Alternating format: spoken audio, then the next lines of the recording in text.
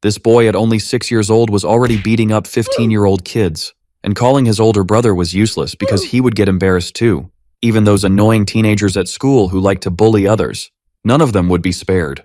The boy's fighting style was brutal. He didn't care whether it was right or wrong, he just broke everyone. But of course his mother didn't like his behavior and made him promise he would never do things like that again. Even while suffering intense bullying, the boy didn't fight back. Until the fateful day when several people in suits showed up in front of his mother's restaurant. Someone very important in the story had passed away, and I'll explain that better later on. From that day on, things would be different. He was transferred to the delinquent-filled school he once attended when he was younger. The kids who bullied him immediately started laughing in his face. He was ordered to sit in the empty chair at the back. And so he did. The bullies quickly approached. They mocked him, started intimidating him. But unlike before, the boy didn't care. Quite the opposite. Our protagonist Seth Kang said he could never forget them.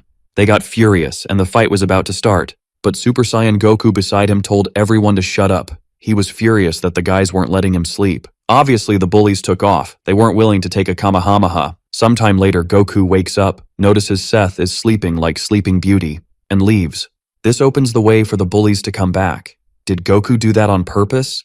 They were all going to beat up the protagonist while he slept. But a girl stepped in front of him. She wasn't just the class representative, she was also the girl Seth had defended when they were younger. However, Seth wasn't going to hide behind a girl. He missed his little buddies from school. Seth warned that he didn't beat them up when he was younger because his mom told him to hold back. However, his dad told him to never let anyone kick his butt. And now the beating was about to start. Goku returned to the classroom, and Seth was already dozing off again. The girl was still stunned. Seth had beaten up the 3 bullies effortlessly, and went back to sleep. That's what the broken-nosed guy was reporting to his boss, but he didn't mention the name of the guy who broke his nose. Obviously, the fat guy went to the classroom to confront him, but when he woke the boy up, memories flooded his mind. This boy in front of him was the one who had beaten him and his brother up when they were younger, and it seemed Seth remembered the wail. He started sweating nervously. He quickly left the classroom, and I think he went straight to the bathroom to clean his pants. He took the opportunity to call his brother and warn him about the situation. The next day, a new teacher walks into the classroom. Veins bulge on his head when he notices the boys sleeping in the back. Furious, the bulky, hairy-armed man comes up behind them. He grabs the boys by the ear and screams angrily at them not to sleep in his class. But after the girl says that Seth is the new student who was transferred yesterday, he nearly has a heart attack from rage. Sometime later, they are on the school running track. They have to run 3 laps around the track. Whoever finishes first will not be punished, but whoever finishes last will beg they had never been born. That will be the punishment for sleeping in his class. Seth is lazy and doesn't feel like running, but Goku starts jogging slowly. Suddenly he mumbles that it would be embarrassing to lose. This starts to make Goku furious, so he accelerates into a sprint. Seth catches up and gives a cheeky grin. Goku calls him an idiot and speeds up even more. Of course, it turns into a real fight. Both of them give everything they have to get first. They run faster than Usain Bolt. The teacher's jaw almost hits the floor. He would never have imagined the boy would run that hard. It made no sense. Elsewhere, a national wrestling tournament is taking place. A blonde man is set to fight a big, muscular guy. The blonde is easily defeated. His opponent is formidable. This man is called Brock. He is the brother of the big guy who ran out of the classroom to call his brother, and has just been told that Seth has returned to school. Brock will come back immediately. In the school council room, the teacher is scolding them. Neither of them may sleep in class anymore. The teacher even asks Victor when his next competition will be, but the boy just says he hasn't signed up yet. They're talking about the professional boxing league. Sometime later, both return to the classroom. Of course, both fall asleep. Brock has just arrived at the school. The news quickly spread to everyone's ear. There was no one at that school who knew him and didn't fear Brock. Even the student council panicked when they heard he had come. Seth was the only one who didn't care and dozed peacefully. Victor wasn't sleeping. He had just gone out to do cardio, until he ran into Brock on the way. The man asks where class 1 to 3 is, but Victor ignores him. This makes Brock furious and he grabs him by the shirt. Victor, striking a majestic pose, turns and says that if Brock doesn't let him go, he'll kill him today. Brock starts to laugh, asking if he doesn't know who he was, but Victor admits he has no idea who he was and misirritates Brock. At that moment, Victor lands a punch on the chin to make him let go of his shirt. With that, he already strings together a series of punches against his opponent, but Brock stretches out his hand, going after his neck. Brock starts pressing Victor while holding him, asking if that was all he could do. He acknowledges that Victor had potential while holding him, but he introduces himself by saying he will finish him off unless someone reprimands him. As he turns around, he notices the PE teacher nearby and asks if he was fighting again. Stat sees the fight happening as he leaves and wonders what was going on at that school even without knowing it was because of him. Meanwhile, in the student council room, they are organizing a meeting. President Jason Chin starts by saying they know why they are gathered. He explains that Brock is back, and even though they don't know the reason, he will cause trouble. He introduces Brock as the national wrestling representative and Victor as the featherweight boxing champion. He goes on to say that the fight between the two is stopped by the PE teacher. One of the council members asks why Brock returned and imagines he just wants to cause more trouble. This member was the Taekwondo club captain, Dave Yu, who wonders if Brock should be preparing for nationals. However, someone responds that this is his school too, so he doesn't need a reason. But Gabe asks if they are saying that Brock missed the school. Jason asks Sam if he knows anything about Brock's return since they've known each other since they were kids. Sam mentions that Brock said something about fetching a new kid, even though he doesn't know why. This leaves Jason confused about Brock's motivations as the meeting continues. At that moment, Steph is leaving school to go home. He notices a black car parked and finds his driver sleeping while waiting for him. After waking him up and teasing him, they head home observed by the class representative, Sophie. She notices Steph in the car while her friend calls her from afar. The driver asks if Steph is going to visit a place again, and he confirms. That night, they pass by his mother's restaurant and Seth watches her working, then tells the driver to keep going. They arrive at the building of a company called Sunshine Group. At the entrance, he is greeted by a man who welcomes him as the boss. Seth gets out of the car, greeted by his employees at the entrance of the building. He gets irritated and asks how many times he needs to repeat not to call him boss when he's in his school uniform. This leads to a flashback of the protagonist in front of his father's grave on a rainy day. He stares at the photo on the grave until a tall man appears with an umbrella, asking him to leave because it was getting cold. Our protagonist asks what kind of person his father was. The man replied that his father became the strongest in all Korea with nothing but his fists. Steph asked about his mother and why he was never around. The man mentions that his older brother always took care of him. He explained that sometimes his father would leave work just to see him. While Steph is impressed by his revelation, his uncle mentions his father's last words. He said not to let anyone take his foot because it was shameful. They recall watching from afar as Seth was bullied by his schoolmates. Back at the school, President Jason goes to the protagonist's classroom with his partners and tells them to wait outside. When he enters the room, he immediately notices the two troublemakers sleeping while the rest of the students are worried about his visit. Sophie is impressed by the president's visit, while her friend thinks it would be a good idea to change classrooms. Jason greets Sophie, and when she asks what he is doing there, he asks who the new student is. She asks if he gets something wrong, and Jason explains that he just wants to ask some questions. At that moment, Seth looks at making a lot of noise, catching her attention. As soon as Seth faces the president, he is called to the student council room. But he asks who he is, making Sophie worried before explaining about Jason. Our protagonist thanks him for the visit and asks if they can talk right there. Jason begins to lose his patience with him and simply asks him to follow along with Victor before leaving the room. Sophie says the president is a nice guy and asks him to just do what he says. Right after, he nudges Victor to wake him up and explains what happened. Upon hearing this, Victor jumps up, knocking over his chair, wondering what was happening to everyone. He heads to the council room and Seth asks Victor to wait for him. Then he notices the class representative watching him. To calm her down, he uses a slight smile, saying he'd be right back while following Victor. In the council room, Victor drags the chair he brought. After arranging it, he sits down, asking why he was called to that room. Jason adjusts his glasses and gets straight to the point, asking if he knows who Brock Chang is. Both of them are confused until Victor starts to remember the fight with the guy from the previous day. Jason explains that until 2 years ago, this school was for athletes. The government sent the most talented athletes from all over the country to study there. Victor asks why he was there if everyone knows this story, although the protagonist has no idea about it. Jason continues, explaining that currently it's just an ordinary school because of Brock, who caused many problems until he left. But now Brock is back to find the new kid, which makes everyone curious. The president asks what their relationship is, and Seth stays silent for a moment. He admits that he has no idea who Brock Chang is, which leaves everyone even more confused. Meanwhile, in the counseling room, the teacher talks to Brock, saying he heard he was on the national team. He asks why Brock doesn't seem happy since he thought that was his dream. Brock simply stands up and says he's leaving while the teacher calls him for a final piece of advice. The teacher tells him never to give up on sports no matter what happens. But Brock just stares at him and leaves the room, letting the door close behind him. Back in the student council room, Jason explains what happened during Brock's time, saying several students were suspended. When he arrived to see what was going on, it was too late because Brock had taken down several students and faced Jason all bloody. Many students had athletic careers and were forced to abandon them while Brock was nearly sent to juvenile detention and expelled. He explains that a judo team member was going to the national team but was stopped by what happened. After this incident, the school was abandoned by sponsors and became an ordinary school, with the clubs remaining intact. Jason mentioned that the one who helped Brock was the teacher, preventing him from being punished and introducing him to a team. While Seth starts to tire of the story, the president again mentions that he came back because of him. Victor begins to get irritated, looking at Seth curiously about this, while the protagonist continues to understand nothing. At the end of the day, the two are leaving school while the representative waits for them outside. Our protagonist notices her there waiting, and Victor ends up giving a teasing smile. Sophie asks if he's okay, and Seth confirms, which makes Victor exit the scene wishing him good luck. Seth continues to be confused about it while Victor says goodbye to both. He asks if Sophie was waiting for him, leaving her without an answer. Then she puts her bag in front of her face, trying to formulate a phrase, and Seth continues not to understand, until she asks if he remembers her while trying to look him directly again. But he responds that she is the class representative, which irritates her. Sophie tries to help, asking if he remembers when they were little,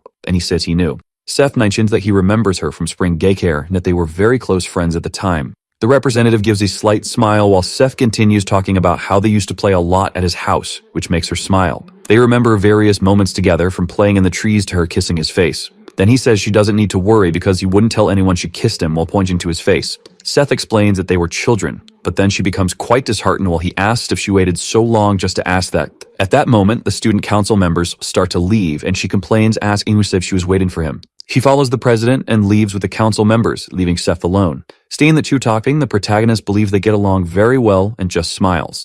As he goes the opposite way, he remembers when they were children. Our protagonist smiles as he continues on his way until he sees the car for his ride stopped again. He finds his driver sleeping again and starts to get into the car until he is greeted by the still sleeping driver. Then, when he asks why he is always so nervous, the driver wakes up, apologizing. Again, he asks if he should pass by his mother's restaurant so he can see her. Seth says no and asks them to go straight to the company. Arriving at the Sunshine Group building in the president's office, he shows boredom with the paperwork. He starts to shuffle through the papers, asking what he should know about these matters. But his uncle asks him to speak more professionally when at work. The two stare at each other, and the protagonist asks if he really needs to do this since he's not officially the president yet. However, his uncle reminds him that the Sunshine Group is the product of his father's work, and as the only son, he should inherit it. Our protagonist says he's only 17 and doesn't know much about these things. With that, his uncle gets irritated, saying that Sunshine is not an average corporation. He mentions that the roots of Sunshine are what people call gangs, explaining that they only appear legitimate. Their company handles numerous illegal businesses that have arisen in the underworld in every possible sector.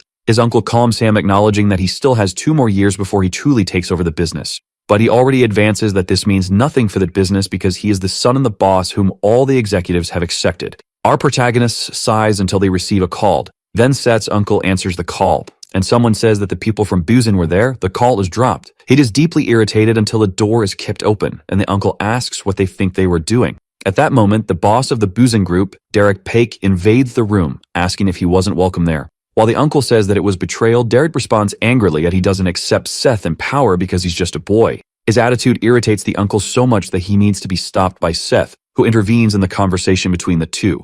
Our protagonist stares at him and asks how Derek's nose was with that. He replies that he was careless last time, and Seth asks if he would like a rematch. This excites the protagonist, saying it was the perfect time because he was in a very bad mood. He jumps on Derek. Derek can't react while the protagonist approaches him, and then a noise of something being crushed is heard. The next day back at school, Seth says goodbye to the driver while Jason watches him arriving at school. The two stare at each other and Seth enters through the gate while they remain alert to Brock. Meanwhile, Brock orders his brother to bring a protagonist by any means, and then Jason notices him from afar watching the entrance.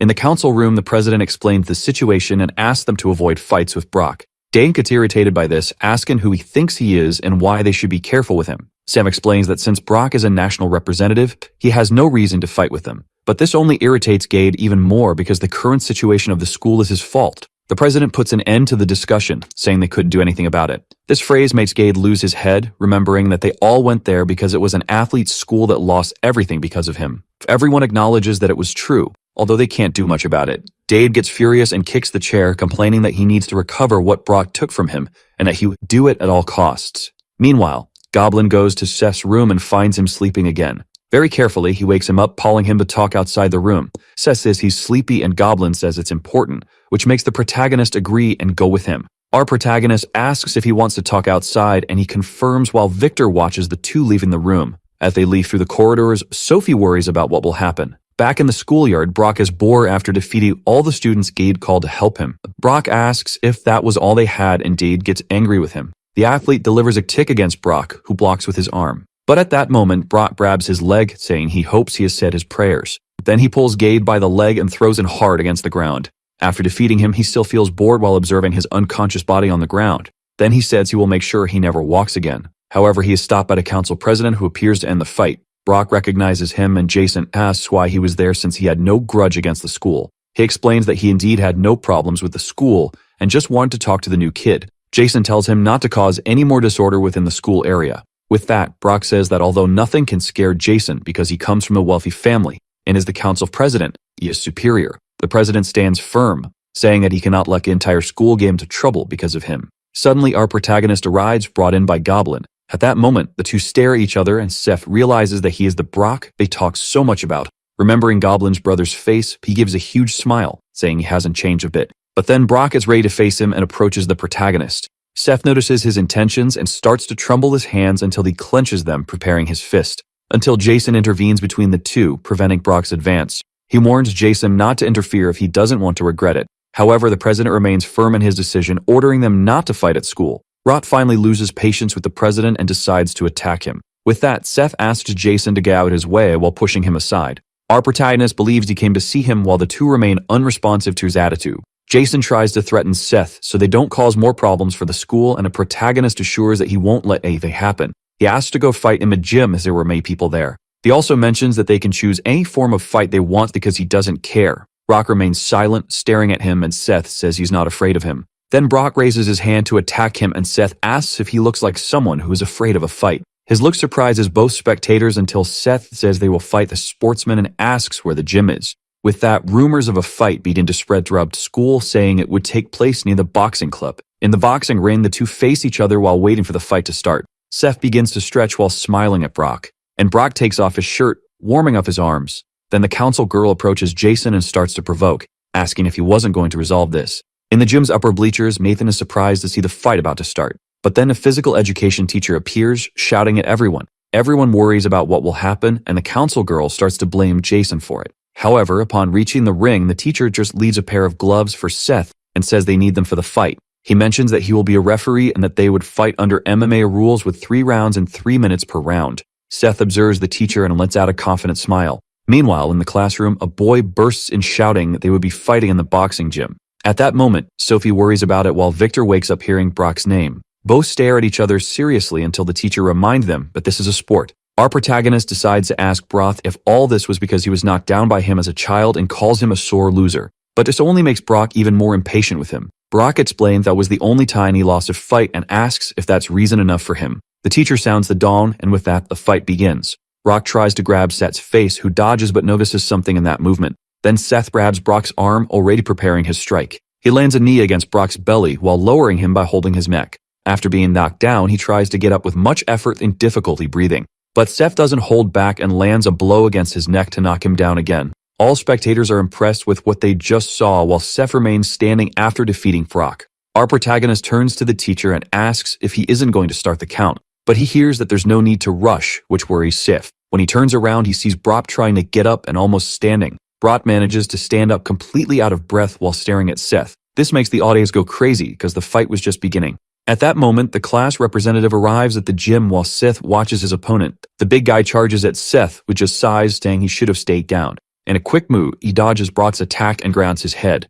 Then he pulls him back, throwing him with all his strength from the ground. Seth positions himself over him, asking if he seems weak while preparing a direct punch to the face. Brock only has time to realize what is going to happen before his face is crushed by Seth's punch. Everyone is shocked by this while Seth continues to be his face until the point the teacher orders to stop the fight. After Seth stops his sequence of punches, the place is all stains of blood and a protagonist asks again if he seems weak. In a Sunshine Hospital, Flock is being treated, all bandaged up and resting after the fight. Suddenly, he wakes up with a physical education teacher beside him watching. The teacher asks if he's awake and mentions that the diagnosis says he needs to rest for 2 months. It was explained that although they managed to fix his nose, he had a skull fracture and had broken rib. He also warns Brock that he talked to his team saying he suffered an injury during training. When he's more relaxed, the teacher complains to Brock about causing all this trouble over a childhood fight. But then Brock says he doesn't care about that because he found something much more interesting than wrestling. Back at school, all the students in the classroom tense up at Seth's presence. Seth sighs, making the boys even more worried while he just gets up from his place.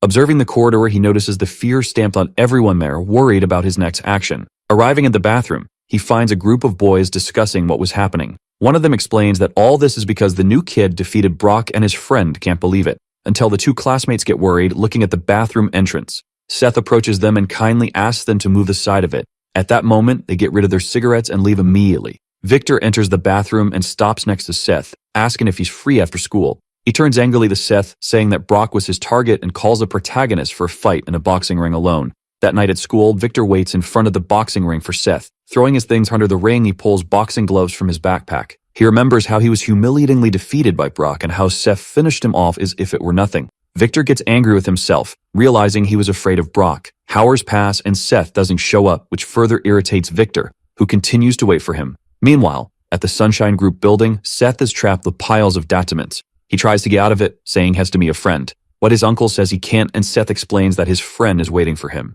Still, this uncle insists he can't go, and Seth just looks at him disheartened. The next day, Victor is firm in his intense boxing training at the gym. He continues his training until a man comes up, asking him not to push himself too hard since he doesn't have an upcoming fight. Victor replies that he needs to be always ready for what he needs to be. The man tries to explain to him that boxing won't yield much and it will be worth more for him to switch to MMA. But Victor explains that he doesn't do it for the money, which leaves the man speechless. He says it's okay, and that he made a promise.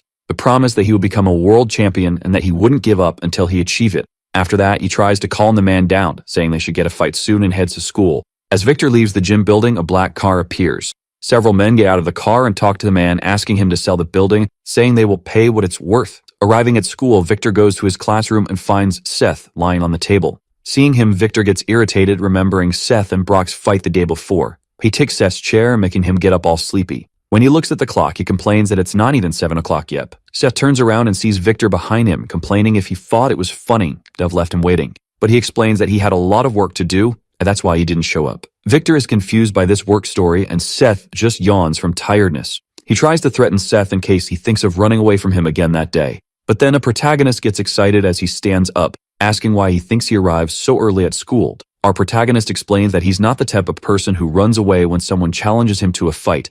This statement irritates Victor, who already cracks his knuckles in anger. With that, Victor charges at him and tries to land a punch on Seth's face. Our little monster doesn't move, letting the punch hit him in the face. Victor hears the protagonist say he doesn't feel bad about it and realizes what really happened. The protagonist caught Victor's punch with one hand, saying his punch is quite strong. But then he starts to squeeze his fist until he breaks one of the fingers. Even in pain, Victor continues to stare at him seriously, and Seth asks if he still intends to continue. At that moment, Victor prepares a punch with his other fist to knock Seth down.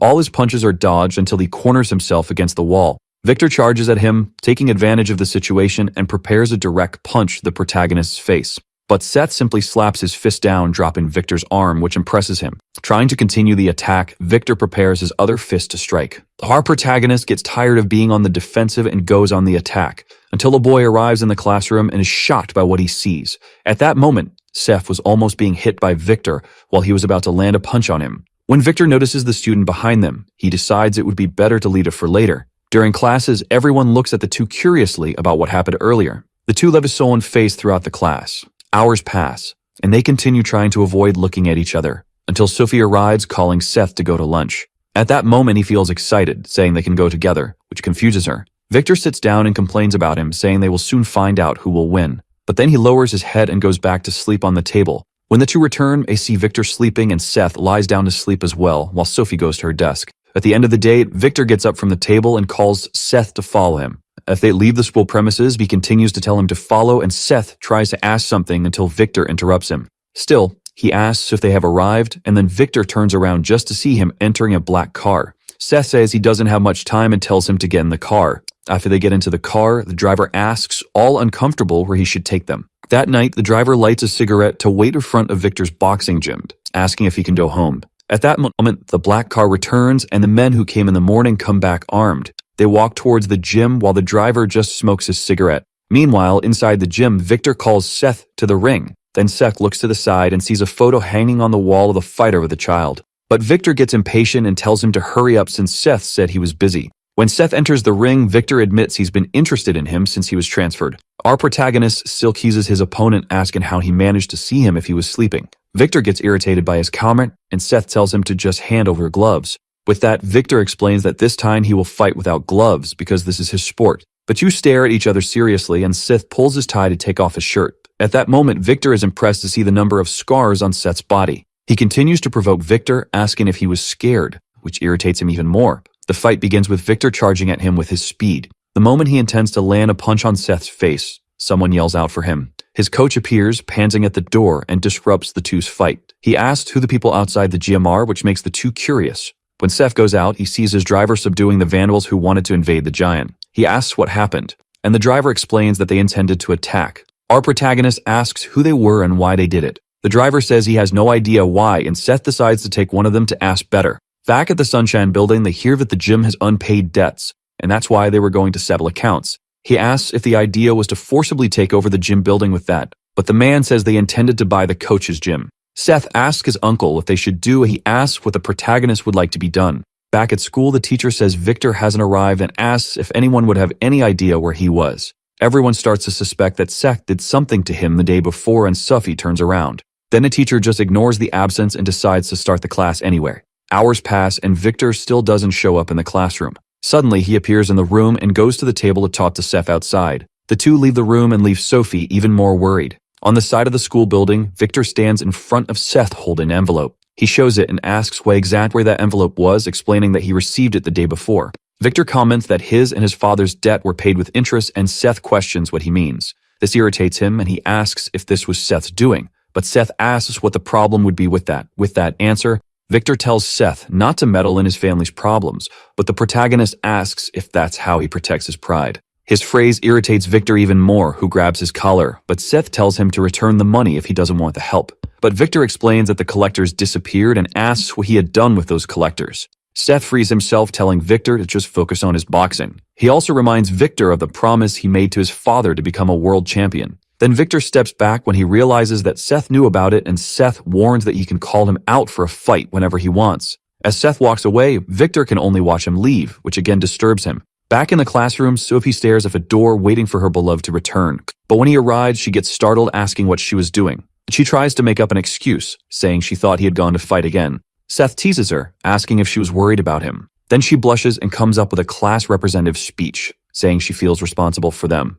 With that, Seth says he won't fight with the boys from their class, noticing that she hasn't changed at all. Sophie doesn't understand, and he explains that she has always been kind and concerned about everyone. As he leaves, Sophie just watches him go while someone watches them from afar. The council president gets annoyed with Seth's closeness and says he should know his place. In an old Japanese-style house, Derek waits seated in an empty room. A man in a half-open kimono full of tattoos asks for permission to open the door. Inside that other room was the leader of the Santu Anakai gang, Maduki Ryushin. Derek bows his head, apologizing to the leader who only mentions that he was extremely disappointed with his subordinate. He apologizes again, trying to ask for another chance to fulfill his mission, explaining that since the hair has not yet been confirmed, it could take over Sunshine if they receive help from the gang. At that moment, Ryushin breaks his pipe, hitting the ground with all his force.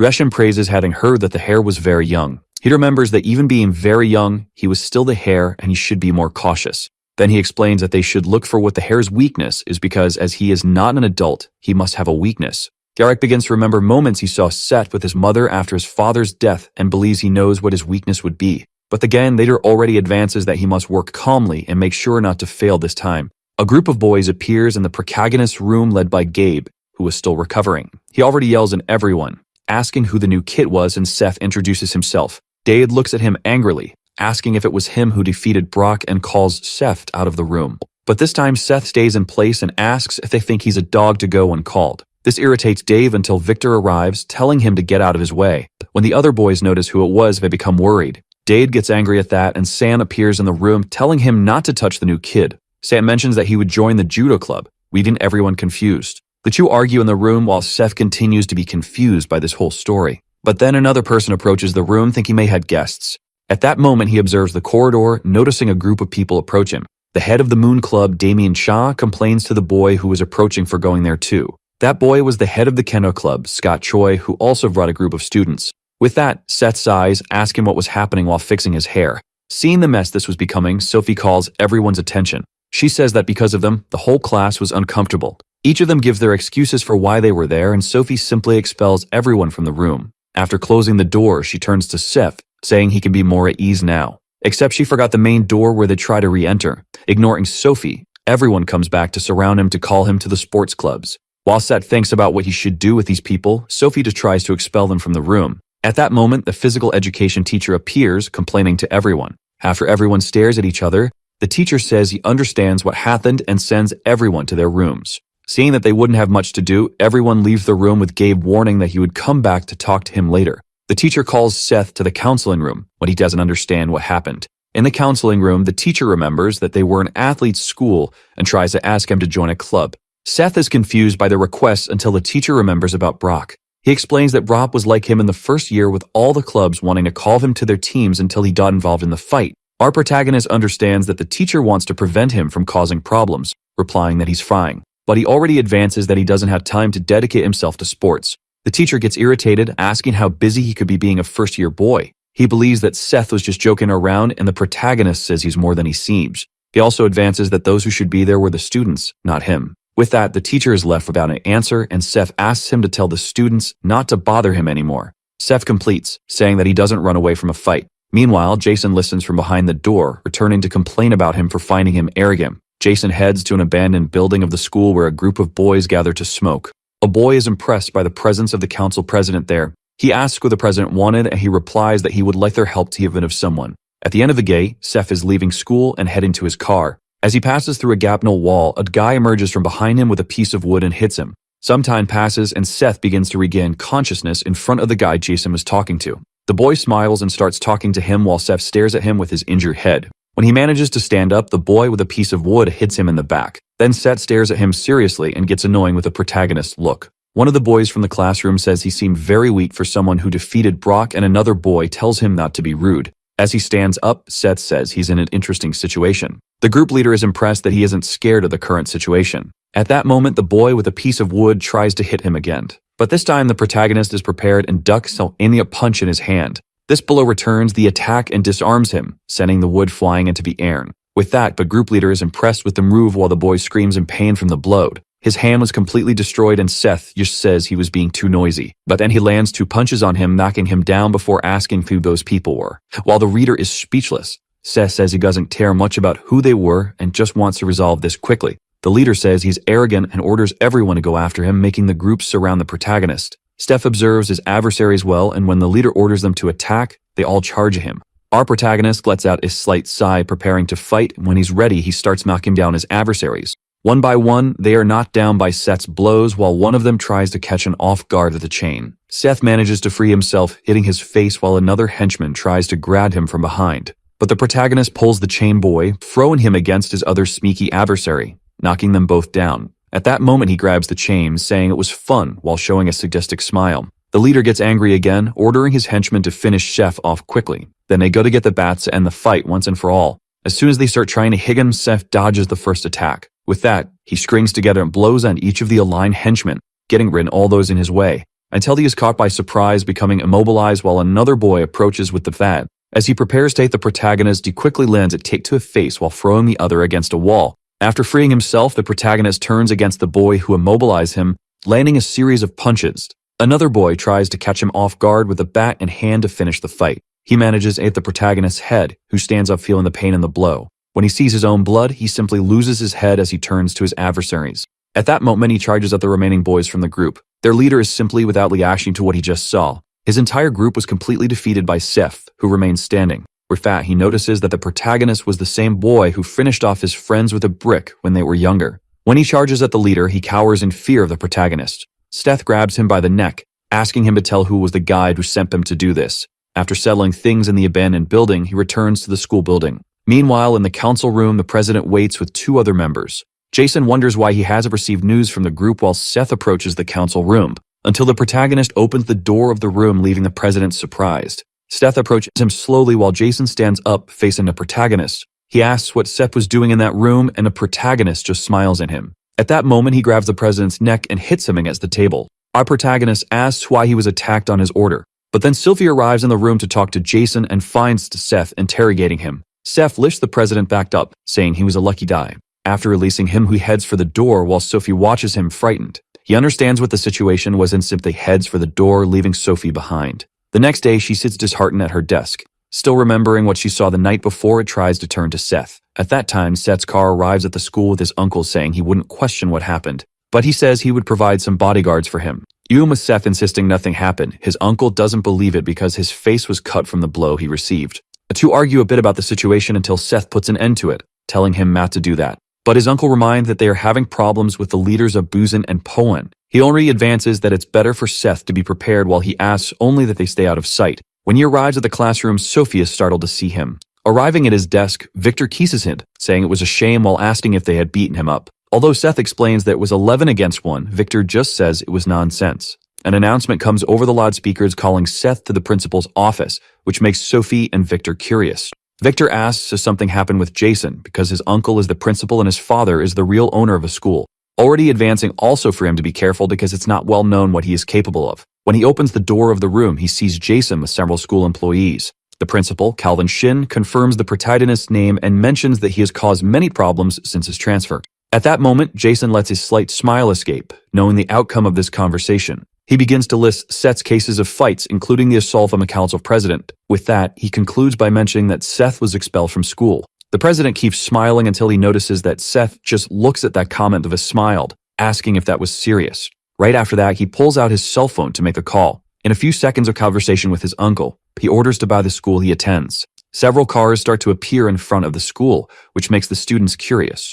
Seth's uncle steps out of one of the cars, heading to the school followed by their bodyguards. Calvin notices the commotion of his uncle arriving and asks what Seth had done. At that moment, the group opens the door to the principal's office. Jason tries to question who those men were but ends up being immobilized by the driver who tells him to stay quiet. Approaching the principal, the uncle hands him an envelope. The principal gets angry with them for invading the school and the uncle just tells him to read the content inside the envelope. After staring for a while, he opens the envelope and is shocked to see the content. It's mentioned that the principal had been involving the foundation in illegal activities for years and the uncle promises not to mention anything if they hand over the school. Calvin gets angered by as he tries to complain, he is grabbed by the neck. Then the uncle mentions that he had been spending the students' lunch money for his own benefit and if they should resolve this calmly. Back at the Shin house, Calvin talks to his brother, apologizing, because he had been forced to sell the school, which angers him. His brother complains to him, asking if he had gone crazy, and all he receives in response are more excuses. He examines the documents, noticing that it was the Sunshine Group, saying they are a bunch of criminals. When Jason arrives in the room, his father asks what happened at school. Jason explains everything that happened in recent days and his father just picks up the phone to call the senator. He asks the secretary if they had heard of the Sunshine Group. Meanwhile, at the Sunshine building, the uncle explains what was done, saying it was easy because they were guilty. Although Seth asks if this could cause problems, the uncle starts listing all the crimes they found in their records.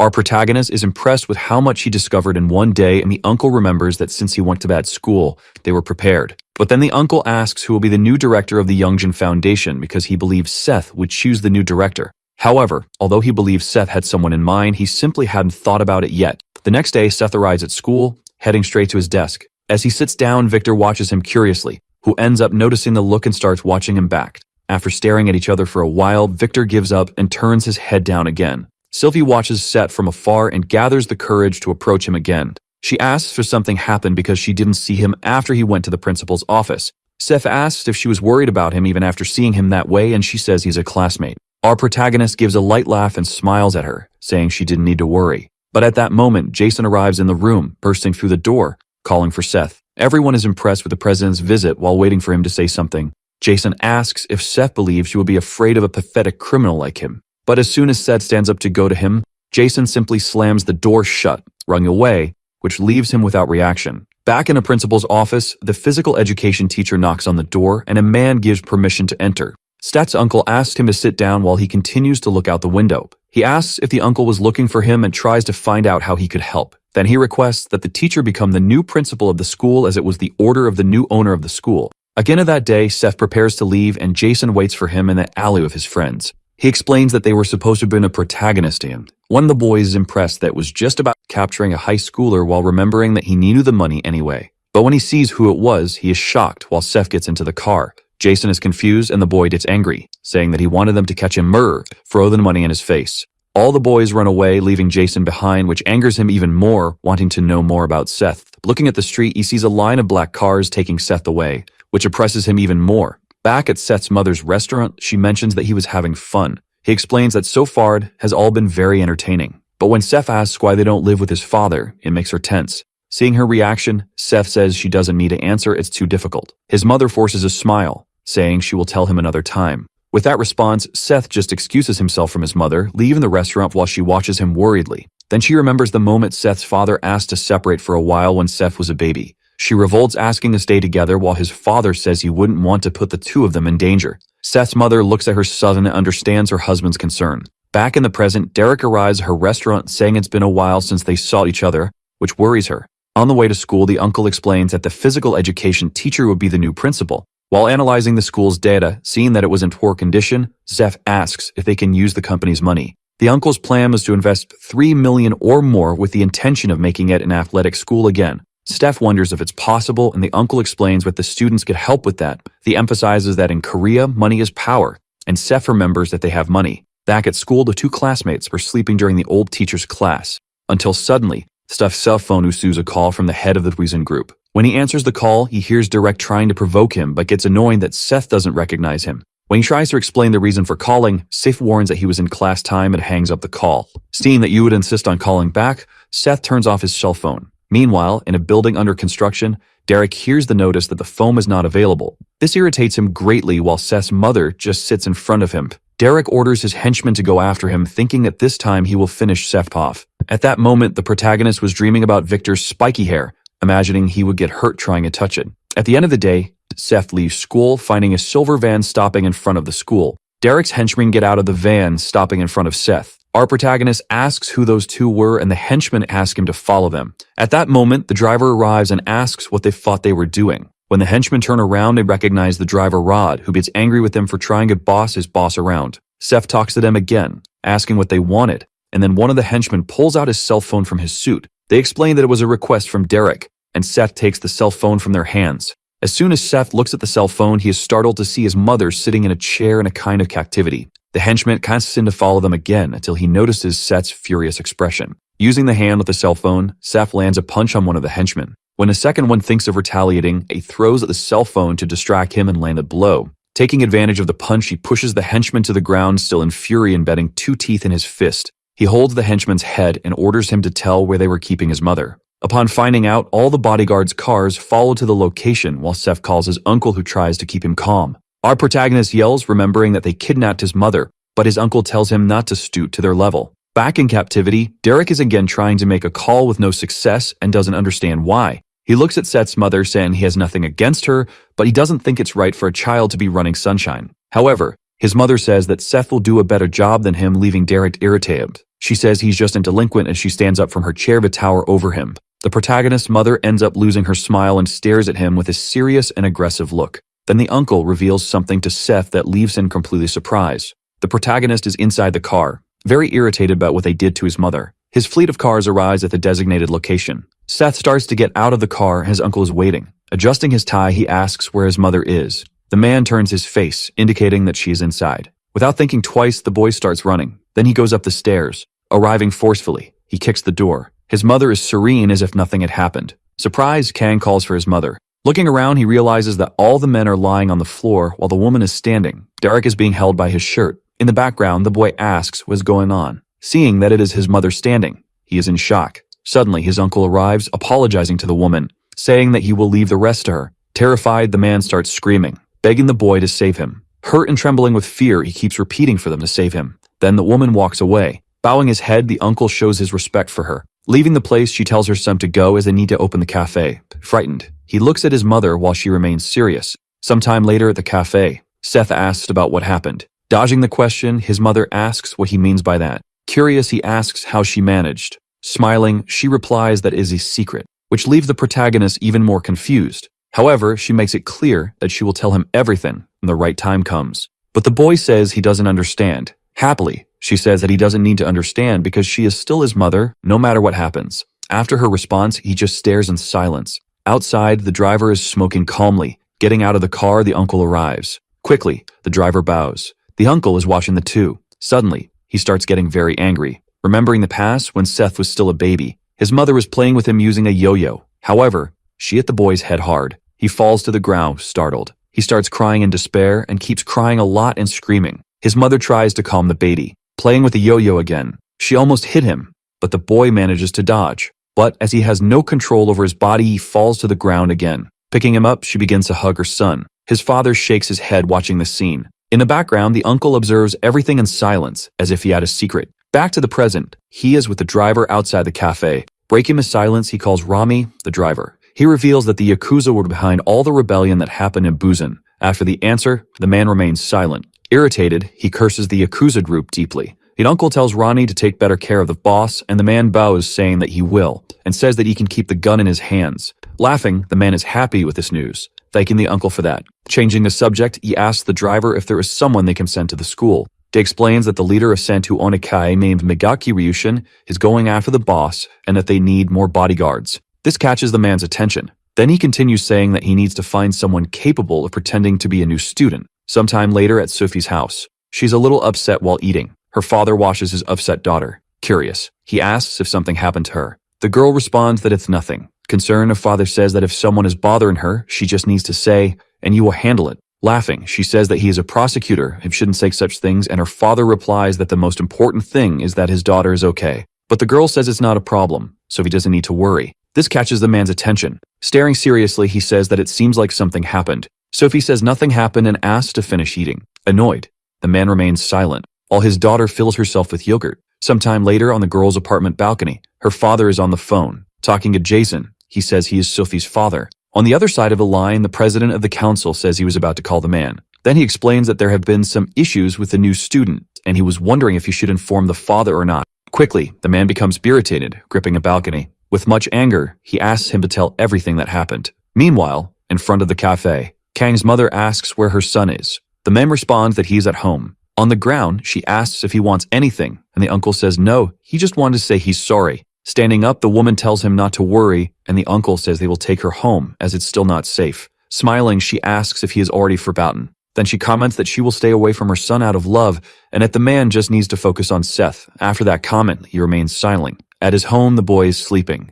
tossing and turning constantly, but then he gets up as he can't sleep anymore. The boy is very scared, wondering where his mother is. Jumping to Rod, the driver's story, let's see who the man is. He is someone who has a hobby of racing. Sometime later, at a dojo. This man is smoking his pipe, asking his subordinate if they failed, and the guy says yes. Annoyed, the old man says he can't trust the Koreans. Standing up, his subordinate asks what will happen to Sem Shine. Answering with another question, he asks if their leader is in the preparatory, and the man says yes. With a serious look, he orders them to send Acura there. Just mentioning the name, the man is already afraid. However, the old man says they will take him down, and for that, they need to use everything they've got. Meanwhile, at Young Jim School, several students are in the courtyard. From the window, the new principal just watches. He's a former physical education teacher who became a principal. Adjusting his chair in front of all that paperwork, he sits while sighing with distress, saying that he was just a teacher, and that he will see how all this will work out. Suddenly, the phone starts ringing. Quickly, the principal answers. On the other end of the line, the caller says they are from the Sushine Corporation. Giving the news, the uncle says there will be a new student, ordering him to place the student in the same class as Seth Kang, and the principal questions the reason for that. Hanging up, the man doesn't answer the question. Someone starts knocking on the door, making the principal tremble. Then the person opens the door. Seeing who it is, the former teacher is frightened. It's Brock, who already seems better. Surprised, he asks what the boy is doing in this room since he never comes to school. Looking serious, he replies that he came to congratulate the man on being the new principal and also to ask for a favor. Not understanding anything, he asks what favor he wants. Lowering his head, he asks to let him join the school because he wants to graduate. This leaves the principal very confused, not understanding anything that is happening. In the school hallway, a student is walking. Inside a classroom, the students are listening to the teacher, who quickly says they have new students, leaving everyone confused. Looking to the side, she says he can come in. Then the man opens the door. Everyone in the room is silent. When the new student turns around, all the others are surprised and scared. The teacher asks him to introduce himself. In a casual manner, he says his name is Brock Chang,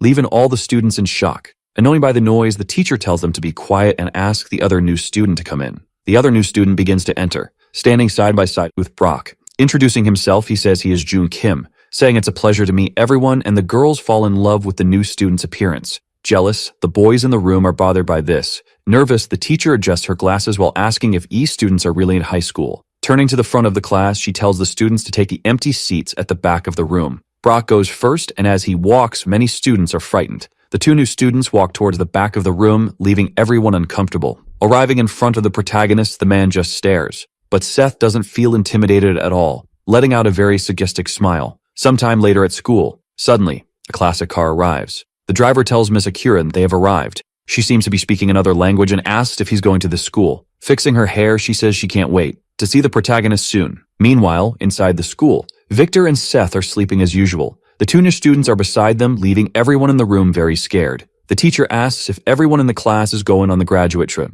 However, everyone remains completely silent. Raking the ice, the woman looks to the back of the room, asking if they are also going. Smiling kindly, Jun Kim confirms that he is going. With a blank expression, Brock remains silent, that he looks to the side. Seeing the two sleeping, he says he'll go too. A little nervous, the teacher says she'll see them tomorrow. As she leaves, she asks everyone to befriend the new students. When she leaves, everyone becomes desperate. Suddenly, the two bullies wake up and stand. At that moment, Froth also stands, scaring the students in front of him. Looking at the big guy, Kim just watches. Then the bully approaches Victor and the protagonist. Seth remains silent, staring at him. But Brock does the same. Intervening, Victor says he'll let the two handle things, adjusting his backpack to leave. However, the big guy stops him with his arm. The size difference between them is huge. Irritated, Victor asks what he's doing. From his corner of the new student just watches the commotion. He smiles as it seems he's enjoying it. Sometime later in the school courtyard, with his hand in his pocket and irritated, Victor asks if he wants to fight. Replying, Brock supposes the teenager isn't stupid enough to do that. Reacting to this, Victor becomes very angry. Furious, he calls him a bastard and asks if now that Seth beat him up, he's an easy target. However, the big guy just stays quiet. Victor drops his bat on the ground. Remembering how his previous fight with this guy went, he had a big advantage, and if it worked for the teacher, he would have finished off the bully. Without thinking twice, he prepares for combat and calls Brock to attack. Cutting the tension, the big guy says it will be in the ring, concluding that gloves will be used. Confused, the blonde asks what he means by that. Explaining, Brock says he wants to learn boxing, and that he can learn properly if he fights against the blonde. This leaves Victor even more confused. At the same time, in front of the school, the protagonist walks. His classmate starts following him. Stammering, she calls out to her classmate. She's very nervous, unable to speak, and Seth asks if he did something wrong. Replying, Sophie says no, she just wanted to ask if he's free on Saturday, which confuses him for a moment. Handing him 2 tickets, she says she got 2 V passes. Showing the tickets, she says she heard it's going to be a good movie. Excited, the hero accepts immediately, surprising the girl who asks if he's serious, and the boy confirms that he is. Reacting to this, she sighs in relief. While holding the tickets, she smiles, saying that's good. Watching her, the protagonist gets an idea. Suddenly, he asks if she's free today, asking if the girl wants to grab something to eat. Sophie remains silent because the invitation was unexpected, and the protagonist says he found a very good place. Then, she starts to smile. Excited, she says she wants to go and that she's hungry. Seth asks if she likes spicy food, and laughing, the girl asks who doesn't, asking if that place is really good, and the two continue talking as the sun sets. The hero's car arrives in front of the school. Someone walks over to the car while the driver waits. Then they knock on the door to get his attention. Seeing who it is, the driver starts to roll down the window and asks what will happen if the boss finds out. But the mysterious man says not to worry. If the new student, Jun Kim, who says their boss is going on a date. Totally confused, Rami doesn't understand what he means. Changing the subject, the student asks if he has a cigarette. I know Iggy asks for a cigarette, saying pretending to be a student is suffocating. Irritated, the driver asks if he's crazy for wanting a smoke in a uniform. Looking down, he says the man is right. Laughing, Ronnie starts to light his cigarette, and Tin says he's really bad. While smoking, he asks how the school is going. Kyle Makem says they're just kids. However, the driver says nothing can happen to the boss, and the new student tells him not to worry about that, showing a hidden blade in his sleeve. He says the driver already knows him. Later that night, in a boxing gym, Victor is fighting Brock. He punches while Brock defends, but quickly, the speed begins to increase. Brock continues to defend, but now with difficulty. While hitting, the blonde notices an opening and prepares to strike, landing a direct blow to the big guy's ribs, who feels a lot of pain, looking to the side. Without realizing, another blow approaches, this time near the face. With no time to react, he takes a left hook straight to the middle of his face. Victor is very focused on the fight. Brock starts having difficulty staying on his feet, which catches his opponent's attention. Confident, he asks if he really wants to continue the fight. The man remains silent. Opening his eyes, he asks if that's all he's got. Reacting to that question, the blonde becomes deeply irritated to the point where his veins become visible. Throwing another punch, he says that Brock can't even punch properly. He continues throwing more and more punches as Brock stays on the defensive. Victor is already sweating for how much he's punching. Opening his eyes, Brock still stays defensive. Preparing for another hit, Victor says that the bully wanted to learn boxing and tells him to try hitting him. Aiming for his head, Victor tries to finish with a final blow. However, something catches his attention. For the first time, the man managed to dodge the punch. The two stare at each other, frozen. Trembling, Brock prepares to counterattack. He rushes forward with everything he's got. The punch approaches and Victor defends himself. After that, he steps back, walking until he hits the corner of the ring.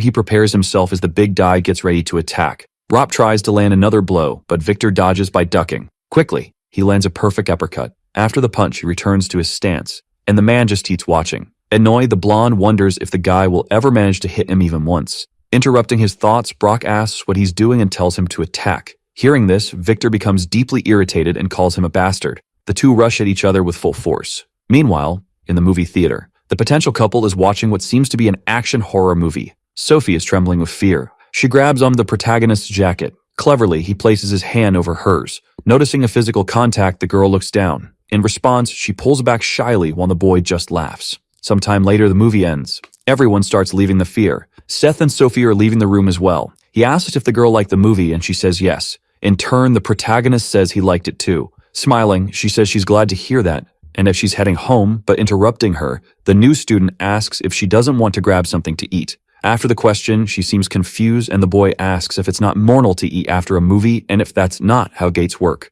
Stammering, Sophie asks if this is a gate. Suddenly, he grabs her hand. Happily, he says he knows the perfect place. Inside the Sunshine building, they're in a restaurant. The girl starts looking around. Leaning in, she whispers, asking if the place is expensive, and smiling, the boy tells her not to worry and to eat. A waiter comes to the table, placing all the silverware and plates. She then thanks him for it. As the man walks away, the girl sighs, which leaves the boy confused. Continuing, she says she still thinks it's too much, and the boy tells her not to worry because it's free. Sophie asks what he means by that, and the boy explains that the restaurant belongs to the company, so they can eat without paying. Still not fully understanding, she asks what he's talking about, and the protagonist replies that it's complicated, but that he's richer than she thinks. After hearing this, she smiles. Intrigued, the new student asks if she thinks it's a lie. However, Sophie explains that's not it, and the boy asks why she's laughing. Embarrassed, she responds that she laughed because she got jealous when he said he's rich. Changing the subject, Seth asks when her second date will be, making the girl blush entirely. Another day on the road. A fleet of cars is heading somewhere else. Inside the car are the protagonist, his uncle, and the driver. Breaking the silence, the uncle says he'll send people to Jeju Island, explaining that the Japanese gangs must be planning something. In disbelief, the boy says it's a school trip and that nothing will happen. After hearing the response, the man remains silent. The boy also stays quiet. Sometime later, the car stops. Stepping out, he sighs, saying he's leaving. But he stops and tells him not to worry because nothing will happen. Then he slams the door shut. He's walking near some houses. With his arms crossed, the man calls for the driver, ordering him to go with the boy. Confused, Brady says Jab is already there. However, the uncle explains that he's already told the Jeju gangs to watch him, but that you feel less worried if the driver was there too. Following the order, Ronnie says he'll do it. He gets excited, thinking about the idea of going to Jeju. Then they take the plane and go. Sometime later on Jeju Island, all the students are excited after arriving. The teacher appears behind one of them. Punching him on the head, she tells them to quiet down. She asks if they're all babies. Angrily, she orders everyone get on the bus.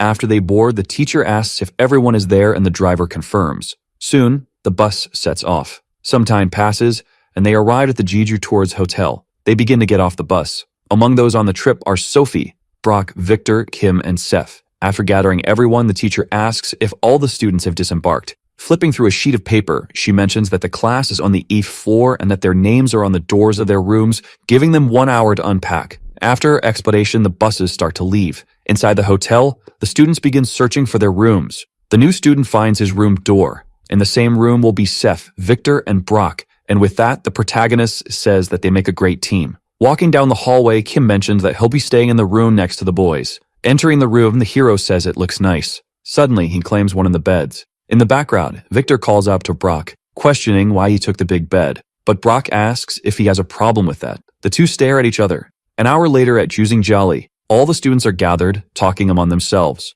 Inside the bus, a teacher tells the students to pay attention to the correct bus as there are other schools and instructs them to return by 3 p.m. At that, several students begin to board. Seth is sleeping without a care in the world. However, someone calls for him, waking him up. It's Sophie, inviting him for a walk. Waiting for eerie ear, he accepts. Meanwhile, Victor is lying on the grass, resting, but something catches his attention. It's a group of students walking by. They seem to be heading somewhere. Seeing this, Victor gets irritated, calling someone a Dan Chinese and saying they look pretty strong. Rob passes by them calmly. Elsewhere, Kim is smoking, but someone taps his shoulder, catching his attention. It's the driver, Rami. They start talking and laughing. At the same time, Seth is leaving with Sophie. walking down a staircase while chatting, but someone steps in their way. The protagonist just stares at him. It's the Chinese students that Victor had seen earlier. One of them comments that Korean girls are beautiful and invites her to hang out. Hearing this, Sophie becomes very uncomfortable. Then the guy asks why she isn't spending time with them instead of being with the sweet boy. Hearing that, Seth stays silent. Irritated, he asks what they're talking about.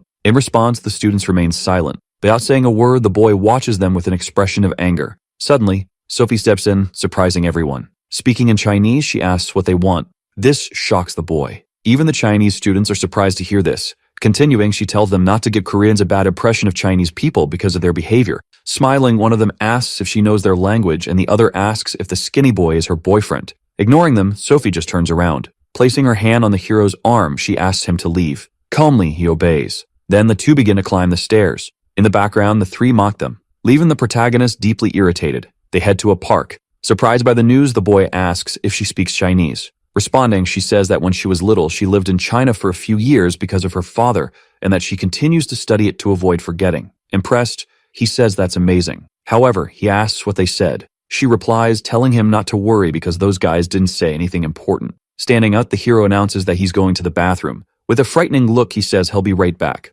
Then he starts walking toward the supposed bathroom. However, he arrives at that staircase from before. From the top, he calls out to the group, staring at them with a crazed look. Quickly, he jumps towards them with everything he's got. Sophie is sitting on the bench waiting. The boy returns, explaining that the bathroom was a bit far and she says it's okay, asking what they're going to do now. Pointing to another spot, he says the view is amazing nearby and invites her to go take a picture. Soon, they head there while laughing. A man arrives at the scene surprised. Seeing his colleagues lying on the ground, he asks what happened. Approaching one of them, he punches him in the head to wake him up, asking what really happened. Nervously, the guy says a Korean boy defeated the group. Irritated, their leader asks if he's not ashamed to lose to a Korean. He continues, saying they will catch this Korean now. Looking back, he orders his henchmen to split up and find him. Nearby, two students are walking together. Suddenly, something grabs their attention. Two Chinese students arrive, ticking and asking if they were the ones who attacked their friends. As one of them prepares to strike again, his colleague says it's obviously not them and tells him to keep looking. Wandering around, they find Victor sleeping.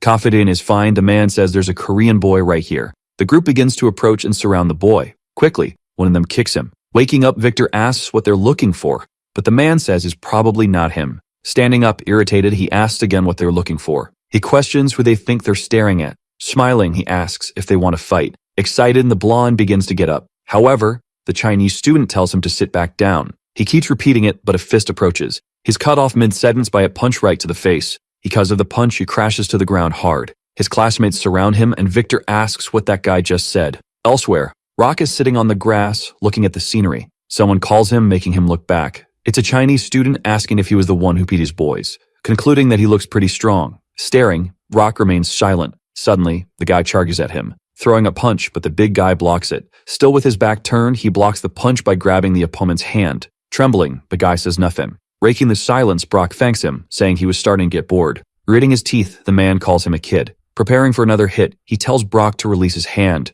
but the big guy isn't phased at all. He blocks the man's punch again. Quickly, Brock spins around, grabbing a man from behind. Irritated, the guy calls him a damn bastard. However, Brock starts squeezing him in a bear hug. He starts lifting him up with all his strength, and finally finishes him with a deadly Greek wrestling move. The Chinese students are stunned, watching the fight. Brock tells them to come at him, calling them damn bastards. A while later, several students begin heading to their respective buses. Outside, the teacher is noting down who is boarding. Several students are already on the bus, and the student who got beaten for no reason is still irritated. Stated in their spots, the future couple is laughing. Someone enters the bus, catching Seth's attention. The one who enters is actually Victor. This makes the protagonist curious.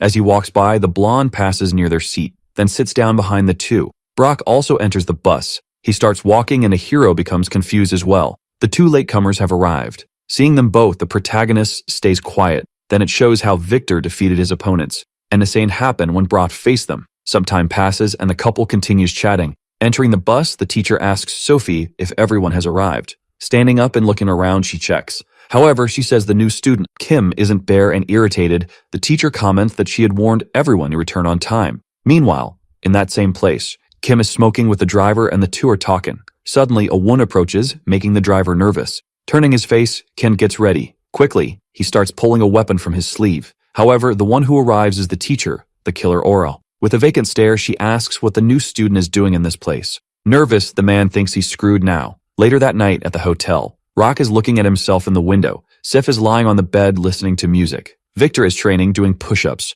Then Brock looks at the protagonist. Noticing someone is watching him, Seth removes his headphones and asks what it is. The man replies that he'll see soon enough. This leaves the boy confused, but he quickly smiles and puts his headphones back on. Elsewhere in the hotel, the driver Kim and the teacher are together. Deeply irritated, she asks about a student smoking, asking if he knows how harmful it is to smoke in his age. Then she says she thought he was a bit better than the other new student and asks where he learned such behavior. However, he shows her a card. It's the ID of a man born in 1991. Seeing this, she's shocked that he's 27 years old and says he's 3 years older than her. Sighing, he explains that he couldn't finish school due to his family situation and that he still wants to learn his age. In shock, she thinks he looked older. Suddenly, he grabs her hand. As he approaches, he asks if she can forgive him just this once. With a calm smile, he pleads, please. Embarrassed, a teacher says she will.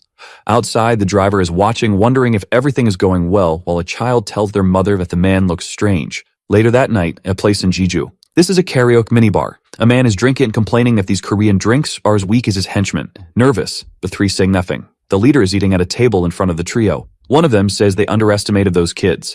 After hearing that, he stops drinking. Irritated, he questions how they dare lose to the Koreans. Then he throws the bottle at the boy's head. Annoyed, he curses them, calling them bastards. Asking if they aren't ashamed, he orders them to bring the boy tomorrow. With his neck hurt and now bleeding from his head, the subordinate says nothing. With a possessed look, the leader asks if he remembers the uniform he's wearing. Sometime later in another location, Bob Ronnie, the driver, approaches a restaurant. He enters the establishment, catching the attention of another man. Raising his hand, he greets him and the tired driver says it's been a while. The man asks what happened to Jab and mentions he heard he was supposed to be here too. From the Sunshine Group, this is Juju's branch chief, named Josh Young, also known as Joe Young. Nervous, the driver explains that Jab is still with their boss. However, the man questions whether Jab isn't the head of the bodyguards and Bob responds that they have other reasons. Cutting the topic, Joe suggests they eat first and asks for the table to be prepared. Seeing all the food, Bob is amazed. The man tells him to eat and mentions that it's Jeju fish, so Ronnie thanks him. While eating, Bob is overjoyed by the explosion of flavors.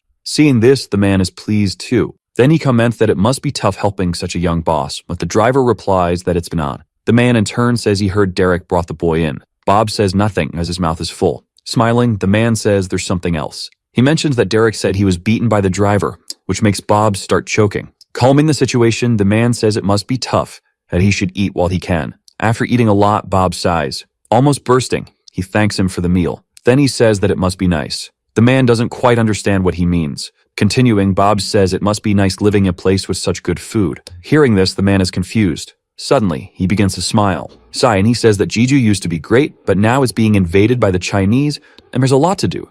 After hearing that comment, the driver remains silent. Explaining further, the man says the triad is trying to invade their territory. Confused, Bob says he should notify Peter. Interrupting his thoughts, the man explains that it's not official yet and that they're causing trouble using money, but there haven't been any confrontations so far. Relief, Bob says it doesn't seem like a big problem then. Arguing, the man says that in a way, he's right, revealing that the head of the triad is here at this very moment. Ronnie doesn't understand what he means by that. Joe says it's just a high school trip, and they notified him to keep an eye on things. Bob says their boss is also on the trip, and everything should be fine, so Joe argues that it's just a school trip and wonders what could possibly happen. Raising a finger, he asks if Bob doesn't want some drinks with sashimi, and excited, Bob explains he has to take care of the boss. With open arms, the man says it's just one drink and that all his boys are thrilled to see him again. Awkwardly, the driver says it's fine but agrees to just one drink. Sometime later at the hotel, the buses start to arrive. All the students are gathering. Behind a wall, there's one of the Chinese students from that group. On the phone, he informs someone that he found the person and will follow them and report back on what happens.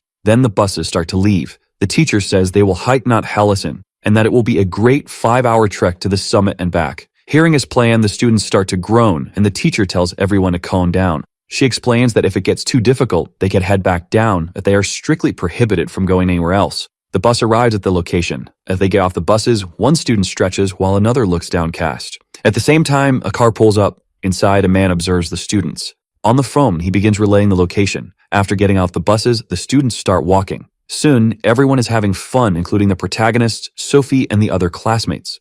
Among them, the Chinese students are also present. Victor and Brock are walking together. Suddenly, someone appears, catching their attention. It's a large group and one of them says they are here to get both of them. Seeing this, Victor becomes confused. Elsewhere on the trail, Seth and Sophie are walking and chatting. However, a man appears, catching the boys' attention. He says they need him to follow them. He explains that their boss is waiting for him. The man is with a large group as well. Annoying, Sophie asks what they want this time. The man responds that they aren't here for her and that she should stay quiet. Sophie starts to reply, but the protagonist places his hand on her shoulder, asking her to head back before him, leaving her confused. Meanwhile, the man just waits for a response. Glaring with anger, Seth says it looks like you're here for him. Speaking in Chinese, the man says he wants to get started.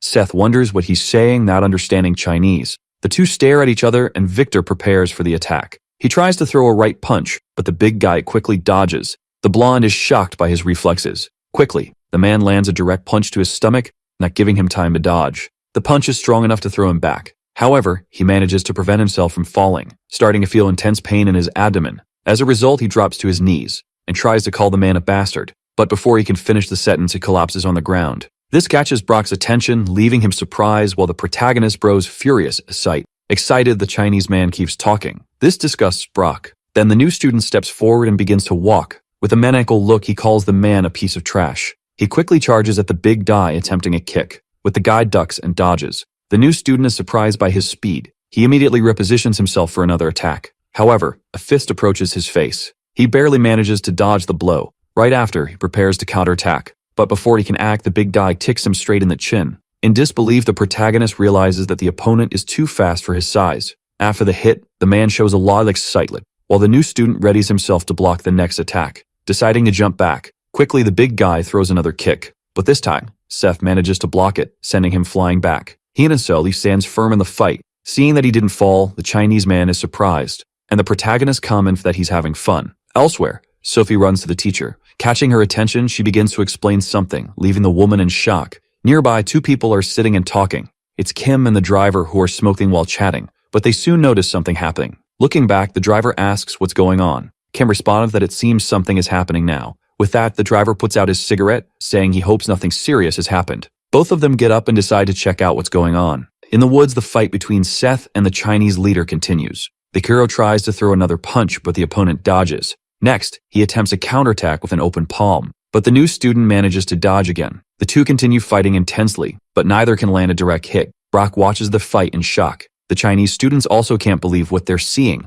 as they thought their boss would have finished the fight by now. At one point, the Chinese leader attempts another strike, but it fails this time. Seth smiles, excited as he finally sees an opening. He quickly tries another hit, but the big guy dodges again. Then he starts spinning, attempting to land a hit. His fist comes closer and closer. He strikes the opponent's head with the other hand. However, the protagonist starts laughing. This scares the big guy. He's laughing because he managed to stop the blow by grabbing the opponent's arm. With a maniacal expression, he asks if that's all he's got. Meanwhile, Kim and the driver arrive at the scene and begin observing the fight. Kim is impressed by the intensity of the battle. Bob watches and comments for the fighter is very strong. Then Kim asks if he's really a student, and Bob responds that he almost beat Peter. The man is shocked, and the driver explains that it happened 2 years ago. Nervous, the man stays silent after the response. He then looks back at the fight and comments that the situation is getting complicated. Seeing his arm being held, the Chinese leader starts cursing in his language, calling the boy a little bastard. Quickly, he frees his arm and attempts an immediate counterattack, grabbing the protagonist's wrist. With his free hand, he prepares to throw a punch. Analyzing the situation seriously, the new student gets ready to strike back, but the big guy barely manages to block it. However, the protagonist grabs the opponent's jacket, getting closer and closer. Suddenly, Seth lands a powerful headbutt. The Chinese leader feels intense pain, starting to stagger backward. Steph approaches to finish the fight, but a foot comes near his face before he can deliver the punch. The new student merrily dodges by duck it. After hitting the ground, he somersaults backward to distance himself from the opponent. In shock, he doesn't understand what just happened. Staring at his meager opponent, he asks who he is. It's a man wearing sunglasses who tells his companion that he's lost and should step aside. Deeply irritated, the big guy insists that he hasn't finished yet and orders the man to leave. The other man responds that he's already too injured and will have problems if he continues. Enraged, the big guy declares that he can't lose to a Korean. Opening his eyes, he realizes something is about to happen. The protagonist approaches the two, asking again who the man is. But the new opponent dodges the strike. Quickly, Seth turns back toward the big guy and lands another punch right to his face. Seeing this, the Chinese man in sunglasses is shocked. The boy prepares to deliver another blow while the big guy is on the ground, writhing in pain. Behind him, the man in sunglasses gets ready to knock out the protagonist. But Seth notices the movement and manages to grab the man's arm, stopping the attack. In the background, Bob and Kim arrive at the scene. Kim is visibly furious, and Bob just follows. The three face off at this moment. Then, the driver begins pulling something from inside his jacket. It's some kind of strange weapon. Kim also pulls a weapon from inside his sleeve as he walks toward the adversary. Confused, the man with sunglasses asks who they are. The trio is now ready for the fight. Suspicious, the new student remains silent and looks at Kim. The Chinese man with sunglasses also stays quiet. Breaking the silence, the boy says this is a mess. Annoyed, he says that the two are making it look like he lost to that bastard. Then looks at the Chinese man with hatred. The man in turn gets a bit nervous. Without hesitation, the boy charges at his new opponent, trying to land another punch. But the man narrowly dodges again. Quickly, the protagonist grabs his ponytail with his left hand, pulling his hair hard. Then with his free right hand, he prepares to strike, landing the punch squarely on the Chinese man's face. The blow is so strong that he starts bleeding profusely and is thrown back, crashing to the ground. After the punch, Seth stares at him. Sometime later at the Sunshine Group headquarters, the uncle and the protagonist are sitting in the room in silence. The man recalls the hero's statement about not causing any trouble, but the boy remains quiet listening. Looking back, the man reprimands Kim and Bob for not keeping an eye on the boss. Both apologize, saying they're very sorry for that, continuing the scolding, and then comment that of all the people in the world to fight, it had to be that guy. Arguing, the boy asks if, when someone wants to hit him, he should just run away. In response, the uncle only sighs. Then he thanks the two and reflects that Joe is involved in a big mess. Sometime later, in another building, Joe is sitting in the room visibly disappointed. He stays silent, observing his two henchmen, who are completely bruised and bandaged after being beaten by the protagonist. The man in turn wonders what to do now. Deeply irritated, the big guy says in Chinese that he won't forgive them. Once again, Joe wonders what he should do. The ponytailed Chinese man declares that he won't leave the Sunshine Group alone. Completely desperate, Joe again asks himself what to do about this whole situation. Meanwhile, at Youngjin High School, Seth is sulking, looking a bit upset. He spins the pen in his hand, sitting completely alone in the classroom. At the same time, in the boxing gym, Brock is training, hitting the punching bag. He punches harder and harder, completely focused on his boxing. In the background, someone else is training too. It's Victor, who's incredibly angry, recalling the fight he had with the big guy where he was easily defeated. Gritting his teeth, he starts having an outburst of rage. He then looks at the punching bag, directed all of his frustration toward it. Determined, he continues training, more focused than ever on getting stronger. Meanwhile, back in the classroom, after finishing her lesson, the teacher announces she has some news. She informs the class that they'll have a new student. As the students murmur again, in her mind, the teacher wonders why all the new students end up in her class. Looking toward the door, she says the new student may come in. It's a new girl, and as she walks into the room, everyone is instantly captivated by her. The teacher explains that she's from Japan and that everyone should treat her with respect and kindness. Quickly, all the students, especially boys, are enchanted by her. Introducing herself, the girl says her name is Akira. Then she looks at the protagonist with a rather suspicious smile. The boy grows very suspicious but says nothing, only observing her in return. Elsewhere, a phone starts ringing. Someone approaches to answer it. It's the leader sent to Nikai, who, upon answering, asks how it went. The other line responds that the girl successfully entered the school. Happy, the man says to make sure she handles things quietly. You don't think that if the boy disappears, Korea will be all theirs. Meanwhile, at Youngjin High School, the girl is already seated at her desk and Sophie is just watching. She thinks that Akira is very beautiful and looks like a doll. The new girl is just watching something. Curious, Sophie begins to wonder what she's looking at. Then, tracing her line of sight, she realizes she's staring at the protagonist. Shocked, Sophie wonders if the new girl is already interested in Seth. Akira notices that she's being watched. Smiling sadistically, she looks back at Sophie. Sophie is incredibly uncomfortable with the situation. Quickly, she walks over to the protagonist's desk. Grabbing his arm, she asks if he wants to go to the cafeteria, explaining that they should go there and grab something delicious. This sudden suggestion confuses Seth. Then the two begin to leave the classroom. Calmly, the new girl just watches them. A car arrives at the school. Bob and Kim are sitting across from each other, smoking. The driver sighs, trying to make small talk. Disheartened, Kim says they don't have much choice. It recalls when Seth got very angry about having bodyguards placed in his classroom and ordered them to be removed. Sadly, he says at least Seth can stay with the driver. Laughing, the man says it's better than being alone. Soon, the two start laughing together. Changing the subject, Kim asks if Bob knows something. This piques Bob's curiosity. He then begins explaining why he wanted to go to school so badly. Meanwhile, in the school courtyard, Akira is walking toward the couple. This startles Sophie. Smiling, Akira asks where Sophie was, saying she's been looking for her. Greeting her, she says she heard Sophie, the class president, and admits she's not very used to Korea, asking if they can be friends. Sophie has him when they agrees. Looking at the boy, Akira asks if he's her boyfriend, and Sophie begins to stammer. Being completely direct, Seth says he's indeed her boyfriend. This shocks Sophie. Interested, Akira asks if that's really true. Standing up, the hero tells them to enjoy themselves and says he's leaving. However, suddenly, he stops walking. He looks back at the girl. Akira asks why he's leaving now. Seth responded that he has other things to take care of at the moment. He then starts walking away from them, blushing and incredibly happy. Sylvie thinks about what he said earlier regarding them being a couple. Later that night, at his mother's cafe, she asks what he was doing there since it's been a while since he last visited, and he responds that he was on a school trip. His mother says she already knew that. After a while, he finishes his coffee. Then Seth calls his mother over for a conversation. He mentions that today a transfer student from Japan arrived. Interested, his mother says the girl must be pretty and remarks that it's the first time he's been attracted to a girl, asking him to tell her who he's interested in. Dodging the question, the boy says that's mounted. He adds that there's something strange about the girl. Curious, his mother asks what that might be. Reluctantly, the new student begins to reveal that the girl gives off the same vibe as his mother. This leaves the woman both surprised and uncomfortable. The protagonist begins to question if it's just his imagination. Looking to the side, his mother remains silent, visibly irritated. Back at school, someone opens the door to the rooftop. It's Akira, who is there silently observing something. She begins to wonder how she should get rid of him. Sensing something strange, Seth looks up. However, he doesn't see anything at all. Realizing she could be spotted, Akira quickly runs, completely leaving the protagonist's line of sight. She smiles, thinking that he's not entirely useless. Lifting her skirt, she reveals several hidden weapons. Then she tosses 2 thigh straps to the ground.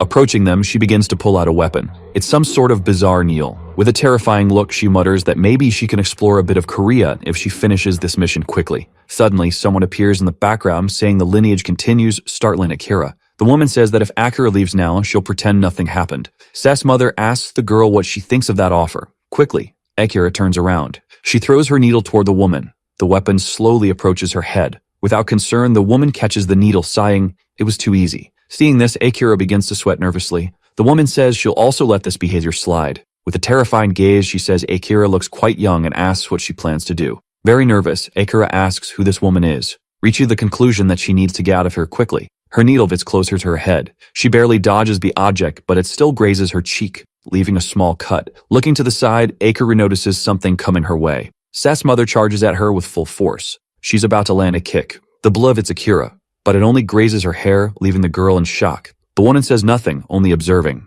Akira, witnessing the immense power of the woman, is unsure what to do. At that moment, the woman reaches out her hand toward the girl's face. With a piercing look, she grabs Akira's cheek, asking if she's not good at listening, causing the girl to cry in fear. Meanwhile, back in the classroom, the teacher asks why so many students are absent. In the background, the student arrives just in time. It's Kim, scratching his head and apologizing for being late. The teacher, a bit embarrassed, tells him to take his seat. She continues addressing the class, saying they're going to have another fun day. Stith is surprised to see Kim. Quickly, he grows irritated as well. The two stand face to face in the school courtyard. The boy says he told his uncle he didn't want Tim coming back to the school, but Kim apologizes, explaining that he asked Seth's uncle for permission to return to school. This response leaves the boy confused. The man explains that he generally wants to attend school. As he begins to kneel, he says Seth's uncle asked him to seek permission from the boy, but Seth stops him from kneeling, telling him to just stay out of his way. This surprises his subordinate. Seth continues, explaining that he doesn't want a bodyguard, but a friend. Lowering his head, Kim says thank you.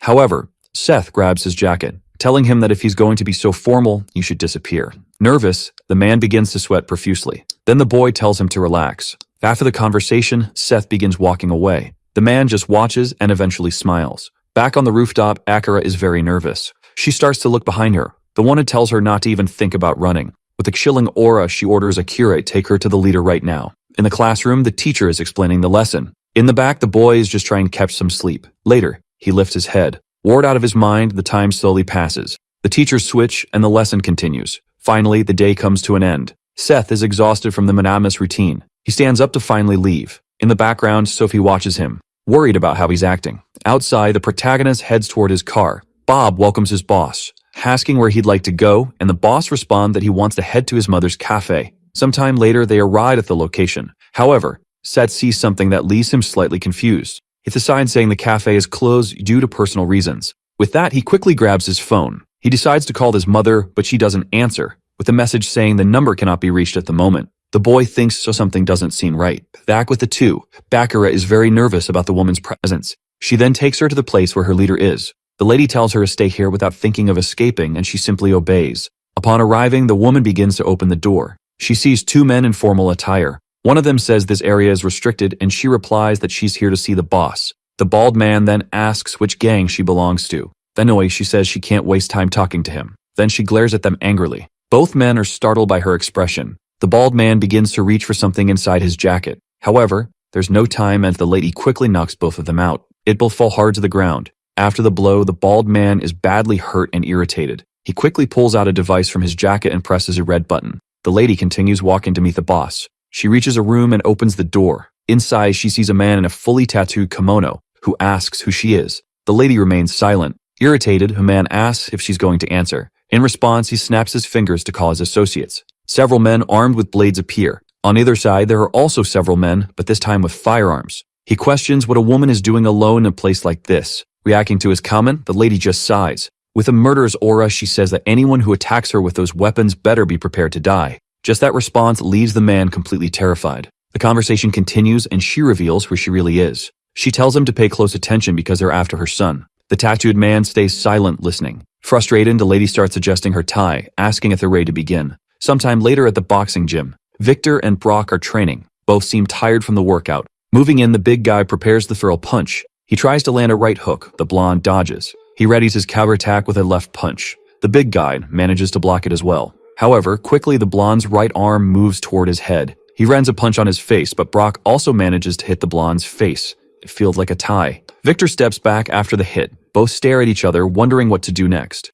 In the background, someone asks why they haven't gone to school. They both look curiously at the question. It's Seth, saying he missed them. He says it looks fun and asks if he can join. Both look seriously and say nothing. Rob starts taking off his gloves. Then he steps off the ring, drawing the attention of both. Confused, the new student asks if he's not going to fight. The big guy tells him to wait because he's going to beat him up soon. The boy just smiles in response. Then the blonde throws his gloves toward him, asking what he's doing and telling him to put on the gloves and get in the ring. He asks if boxing looks easy, just because he knows how to fight. Upon hearing the provocation, the boy just smiles back. Then he decides to pick up the blue gloves from the floor. Victor begins to explain that they'll do 4 rounds of 3 minutes each, and he'll make sure the boy begs for mercy. With the gloves on, the boy says they should get started. Inside the ring, the protagonist starts trying to dodge the punches. The blonde tries to land a left punch, but Seth dodges it with a smile. Victor prepares for another strike, aiming for a right punch this time, but the newbie dodges again. At this point, the blonde realizes something's coming. Seth tries to land another punch, but the blonde blocks it.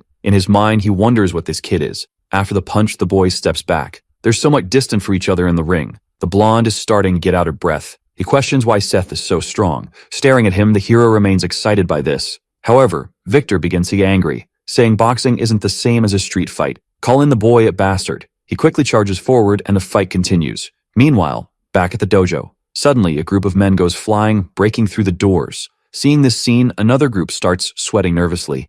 She simply defeated several men around her. This left everyone very scared as she seemed to be just an ordinary old lady. One brave man charges at her with his sword. However, he quickly gets punched in the face. He falls hard to the ground, joining the others. A bald man also charges, shouting for her to die. Reflexively, the woman looks back. The bald man is holding a sword, ready to stab her. However, he ends up hitting something else. Shocked, he realizes he struck his companion instead. The lady had used one of the fallen henchmen as a human shield. Furious, she gets ready to punch again, but the woman's hand approaches his face. Without mercy, she strikes both at his eyes. With great force, she begins to push them, throwing the bald man to the ground as well. Without hesitation, she glares at everyone around her with a murderous aura. After that, she begins to stand up. Nervous, everyone starts to watch her carefully. Behind her, a man with a gun tells her not to move. Another woman starts to shout. He rushes at the woman with a blade. He tries to land a direct hit on her, but the woman dodges by ducking down. Quickly, she sweeps the man's legs, throwing him upward. In that moment, she notices the knife one of them used earlier. She kicks it. The knife is launched towards the man with the gun.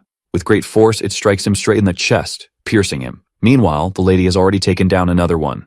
With one hand, she grabs his sword, delivering the fatal blow to another opponent, or defeating them with just one sword strike. She is now covered in blood but still doesn't say a word. Looking down at the body of the man she just defeated. After all this humiliation, she finally speaks. Just by opening her mouth, everyone around her becomes terrified. With a murderous aura, she says she will slit the throat of anyone who tries to stop her. Elsewhere, 2 men are talking. The blonde man questions why they aren't having a drink. In response, the other says the ambassador has no reason to drink with the prosecutor. However, the man says they've been friends since university, and that good friends can share a drink. But the other tells him not to say nonsense and asks what the real reason for the visit is. Then he asks if Sophie hasn't told him. He explains that it's about his school as he placed his brother in charge, and the thieves took it from him. However, the man responds that there's nothing illegal about that. Irritated, the blonde man asks if he's saying they should leave things as they are. However, his friend asks what he wants, In a fit of rage, the blonde man says he wants everyone to know who they mess with. The prosecutor responds that there's nothing illegal about the Sunshine Company, and that even if they investigate, they won't find anything. The other laughs, saying they're a group of gangsters, and that they'll know their place if they find someone stronger. Then the prosecutor says they won't find anyone willing to go against the Sunshine Group, and the ambassador responds that maybe not in Korea, but he sent his brother to Japan to clean up the mess. Hearing this, the man remains silent. Soon after, the ambassador continues, saying that it must be the biggest day in Japan. Confused and irritated, the man asks what he's trying to do. Excited, he responds that he doesn't want to make a big problem, and that he just wants to get rid of a few people. Then the other starts to rise from the table, saying he follows the law. As he leaves, to comment that he'll pretend he didn't hear any of this. Hearing that, the ambassador starts to get very angry. Cursing him, he says that he made him a public prosecutor, and that this is how he repays him. Back at the dojo, the massacre is over. The lady is somewhat relieved after all of this. Yu defeating a tattooed man who was covered in scars. Sitting in front of the painting of Japan, the old man just watches, asking what is happening. Confused, he wonders who this woman is. His eyes widen as he sees something coming. It's the lady who noticed the man's movement. She charges with a sword. Then she strikes directly at the painting of Japan. The old man is terrified, realizing he was merely hit by the sword. With a frightening aura, the woman says that if he ever touches her son again, she will surely kill him. Sometime later at the protagonist's school, with crossed arms, he looks upset about something. Sophie is very worried, looking at him.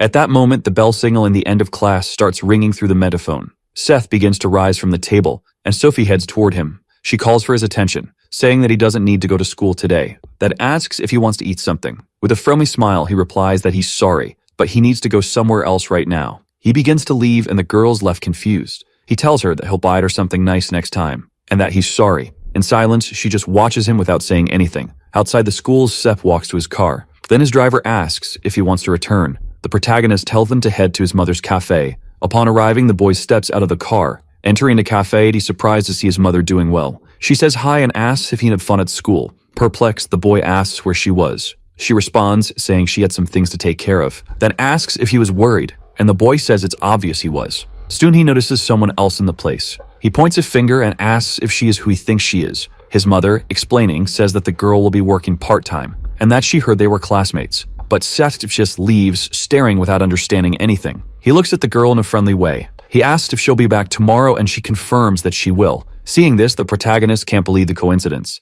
At the same time, somewhere else in the city, a scarred man asks what he's saying. This is the boss of the great three-headed phantom, Midoki Ryonosuke. The man arrives with a briefcase. He places it on the table, then opens it, revealing a large amount of money. The boss stays silent, looking at the money. He responds that it won't be easy to get rid of Sunshine. Then the blonde man asks what he means by that. He explains that they follow rules and are on the same side. Confused, the blonde doesn't understand anything he said. Continuing, the Dati says that's not the important part, and asks what they can do for his group. The man replies that their boss said he would help them do business in Korea. Observing, the boss says that opening businesses is something they can do too. At that moment, the blonde man asks what he wants, and the leader says he wants something that makes a lot of money. For example, helping to transport goods to Korea, and if they do that, he'll handle the rest. This response leaves the man shocked. Responding again, Ryonosuke says they'll undo the Sunshine Group's business, and if the man stands to benefit the most. Smiling, he says he'll give them plenty of time to decide. Glancing at the psychopath, he invites him to try the hot springs.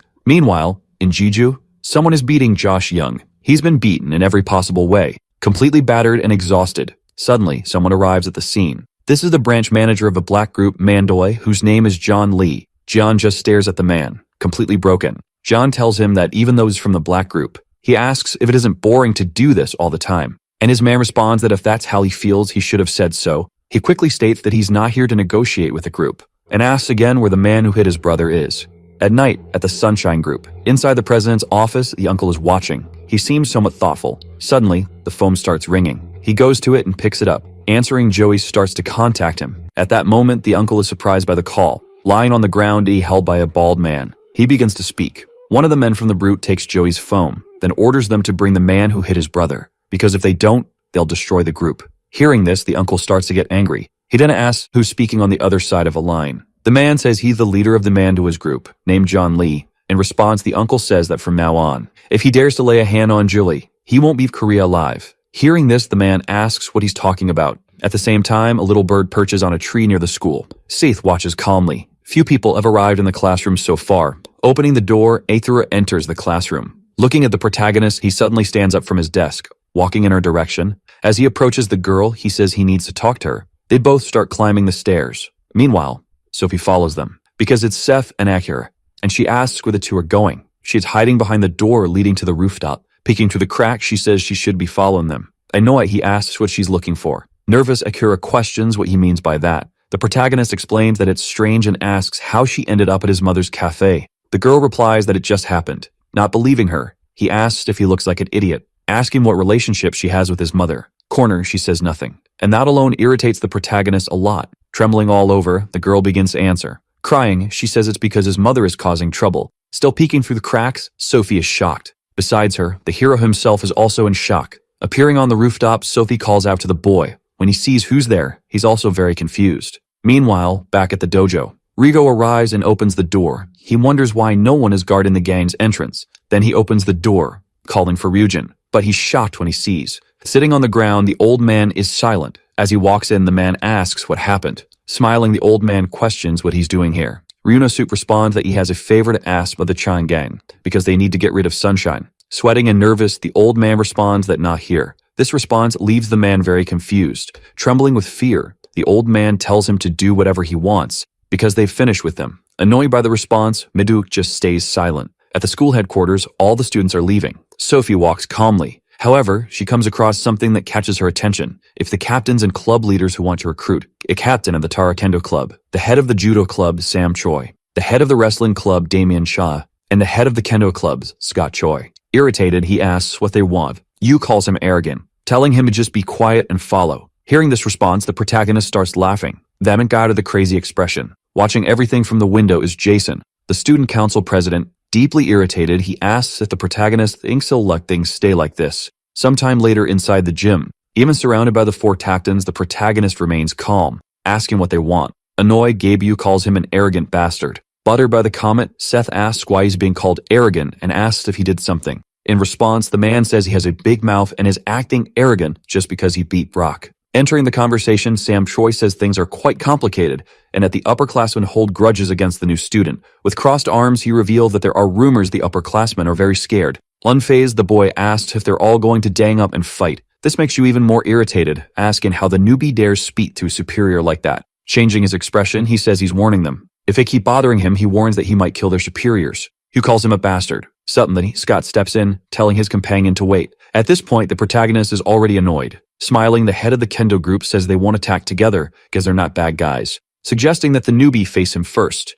In response, the hero says nothing, but soon after he's already on the mat. Scott says it's not safe to fight barehanded, saying the boy should understand that. With his hands in his pockets, the boy says it's fine because it's not the first time he's fought like this. Hearing this, Scott asks what he means. Deeply irritated, he states that the boy is truly arrogant. Suddenly, the leader charges at him. The wooden sword approaches his face. However, Kang dodges. Quickly, Scott changes the direction of the strike. The hero swiftly dodges by crouching down, now close to his opponent's legs. Excited, he just smiles sadistically. While the kendo club leader is struggling, someone is watching everything from the background. It's Jason, who curses the four of them as stupid bastards and says he told them all to attack the boy immediately. Someone appears by his side. Turning his face, the president is startled.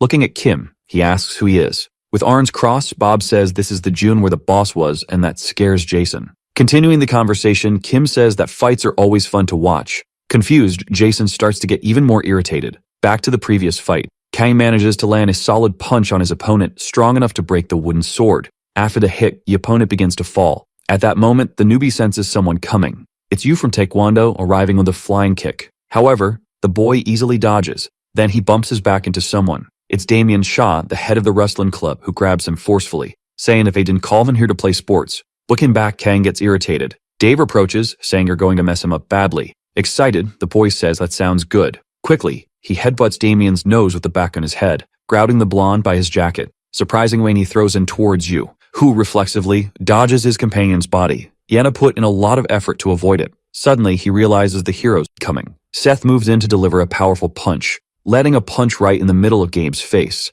It's a punch so strong it knocks the man down to the floor. After this hit, he stares at the remaining two. Seeing this, the head of the judo club and the head of the kendo club become frightened. Along with them, Jason also can't believe what he's seeing. Happy, Kim comments that Seth is holding back against the students, and Bob says that during his fight with Mappa's hammer, Seth broke all his teeth. Then Kim asks if he remembers Axe, who had his eye messed up by Seth, and laughing, Ronnie responds that he does and that he almost wet his pants. Laughing hard, he says the boy basically destroyed Axe, and that he was just a bit smaller at that time. Recall in the story, Kim mentions that Axe used knives, but even that wasn't enough to win. Bob says he would have had to choose the right weapon, which surprises his colleague. While listening to everything, Tim begins to sweat. The student council president has a defeated expression on his face. Dave Yu has been completely defeated. Seth looks down at his opponent. As he stares at him, he smiles like a madman. But he quickly changes his expression and looks to the side, glaring at the judo club head, who, after seeing all this, is extremely nervous and terrified. Trembling, he says he didn't want to fight the boy, but the newbie tells him to come attack already. Suddenly, he starts to sigh. With a terrifying aura, he warns them to leave him alone from now on. Then he turns to leave. However, someone calls his name and he stops. Turning around, wanting to know who it is, it's Kim waving for his boss, while the driver Bob looks concerned. Reacting to this, Jason gets nervous. Frightened, Ronnie calls his partner a crazy bastard. Confident, he replies that he's just a classmate. They keep calling out to him. Kim thinks the president sent those guys and asks what they should do now. Instantly, the hero glares and remains silent. Avoiding eye contact, Jason gets even more nervous. Quickly, Seth responds that they should just leave him, as he's just an idiot. Patting the president on the shoulder, Kim says he's lucky because his boss is giving him an opportunity. Roddy assumes that Jason doesn't have the courage to fight against his boss. Soon after, they start to move away, leaving the student council president alone. Sometime later, in another place. Opening the door, the uncle looks serious. He enters an unknown place and descends the stairs, arriving to meet the leader, the one he was talking to earlier on the phone. They face each other without any friendliness. At this moment, he sees his colleague who has been suffering, deciding to go toward him. However, two men stand in his way, preventing him. Annoyed, the uncle orders them to step aside. In silence, the bald men do nothing. Staring at the leader, he asks if he came alone. Responding, he tells the two men to move now if they don't want to die. At that moment, the leader orders the bald men to step aside, clearing the way for the uncle to continue his path. Kneeling in front of his partner, he asks if he's okay. Battered, he smiles, saying he can manage, but asks him to keep it a secret because the situation is embarrassing. In response, the uncle remains silent. From afar, the leader asks why he's complicating things so much over a mere student. Still, Nialengi replies that the reason is that he's not just any student and warns that he'll let the leader live since he didn't hurt Joe any further. Hearing this, the leader becomes extremely angry. As he stands up, the uncle says that his courtesy toward the Black Mandua's group ends right here. In turn, the man says that Sunshine is big in Korea, but it's a small company compared to the rest of the world. At that moment, the uncle asks if he got permission from his boss and if he knows what kind of company Sunshine is. Very irritated, the man responds that this is a personal matter. However, the uncle tells him to ask his boss and says that if he wants a war, then he will get one with pleasure. Raising his voice, the leader states that he came to take the boy who beat his brother and asks why he's complicating things. Taking off his glasses, the uncle comments that the boy he's referring to is the same one who left his face like this. Seeing his opponent's face, the man is surprised. In fury, he says that if the uncle wants to meet the boy, he must beat him first. Curious, the man stays silent. Concluding, the uncle says that if he loses, he'll go home and never return to this place. Breaking the silence, the man lets out a laugh. Expressing anger, he says he'll also set a condition. Then he calls out to the bald twins, Jay and Ho. He explains that if the uncle defeats both of them, then he'll fight. Still without his glasses, the uncle remains silent, staring at them. The bald men do the same. Suddenly, the two rush at him simultaneously. One prepares to land an open hand strike, while the other gets ready to punch. They hit an open hand strike and a punch to the stomach, respectively. But feeling no impact, the uncle just glares with hatred. Both bald men are shocked and scared by this. Quickly, a fist moves toward one of their faces. It lands a punch square in the middle of his face. With the force of the impact, the bald man is thrown backward. Agilely, the uncle shifts direction, grabbing the other bald man by the neck. With impressive strength, he lifts the muscular man by his throat, squeezing tightly. This terrifies the leader, who doesn't understand what's happening. With an expression of indignation, the uncle stares at the bald man until the end. However, he decides not to finish him off, throwing the man forcefully into the drawers. The leader then claps, saying the uncle is strong, asking if that boy really beat him. Standing up from the couch, he walks toward the uncle. The two stare at each other. With a fearless look, the uncle mentions the term in a you and chum, asking if the man knows what that means. Steaking with rage, the uncle remains silent. Losing it, the leader shouts that it means there's always someone better than the best. Suddenly, he charges at his opponent, delivering an elbow strike, strong enough to push the large man backward. Pleased with the result, the leader laughs. However, he quickly realizes something is wrong, seeing that his opponent is still standing. Mocking, the uncle asks if that's all he's got. Surprised, the man wonders how the hit didn't even hurt. Then the uncle questions the saying better than the best, saying that's what they call frog in a well. Suddenly, someone yells for them to stop. Both fall into complete silence. A man walks up to the two who are fighting. He respectfully greets the uncle, saying his boss sends his regards. Irritated, a leader asked why he's there. At that moment, the Chinese man Chun starts whispering. After hearing him, the leader gets even more irritated. Apologizing, the man asks for the uncle's forgiveness, and if permitted, they would like to leave, explaining that their boss will want to compensate for this incident. However, the man from Sunshine remains silent without responding. Changing the subject, the uncle says they won't be leaving now. As he exits, the leader makes it clear he'll be back. The uncle then says that next time he comes, he'll kill him, and tells him to deliver that message to his boss. Leaving the scene, the man is extremely irritated by the response. Sometime later at the protagonist's house, he is sleeping deeply. However, his phone starts ringing, waking him up. Still tired, he decides to answer. It's Sophie calling, asking if he wants to hang out, inviting him to go see a movie together. The protagonist quickly accepts, asking if it's right now. She says no because it's still early and suggests 1 o'clock in the afternoon. Very happy, Vandubi smiles, saying it sounds great. At the same time, on a highway bus, the hero's mother is reading a book during the trip. Arriving at her destination, the bus stops. Looking back, she tells Kira to hurry up, and the woman comes carrying a suitcase. The girl is still trembling and very nervous. The two women begin to climb a hill, with Kira still carrying her rolling suitcase. Then she sees a snake and gets very scared. The old woman sighs, clearly exhausted. They continue walking through this kind of forest. However, they start to see something. After finishing their climb, they come across a dojo. Tira is exhausted from carrying her suitcase throughout the entire walk. Upon arriving at the place, the older woman begins to open the door. An old man is sitting and looks surprised. Bowing, she addresses him as master, and he asks what brings her here now. Peeking around, the girl asks who this old man is. However, as she looks to the side, she notices that the driver Bob is also there, spying. Surprised, the old woman looks at him, commenting that he's grown a lot and calls him little brother. This leaves the man a bit confused. Then she turns to the girl, grabbing her attention as well, telling her to wait there and do nothing. Nervous, Kira quickly agrees. Back to the protagonist, he arrives at the cinema for his gate. Embarrassed, he asks her if he made her wait too long. But Sophie assures him that he didn't and asks if he slept well. Changing the subject, the hero asks his friend if there's something she wants to watch. The two start looking at the posters. Sometime later, Seth is holding posters for a movie called Witch. Meanwhile, Sophie has posters for a movie about a kitten. Showing each other their choices, they both remain silent. Excited, the girl mentioned that they haven't watched something like this last time, and suggests they see the kitten movie since she likes tats. Suddenly, someone calls out to her. Lifting her head, she's surprised. It's her father, who is there for some reason. Seemingly calm, he stares at the nudie, who, in turn, has no idea what's going on. Curious, Sophie asks her father why he's here now. Then the man asks if they can watch the movie later and invites them to eat something. The three of them head to what seems to be a conventional restaurant. Sitting at the table, the father tells his daughter not to worry and to eat as much as she wants. Embarrassed, she asks why he's doing this. With a charming smile, he says he just wanted to meet his daughter's boyfriend. She asks if that's the only reason. In turn, the man says it's her first boyfriend and asks what could be more important than that. At that moment, she lowers her head and both go quiet. Seth notices something strange is happening. Her father stared at her with a very odd look. From afar, others could feel the tension at the table. Breaking the silence, the man suggests they all eat. A bit confused, the newbie agrees with the idea. Meanwhile, at the temple, Akira is sitting and waiting. A man walks past her, but the girl avoids eye contact. He tries to look from a different angle, but she turns her head away. Even as he leaves, he tries to see her face.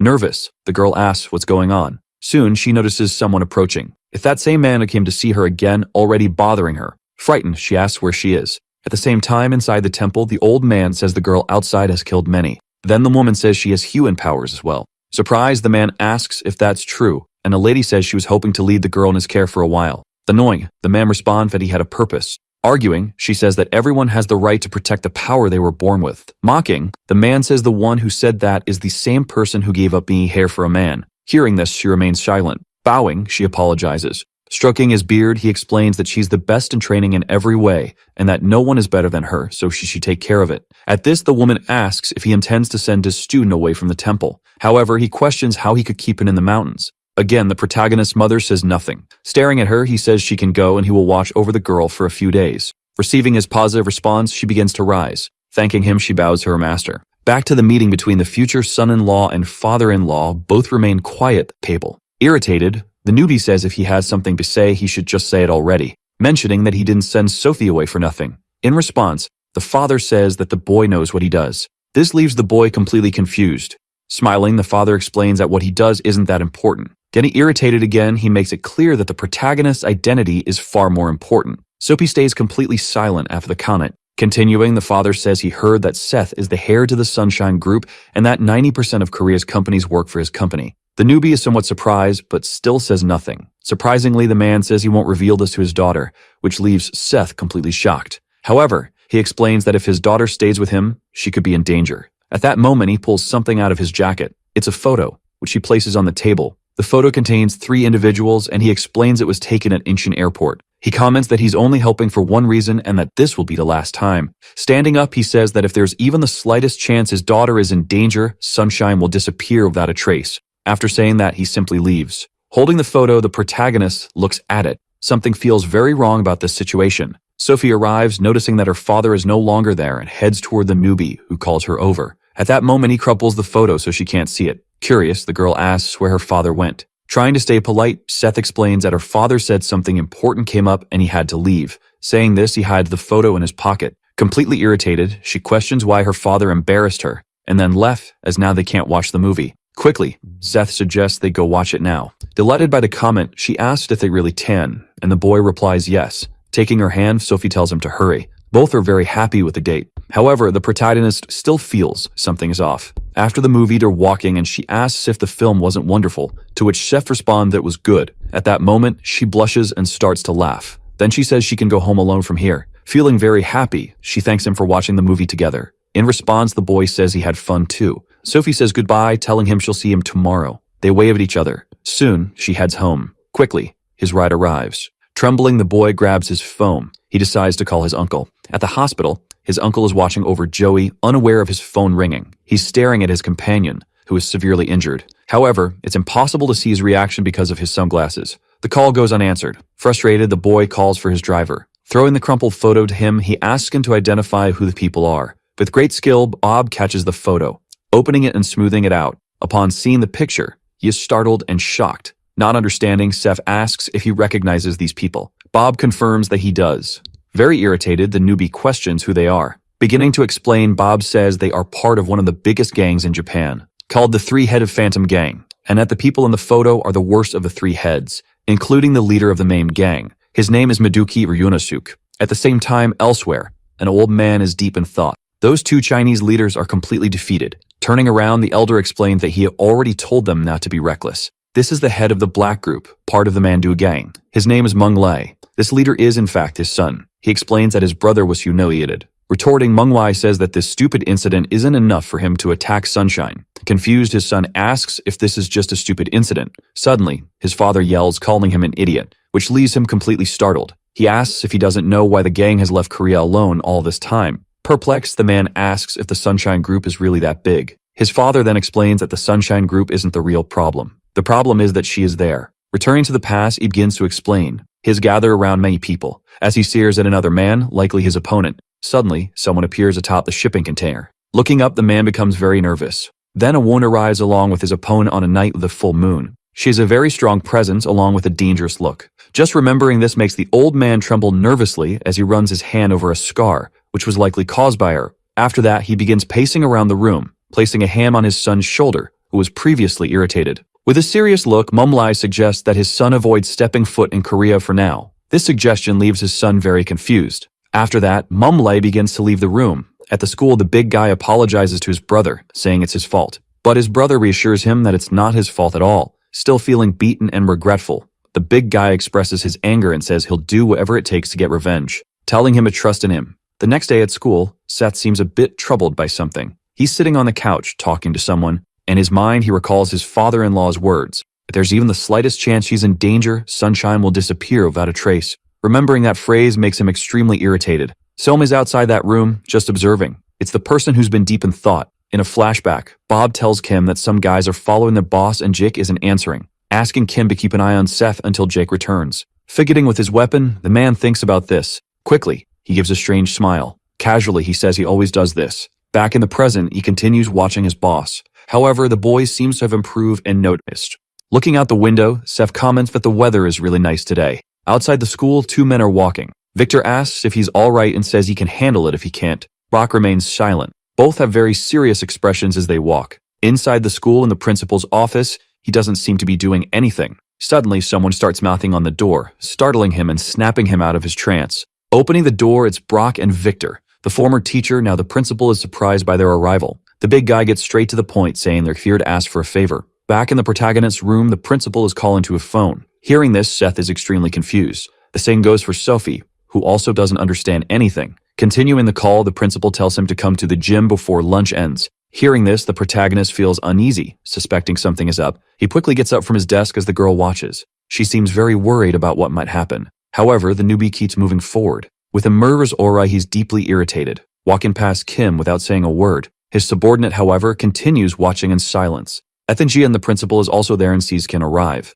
All three observe the protagonist. Rock tells them to get started. Confused, the newbie says nothing, but he stares directly at the principal, asking what all this means after all. Explaining, the man says the big guy wants a rematch and asks what Seth thinks of that. However, the newbie just continues to stare, giving no response. Intervening, Victor explains that Brock is just asking for a rematch and asks if Chef isn't protect to run from a fight. Smiling, he tries to provoke the boy. Seth smiles back, saying Victor is right. With a maniacal expression, Seth says it doesn't matter what the reason is. Kim heads toward the gym as well to see what's going on. He arrives to continue his observation in total secrecy. Meanwhile, the new student is stretching. This is right when the principal tries to hand in gloves. However, the newbie insists he doesn't need them, saying that wearing them makes it feel like you're playing a sport. This catches the principal's attention, as it is indeed a sport. He explains that there are rules. Seth tells him not to worry, as there won't be anything for him to be responsible for. Casually, with his hands in his pockets, he walks up to his opponent. Irritated, he says he's been waiting and lunch is almost over.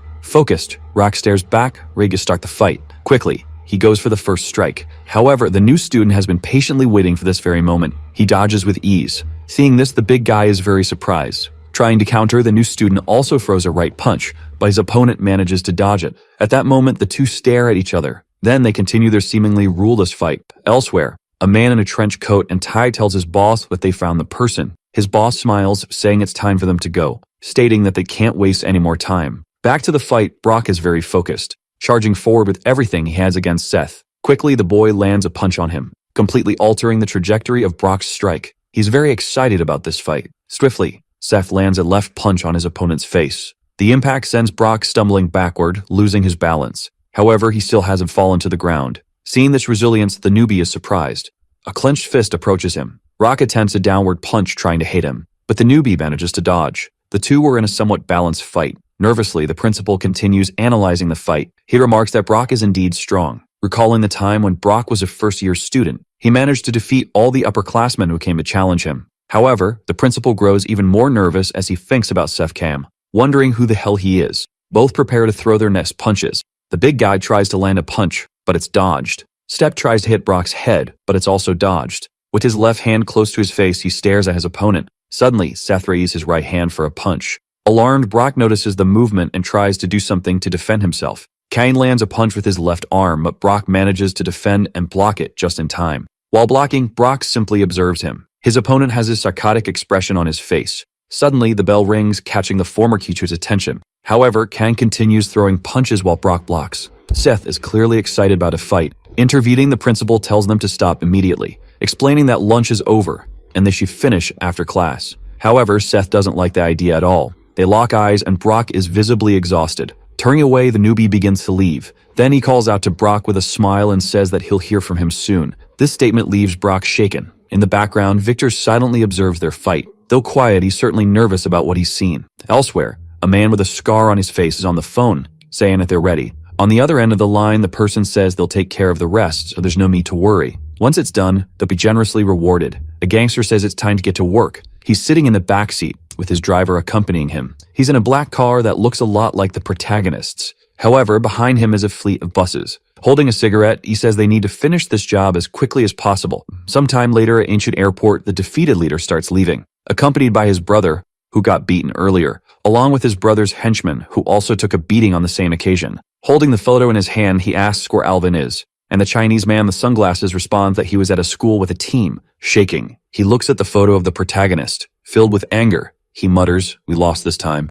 Meanwhile, inside the school, Sophie is silent, looking back, clearly worried about her romantic interests, Seth. The new student seems troubled by something as well. Outside the school, Bao is smoking. This time he's alone. Suddenly, he notices something strange happening. A car, along with a group of buses, arrives in front of the school. However, they pass right by the place. Seeing this, the driver is confused, wondering what's going on. These men parked up buses and cars somewhere a bit nearby. Soon, they exit the vehicles and begin to run. Judging by the number of buses, it seems like a lot of people. Still smoking, Bob silently observes. The henchmen begin to gather to carry out their mission. Their leader then steps out of the car wearing a genuinely happy expression. Seeing this, the driver becomes instantly suspicious. Throwing a cigarette to the ground, Bob approaches and the man notices his presence. Confused, the bald man asks who he is. But Ronnie remains silent. He stands face to face with the bald man along with many other henchmen behind him. Opening his mouth, Ronnie says, "Open up." Perplexed, the man asks what he's talking about. Quickly, the driver moves closer, grabbing a henchman by the shoulder. With a serene and calm expression, he begins pulling the man by his jacket, attempting to slant his head into the fence. The henchman begins to get nervous. Suddenly, Bob pulls something out of his pocket. It seems to be that odd weapon. Instantly, he readies his weapon for the fight. With his demeanor completely changing, he stares down the bald man. With great courage, he decides to leap forward, aiming to clear the fence entirely. While in midair, he ends up hitting his foot on the fence. Realizing this, he becomes anxious, falling headfirst onto the ground. The henchman ends up sprawled in the same way as the man. As he gets up, he complains about the pain and grabs his phone. Kim hears the sound of a notification. Tin grabs his phone to check the message. When he sees the screen, he's very surprised. It's a message from his boss's driver, informing him that they've arrived. Surprisingly, Kim stands up abruptly, making noise. Nervous, the teacher doesn't understand what's happening. With a calm and seductive smile, Kim explains that he needs to go to the bathroom. In the background, the teacher says it's fine. Irritated, he keeps walking without saying another word. Stith, not Maeve, begins to suspect something. At the same time, in the school gym, Victor tells Brock that he's going to lose. However, the big guy remains silent, not responding. Continuing, the blonde tells him to step down this time, that he can train more with him. Hearing this, Brock gets very irritated. Saying no, he insists he hasn't tried everything yet, which confuses his colleague. Continuing his explanation, Brock says his specialty is wrestling, and concludes that from now on, he'll fight his way. Out of nowhere, someone kicks the door down. Both are surprised and frightened by the scene. The man who broke the door walks into the gym, carrying a baseball bat, accompanied by several other henchmen. Thinking about it, Brock and Victor just watch angrily. The man gets their attention. Showing them a photo of Seth as Sophie, he asks if this boy is here.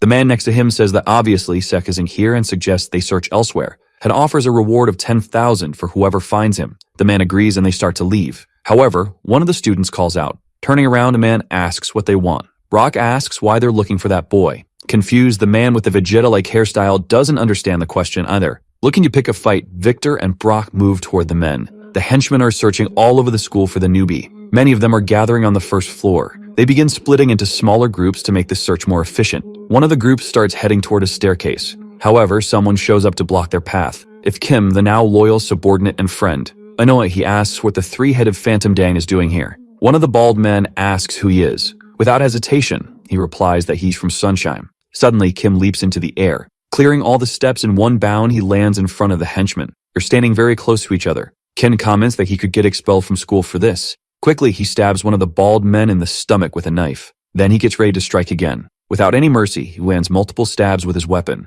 After all the strikes, several men fall to the ground. A flood of blood follows, terrifying those nearby. Kim declares that thanks to them, he'll be expelled from school. In the classroom, the teacher has explained how to properly translate sentences. Seth is sitting with his eyes closed, listening to side conversations. Sensing that something's wrong, he becomes restless. In the principal's office, the man is slacking off once again. Suddenly, someone kicks the door wide open, startling the man. With a smile on his face, the monster asks if he's the new principal. Walking into the room with his entire gang, he says it's a pleasure to meet him. In shock, the principal stands up, asking who they are. Taking charge of the situation, one of the henchmen steps forward. Quickly, he appears behind the principal as if he teleported. With one hand, he forces the principal back into his chair. Nervous, the former teacher simply stares, not understanding what's going on. However, the monster pulls a photo from his pocket to explain everything, demanding that the principal bring this boy immediately. It's a photo of Seth Kang. Confused, the principal repeats the new student's name. The monster confirms it's him, ordering that they'd bring him or else he'll die.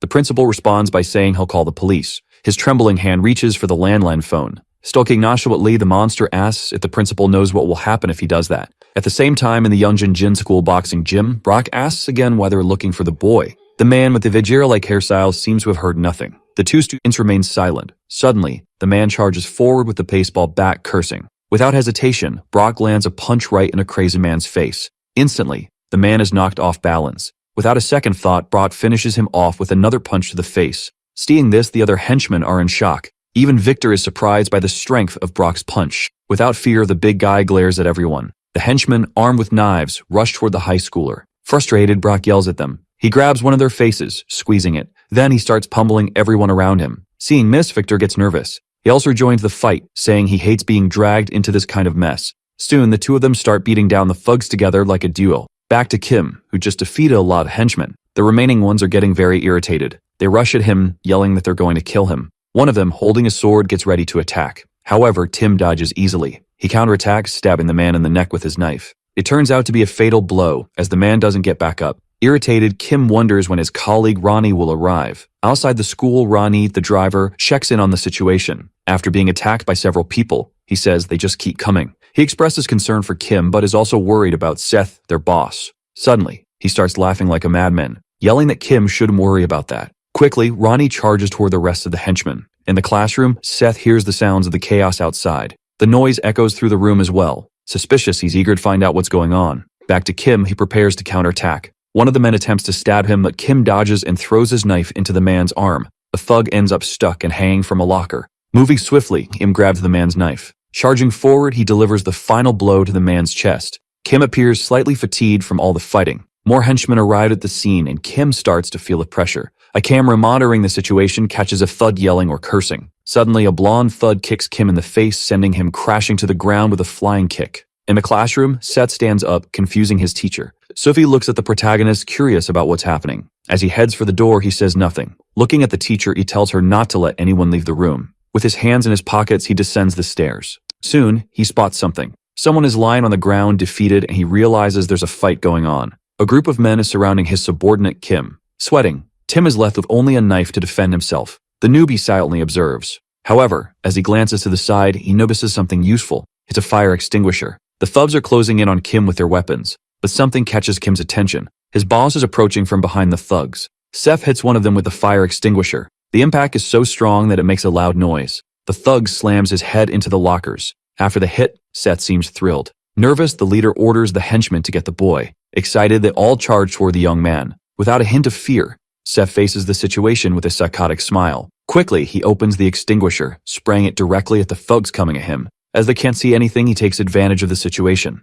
throwing the extinguisher into the middle of the smoke. Excited, he decides to jump into the fog. With the smoke covering everything, he starts beating everyone down. Without anyone noticing, he slips out of the smoke, heading straight for a leader of the operation, grabbing him by the head with force. He prepares to slam him to the ground with all his strength. He appears to be a total knockout. Seeing this, his subordinate Kim is shocked. Annoyed by the situation, the newbie sighs. He calls for the principal and the man dials the police, asking what the emergency is. He explains that the school is under attack by gangsters. He says the school building is full of monsters. Panicking, he asks if they can come quickly. Hearing all this, the monster stares at him. However, the police operator starts explaining, stating that due to the election ceremony, there aren't enough officers available. Continuing, the operator says they'll send the closest police agents as soon as possible. They hand up on the principal, who's left in shock, repeatedly saying, "Hello." His trembling hand realizes he's in serious trouble now. Ship P Monster simply smiles at him. Suddenly, one of his subordinates calls out, announcing that they finally found the boy. This news makes Chip extremely happy, filled with excitement. Meanwhile, Seth has just defeated most of the henchmen. However, a few still remain. These remaining ones are nervous, but ready to fight. Wanting to get out of this situation, the newbie asks if they have contacted his uncle yet. His subordinate responds that he hasn't answered yet but left a message. Hearing this, Seth becomes extremely nervous. Afraid, his subordinate apologizes profusely. However, Seth says that whatever happens, this seems to have gone way too far. The subordinate responds that his safety is the top priority of the moment. Hearing this, Seth remains silent for a moment. Changing the subject, he tells them to take this fight outside, and his subordinate agrees. Outside the school, Bob is handling things in his own way. A man approaches him from behind to attack. Without even needing to turn around, Bob strikes him. The man goes limp and falls to the ground as Bob says, "Time to go on a roaming run." He smashes another henchman's face, sending him flying as if he were a baseball. It seems like Bob has already defeated everyone with little effort. Opening his eyes, he notices something unusual. His boss, Seth, and Kidham are fighting other henchmen along the way. Seeing this, the driver is shocked and surprised. Excited, he sees Kim smiling while their boss remains completely serious and silent. As they walk down the corridor, someone approaches the trio. It's Brock and Victor, who have also taken down all the henchmen in the gym. Annoyed, Seth tells them to stay out of this. Sweating, the blonde doesn't care much. Rock comments that it seems a little too late for that. This leaves the protagonist even more irritated. Walking through the school corridor, a new figure appears, questioning why all the boys are on the ground. He approaches the group of students, commenting that they seem careless. He notes that they're ruining the gang's reputation. Seeing this man, the newbie realizes it's Meduki Inosuke. He must be one of the 3 leaders of the 3-headed Phantom Gang, which is the largest gang in Japan. Seth asks what Inosuke wants. Excited, the monster asks if Seth thinks he came to play. Inosuke declares that he needs to at least take the head of the Sunshine Group hair. Furious, Seth tells him to come and try. However, his subordinates step forward to protect him. At this, the Mafia leader calls for Kyle. He introduces Kyle as the #1 fighter in all of Japan. Kim and Bob prepare for a fight. Quickly, Kyle charges at them. He lands a punch on Ronnie's face, confusing him. Simultaneously, he kicks Kim Kier-Shingda in the face. He manages to execute these moves with incredible speed, even surprising Seth Kang himself. In front of Yeongjin School, a police car approaches. It parks in front of the school. A police officer exits to assess the situation. He notes that nothing seems out of the ordinary and suggests they inform the station that everything is fine. He suggests they take a break.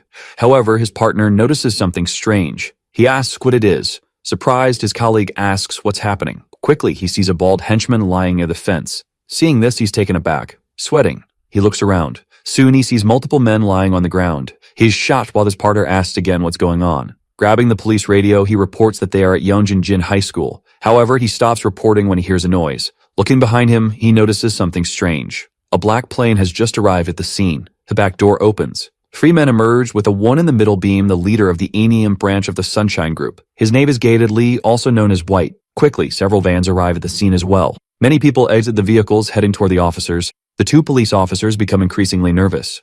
The man asks if they arrived first. Stuttering, the officer asks who he is. White doesn't respond, only staring at him. But more cars arrive, apparently to provide support. A man gets out of one of the cars and approaches. This is the leader of the Sumnum branch, also from the Sunshine Group. His name is Jonas Youngjin. He comments that White has already arrived. Smiling, he flashes his gold teeth. White says it's the first time the big brother has called them in years. Jonas adjusts his tie. With a murderous look, he glares at the police officers without saying a word. On the other end of the police radio, someone asks what's going on. They ask if backup is needed. It's too many people for just a few officers at this point. White asks his partner if he should go in first. The partner responds that they should contact the big brother first. One of them notes that almost everyone is already at the scene. The Sunshine Group's diverse members are ready to fight. On the phone, White is speaking with the big brother. He informs him that most of the team is already there and asks if they can proceed. This big brother is Uncle Jake, who tells them to wait as he's on his way. Uncle Jake is aboard a helicopter en route to the school. Back at the fight, where the driver and Kim took a beating, the best fighter in Japan approaches Seth. The 2 lock eyes.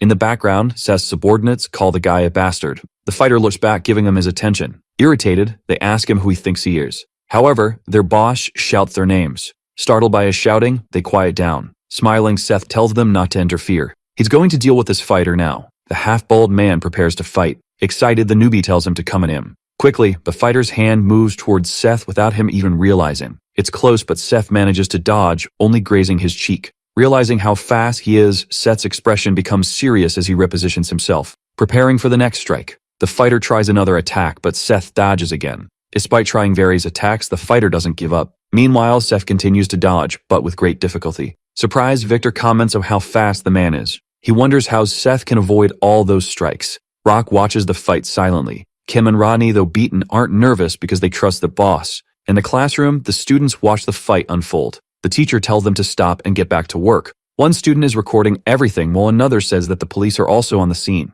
Annoyed, the teacher thinks these punks are a real handful. Suddenly, Sophie approaches the teacher, asking if she can join the group outside because she's worried about Seth. Confused, the teacher agrees. In the fight, Seth finally grabs his opponent's wrist, preparing for a counterstrike. His hand moves toward the fighter's face. Amazingly, the fighter dodges in a Matrix-style mook as if referencing the iconic scene. Both of them back away at that moment. Seth touches his cheek, shocked by how close the hit was. He says, "This is going to be fun." The 2 stare at each other, preparing for another round. Suddenly, Seth charges toward the fighter. Excited, he smiles, telling them to bring it on. They approach each other quickly. Both prepare their punches. Both the fighter and Seth manage to dodge each other's attacks. Nervous, Seth notices his opponent's wrist approaching. In a moment of distraction, the fighter tries to land a kick. Seth ducks, evading the strike. Quickly, Seth prepares to throw a left punch, but the half-bald fighter dodges it as well. He gets ready to knee Seth in the debt. Reacting in time, Seth blocks the knee strike. The impact throws Seth back slightly. Confident, the fighter smiles. Excited, Seth smiles back, saying, "Now it's on." This statement leaves the half-bald man confused. Suddenly, they all hear something approaching. From the sky, Uncle Jake's helicopter arrives. It lands right in front of the school. This catches everyone's attention, including the monster, who clearly knows who's coming. Someone starts to descend from the helicopter. That someone is Uncle Jake, arriving to assist. Several people begin moving as well. The area is now full of Sunshine Group's subordinates. In shock, Victor asks what's happening. Uncle Jake steps ahead of the crowd. He bows to Seth, addressing him as Sir. Instantly, everyone present begins bowing as well. In the classroom, the students are confused. They ask what's going on and why everyone is bowing. The two police officers outside are also confused by the whole situation. Nearby, a group of Chinese gang members are on top of a building. But one at the ponytail asks his brother if it was Seth who defeated him. His brother confirms, and the man asks if he thinks he can win if they fight again. His brother remains silent. Looking at his other partner, the ponytail guy comments that things have gotten a bit more complicated. He asks what they should do now. The man with sunglasses responds that there are too many Korean police officers around. He suggests they retreat for today as well. Smiling, he says he wants to see how everything turns out first, because it's got interesting. A voice suddenly interrupts, asking if it's really as fun as he says. Instantly, the three men turn around to see who it is. To their shot, it's Seth's mother standing in the middle of them. The man is stunned, realizing he hadn't noticed the woman's presence at all. With a terrifying aura, Seth's mother stares back at the Mafia leader. After everyone arrives to help, Ken tells them not to interfere. However, Uncle Jake starts to protest, but Seth insists that he means to win this fight fairly. Jake falls silent after hearing his response. Two men watch the protagonist through the security cameras. They comment that everyone fell into the trap like rats. Irritated, one of them asks his subordinate if he thinks Seth will lose. Jake responds that this is not the kind of situation they're dealing with, urging him to look around. Numerous men are already lying defeated across the school grounds, and many are down near the buses as well. Seeing all of this, Kang remains silent. His subordinate approaches the boss, politely asking to leave the rest to him and to stop things from escalating further. He tells Seth that this fight is his own, asking if he understands that. After hearing this, Seth remains silent and watches. Facing the mafiosos, Seth apologizes for keeping them waiting. He asks them to continue from where they left off. The half-bald fighter says nothing and looks back, noticing the arrival of more people. Overjoyed, the Mafia leader orders him to finish off the boy. Obeying the command, the fighter charges towards Seth. Seth clenches his fists, preparing to fight. Quickly, the fighter closes in on Kang. Suddenly, a voice yells for everyone to stop. Both the hero and his opponent freeze at the shout. Everyone present is shocked by the voice. It's Seth's mother, who arrives, shaking up the scene. Everyone is left speechless by her appearance. The moment she arrives, the Mafia leader immediately falls silent. She looks at a security camera without saying a word. Then she turns her attention to her son's subordinate. She orders him to take care of anyone who's injured. Jake, confused by her command, questions her intent. She concludes by telling him to escort the rest of the people out of the school. Jake tries to protest, asking what she means by this. Impatient, she sighs. With a murderous aura, she asks when he started questioning her orders. Seeing this, Jake begins to tremble, visibly nervous. Three men approach the woman. One of them named Ian as her subordinate. She tells him to tend to anyone who is beaten in the fight. Ian quickly follows her command. Continuing, she instructs the others to leave the school and hold off the police for 5 minutes. Everyone follows her orders and starts moving. At that moment, Seth realizes that his mother is there. Looking at her son, the woman tells him she will let him fight. However, there's something she needs to say. Listening carefully, the protagonist pays full attention. His mother tells him that his position isn't something that ends with him alone. She explains that being a leader means carrying the burden of every fight, and then he cannot fight solely with his emotions. Hearing this, Seth is left in shock. Everyone begins leaving the area, following the woman's orders. As the half-bald fighter passes by her, she certainly says that Jacker hasn't caused any harm to her son, and for now, she'll let him go. Terrified, the man doesn't understand what she means. Suddenly, the Mafia leader and his henchmen approached, demanding to know who she thinks she is. He yelled that he won't let some random person interfere in their business. He insults her. Knowing the man's full name, she gives him two options. The first is to gather all these people, get on the bus, and leave in silence. Hearing the first option, he immediately starts cursing at her. Without hesitation, she slices a part of his neck, while stepping on his henchman with extreme ease. Seeing this, the man is in complete shock. The woman warns that if they interrupt her again, she will kill him. She asks if he understood. Everyone is stunned and frightened by her words. The Mafia leader is deeply irritated but stays silent, clearly afraid. After this, she begins explaining the second option, which is that the half-ball fighter and Seth will fight. Hearing this, Seth is surprised. Trembling, the Mafia leader doesn't understand what she means. She continues, stating that whoever wins gets whatever they want, or rather, whatever the people watching for the cameras want. Glancing at the cameras, the Mafia leader realizes she noticed them. Nervous, he says they have nothing to lose from this. Smiling, the woman tells him not to worry. As she turns away, she makes it clear that she always keeps her word. Seth, still confused about why his mother made such a bold decision, recalls her words about relinquishing his position if he fails to win. This weighs heavily on his mind. With a serious expression, he questions how disappointed his father would be to see the hair of the Sunshine Group lose to someone like this. Hearing this, the young hero smiles maliciously, declaring that he won't lose. Inside the school, Sophie and her teacher are descending the stairs. Suddenly, they notice something unusual. Looking down, they see a bald man lying on the floor and wonder what happened. They continue down the stairs. Reaching the lockers where students store their shoes, they encounter several people lying on the ground. Both become extremely nervous about the situation. Sophie pulls out her phone from her pocket. In an attempt to do something, she dials the police. However, the teacher explains that they already called the police and she returned to class. But someone answers the call. Sophie recognizes the voice and asks if it's her father. He responds asking why his daughter is calling at this time. She explains that something happened at the school that the police haven't arrived. She mentions that some gangsters invaded the school, which makes her father very worried. Instantly, he responds, "Daddy's coming." Nervous, the teacher suggests they hurry back to class. At that moment, several people enter the school. Sophie notices the arrival of some men. One of them, who belongs to the Sunshine Group, notices her as well. They approach the two girls. Frightened, the teacher asks who he is. Confused, the man doesn't respond. He kneels near a body and checks for a pulse. Suddenly, he opens his jacket, revealing several medical tools stored inside. Taking out a scalpel, he says the person is still breathing. Nervous, Sophie can only think about her boss, Seth. Meanwhile, outside the school, the Sunshine Group subordinates are securing the perimeter. Kang and his opponent stand face to face.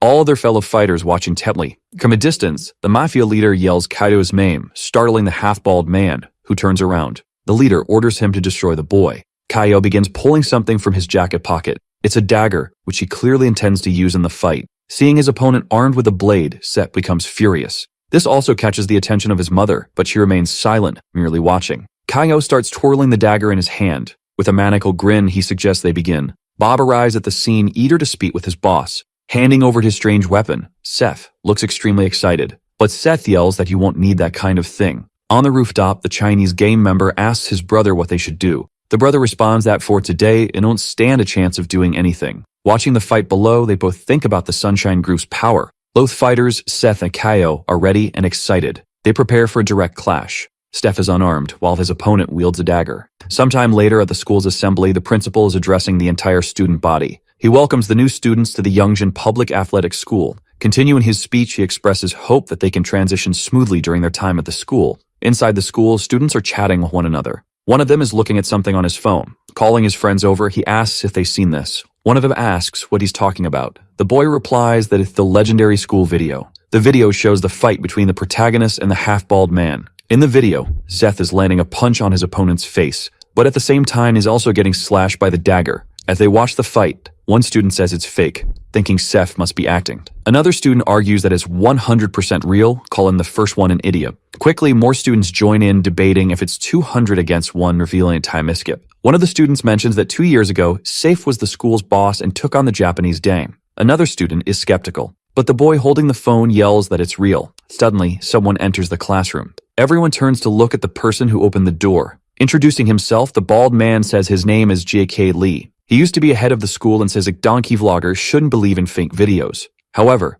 someone else approaches. It's a man asking if Lee can step aside. Irritated, the bald man asks, "What did you just say?" The boy repeats his request, calmly asking the bald man to step aside. With a short temper, the bald man threatens, "You really want to die today, huh?" However, the boy remains silent. Another person arrives at the scene. It's a girl with short hair looking strikingly similar to Sophie but with subtle differences. She orders the bald man to leave immediately. Both the boy and the bald man are taken aback by the girl's presence. Frustrated, the bald man starts cursing, asking who she thinks she is to be giving orders. He prepares to strike. Quickly, she grabs her weapon while her companion gets ready to fight as well. She hits the bald man on the shoulder with her weapon, while her companion closes in and delivers a punch to his face. Together, they execute a perfect combo, leaving the bully stunned and terrified. Meanwhile, one of the students is still watching the video from 2 years ago. In the video, Kim also makes an appearance. He had helped the protagonist back then as well. It's clear from the footage how much Kim has changed during this time skip. His appearance is altered significantly, with his hair now cut short. Judging by the number on his uniform, it appears he's been in prison. However, today is the day of his release. Feeling relieved to finally be free, he notices a car waiting for him. It's his colleague Bob, the driver, smiling warmly. Bob calls him a bastard and gestures for him to come over. Kim walks toward the car, ready to leave. As the back door opens, Kim is shocked to see who's inside. It's the protagonist, now much older. Bowing respectfully, Kim's subordinate says, "The boss really came." Smiling, the protagonist replies that he came to pick up his precious friend and thanks him for everything he has done. Kim brushes it off, saying it was nothing, and thanks the boss in return. The protagonist asks if Kim still wants to go to school. Back at Youngjin's school. Walking toward the school, the protagonist comments, "So, this is the place." He heads inside, remarking that the school seems fun. Meanwhile, in a distant location, a small bird flies through the forest, heading toward a dojo on the mountain. Inside the dojo, an old man kneels, holding some balls in his hands. Suddenly, he calls for Jim, who is sleeping while sitting upright. Hearing his name shouted repeatedly, Jin wakes up. The old man, already on his fourth yell, finally gets Jim's attention. Jim moves toward the elderly man, waiting for instructions. However, within seconds, Jim falls asleep while standing. At that moment, the sensei gets up and smacks Jin on the head with a wooden stick, calling him a brat. Reeling from the blow, Jin asks why the old man hit him. The elder responds, "Because I'm hungry." He continues calling Jin a brat and tries to hit him again. Confused, Jim doesn't understand why he's being punished, as he already finished chopping wood and filled the water buckets. Crossing his arms, Jin asks why he's being scolded when all his chores are done. The old man falls silent but glares at him with a menacing look. Turning his back, the sensei tells Jin to pack his things. Shocked, Jin asks what he means. The old man reiterates that he should pack his things immediately. Still confused, Jin asks if he's being expelled. The sensei responds with another question, asking when Jim finished middle school. Counting on his fingers, Jim estimates it was about 3 years ago. The sensei says that Jim should at least try to finish high school. This revelation leaves Jim completely stunned. He asks for clarification, and the sensei explains that not only should Jim take the exam to skip ahead in high school, but you should also attend school. Jin, now speechless, remains silent. Sometime later, Jin heads to the city. He's amazed by the architecture of the place. Humming a tune as he skips along, he makes his way toward his new school. Soon he's impressed by the sight of it. Entering, he notices posters for the National Boxing Championship featuring Victor, and also posters for the American Martial Arts Elite from the Czech group. Walking through the corridors, he heads toward classroom number 5. Inside, a man is writing on the blackboard, introducing himself as the new teacher. "My name is George Wu, and it's a pleasure to meet you all." He continues, explaining that as many know, the school has now become an athletic school. He's heard that there are a few aspiring athletes in the class. Asking those students to raise their hands, the 3 named students in the class do so. George acknowledges that sports are important but reminds them that they still need to focus on their studies. Just then, the boy from earlier appears at the door, curious about what's happening. The teacher looks at the new student and asks, "Who are you?" Embarrassed, the boy explains that he believes this is his class. Surprised, the teacher realizes that it's the transfer student's first day. The boy then explains that as a transfer student, this is his first time attending school. He recalls his old man telling him that he should greet his teachers properly, and thus, it doesn't feel like just another school day for him. George, the teacher, walks toward him, stating that they need to check things thoroughly. He asks the boy to take a seat in the empty chair. Happily, the boy complies. As he looks around the classroom, he's a little surprised by everything. Introducing himself, he says his name is Jim and that this is his first time attending school. The class is shocked by this information, asking if it's really his first time. He confirms, explaining that he graduated by passing the exam to skip middle school. Hearing this, the students grow curious.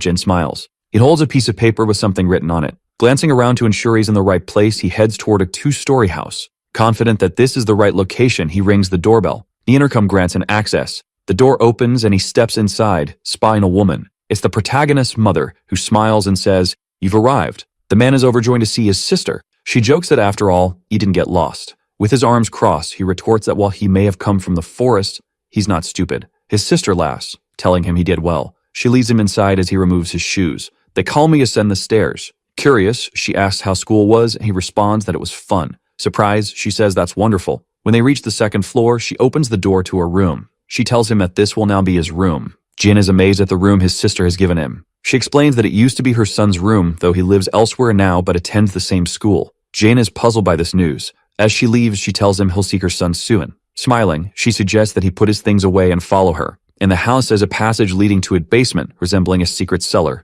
As they walk down, it's quite dark, so she carries a candle for light. When they reach the bottom of the stairs, she asks him to wait. She lights additional candles to illuminate the area better. Seeing the room clearly, Jin is surprised. The basement is filled with various weapons. With a mischievous smile, his sister asks why they haven't tested her little brother's abilities yet. He doesn't understand what she means. Continuing, she asks him which weapon he'd like to use. Ignoring her question, Jim warns her that she'll hurt herself this way. Shocked, she stares at him. Jim explains that as the successor of their clan, he was taught from a young age never to lose. They lock eyes after this revelation. She responds with a laugh, saying that it looks like she won't be going easy on him. Meanwhile, back at school in a study room, the students are gathered around a large table. One student is missing. His close friend, Sophie Kim, who is now the student council president, is worried, feeling his absence. She explains to the gathered club leaders that she's called them together for one reason. Mike Ham, the new captain of the Taekwondo club, says he's exhausted from training and suggests speeding things up. Paul Klock, now the captain of the judo club, agrees, adding that the boxing and martial arts club captains aren't present either because they're busy with competitions. After these statements, a heavy silence fills the room. Nervous, Sophie doesn't say a word. Suddenly, the door opens. It's Victor Chun, now the president of the boxing club and the reigning IVF Asian champion. He walks toward the meeting table, drenched in sweat from what appears to be a training session. Apologizing for being late, he smiles. Sophie smiles back, saying it's fine and that the meeting has just started. Victor pulls up a chair to sit down. However, Sophie quickly asks what happened to Brock. Victor explains that Brock has a competition next week, so he's been training for it. Surprised, Sophie asks if it's a new competition. Victor confirms and then asks why they're having this meeting now. Sophie reminds him it's about recruiting freshmen who aren't involved in sports, questioning if he forgot about the freshman recruitment next week. Victor, a bit shocked, admits he did forget. Interrupting the conversation, Mike Ham, the president of the Taekwondo club, yells out. Annoyed, he demands they stop chatting and get to the main topic. Seeing his outburst, Victor stays quiet. Sophie, the student council president, apologizes and says they'll begin now. She explains that the main point is that the principal asked for a favor, which is why they are all gathered. Before starting, she makes it clear that clubs are strictly forbidden from forcing freshmen to join. The second rule is that all clubs should avoid entering unnecessary competitions. Furthermore, if there are any tests or extremely intense training, it must be carefully considered. However, Sophie doesn't fully explain the third rule and the meeting ends shortly after. She tells everyone it's all for today. As she finishes packing up her materials, Victor remains seated silently at the table. Noticing his presence, Sophie asks if he's going to exercise. Victor replies that he is, but there's something he needs to ask first. He inquires that she's received any messages from that boy. Hearing the question, Sophie starts trembling, shaking her head as she says no. Victor then asks if she's heard anything about him returning to school. She replies that she hasn't seen him in a long time. Smiling, Victor tells her not to worry, reminding her that Seth promised his mother he would graduate. Nervous, Sophie recalls everything that's happened, particularly the terrifying memory of Seth's mother.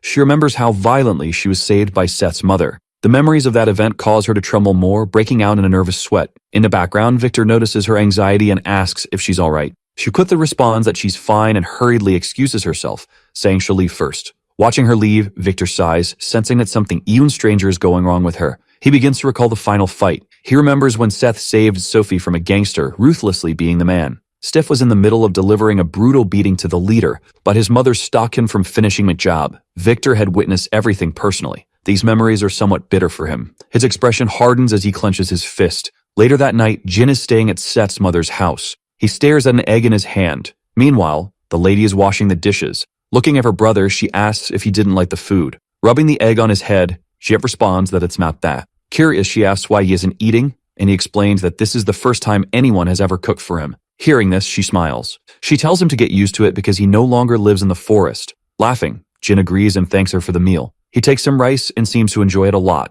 Smiling, Seth's mother tells him to eat and grow stronger so they can fight again. However, Jin's reaction isn't entirely positive. He starts trembling. Amused, she asks if he doesn't want to. With a mouthful of food, he says he does, but there's a catch. He asks if she's okay with that. At this moment, she glances at the bruise on her arm, likely caused by their previous sparring session. Trembling slightly, she says she doesn't know how long it's been since she used her full strength. Jin falls silent after hearing this. Meanwhile, at Sophie's house, she arrives home from school and announces her return. Her father is sitting reading the newspaper and greets her. She comments on him being home early this time. Her father explains that it's election season and her company needs to behave appropriately during this time. Sophie then asks if he's had dinner. He replies that he has, as the maid prepared it for him. Sophie asks if he'd like some tea, and he says yes. Curious, her father asks how school is going if it's been difficult. As she prepares the tea, Sophie says school is the same as always. Her father asks if she's decided what she wants to do in the future. Sophie admits that she's still unsure. Bother, he asks if she's not interested in law anymore. Sophie respectfully replies that while she admires his work, she doesn't want to be busy all the time. Hearing this, her father begins to reflect. He apologizes for not taking better care of her. Sophie tries to clarify her earlier statement to her father, saying that she doesn't mean to upset him but wants to find something more enjoyable to do. Her response confuses her father. She then explains that she's currently interested in studying sports marketing. She mentions how incredible Brock and Victor seem becoming world champions at such a young age. Her father remains silent for a while, just listening. Continuing, she explains that ever since their school became an athletic school, many talented students have emerged, and when she sees their passion, It stirs something in her. Breaking the silence, her father asks if she's thought about the consequences. His stern expression makes Sophie feel uneasy. He then explains that the company where Victor and Brock are now is controlled by the Sunshine Group. Sophie remains silent, absorbing his words. Her father, opposed to the idea, firmly states that it's an absolute no. He tells her that he won't allow her to get close to that boy, referring to Seth. Shocked, Sophie listens as he continues, saying she can do anything else, but he won't risk her being in danger. Sophie stays quiet, lowering her head as her father's protective stance becomes clear. The next day at school, Jin is walking through the entrance, bruised and sporting a black eye and a swollen nose. He wonders what kind of teacher he has that left him so battered. Suddenly, he notices a crowd of students and asks what's going on. It's recruitment day for various school clubs. From football players to cadet members, everyone is trying to recruit new students. Excited, Jin thinks to himself that this is going to be fun. Behind him, a tall student approaches and politely asks for some space. Jin greets him, saying, "Hey, you sit next to me, don't you?" Shy, the tall boy bends down and nervously says hello. Curious, Jin asks if the boy is part of any sports club since he heard that everyone at the school has to pick at least one sport. Embarrassed, the boy admits he's an athlete from the class. Confused, Jin asks what being a class athlete means. Suddenly, a bald-headed student approaches, demanding they move out of the way, calling them trash. Both Jin and the tall boy are stunned by the insult. Annoyed, the bald student asks them again, "What are you looking at? Do you want to get beaten up?" Jin, wearing an innocent expression, doesn't seem to understand. Repeating himself, the bald student tells Jin to move and stop staring at him. The tall boy, nervous, swallows hard and stays silent, sweating. Trying to be friendly, Jin asks, "Are you in our class?" "Nice to meet you, friend." This infuriates the bald student, who feels disrespected by being called friend. He grabs Jin's shoulder and, cursing, asks, "Who said I'm your friend? You're gonna die." However, Jin still doesn't fully grasp what's happening and says nothing in response. Leaning into Jin's ear, the bald student demands that he follow him. After that, the bald guy starts walking away. The tall boy is left utterly confused, unsure of what just happened. Jin, however, simply watches him go and then follows. Later, the two of them find themselves alone in a deserted area of the school. With arrogance, the bald student asks, "Do you even know who I am?" Innocently, Jin replies, "Yeah, you're in my class. I saw you yesterday." Enraged, the bald student calls Jin a bastard. Confused, Jin doesn't understand why he's being insulted. Lighting a cigarette, the bald guy introduces himself as Jack Lee, the boss of the school here in Dom. He asks Jin if he's ever heard of him. Sincerely, Jin responds, "No, I haven't." Raising his eyebrows, Jack can't believe what Jin just said. Then Jin quickly reaches over and snatches the cigarette from Jack's mouth. Seeing this, Jack becomes furious. Smiling, Jin innocently says students shouldn't smoke. Jack, now on the verge of exploding, readies himself to punch Jin. He lunges at Jin, who remains perfectly calm. Jack throws a right-hand punch, but Jin effortlessly drops the cigarette and prepares to counter. Using just 2 fingers, Jin blocks Jack's punch, leaving the bully stunned that his fists couldn't make contact. Calmly, Jin says students shouldn't hit their friends while immobilizing Jack's punch. Ian grabs Jack by his jacket, holding him in place. Extremely irritated, Jack starts cursing furiously. Suddenly, someone yells for him to stop. Both Jim and Jack turn around to see who it is. It's Henry Chan, the school's student council president. He calls out to them, accusing them of being bullies. Jin, puzzled, questions if he's really a bully because, in his mind, a bully is something entirely different from what he is. Desperate to clarify, Jin says, "I'm not a bully." Henry introduces himself, saying he's Henry Chan, the student representative of the school. Henry Chan, standing with authority, tells them that being around ensures they follow the school rules. He adds that he's also the head of the wrestling club, boasting that he placed 5th in the winter competition. He insists they shouldn't underestimate him just because he came in 5th, explaining that he only started wrestling last year. This leaves Jin even more confused. Henry then reveals that he's also the younger brother of the famous Brock Chan, which immediately intimidates the bald student. With a superior attitude, Henry asks the freshmen if they understand now. The bald student lowers his head, admitting that he barely knew who Henry was. Watching all of this unfold, Jin is left completely baffled by the situation, especially since it's his first time at school. As Henry looks at Jin, he criticizes his bad attitude and instructs him to visit the student council room during recess. Pointing to himself, Jin asks if Henry is talking to him. Without responding further, Henry turns and leaves, the bald student following him, both laughing together. Curious, Jin wonders if this is what they call social life. Turning to the tall student, Jin asks if he was worried about him, smiling and saying, "You're a nice guy." Sometime later, at the J. Fox Boxing Academy's main building, Brock is training tirelessly. The academy's director is observing his practice. At the same time, Akira Ino, the executive secretary of the Sunshine Group, arrives at the academy. Seeing him, both Brock and the director become curious. The director asks what brings Akira there. Akira explains the president wanted to know if Brock could stop by. The suggestion shocks the director, who reminds him that the competition is just days away. However, Rock responds calmly, saying it's fine and asks Akira to tell the president that he's ready. In classroom 1 to 5, while the teacher writes on the blackboard, Jin tries to concentrate to take notes as much as possible. Then, the person in charge of the class comments that the students have already learned this in preparatory school and asks one of them to answer the question. However, unexpectedly, the person who raises their hand is the most unlikely student of all, and so with suspicious looks on him, Jin walks up to the blackboard and solves the problem,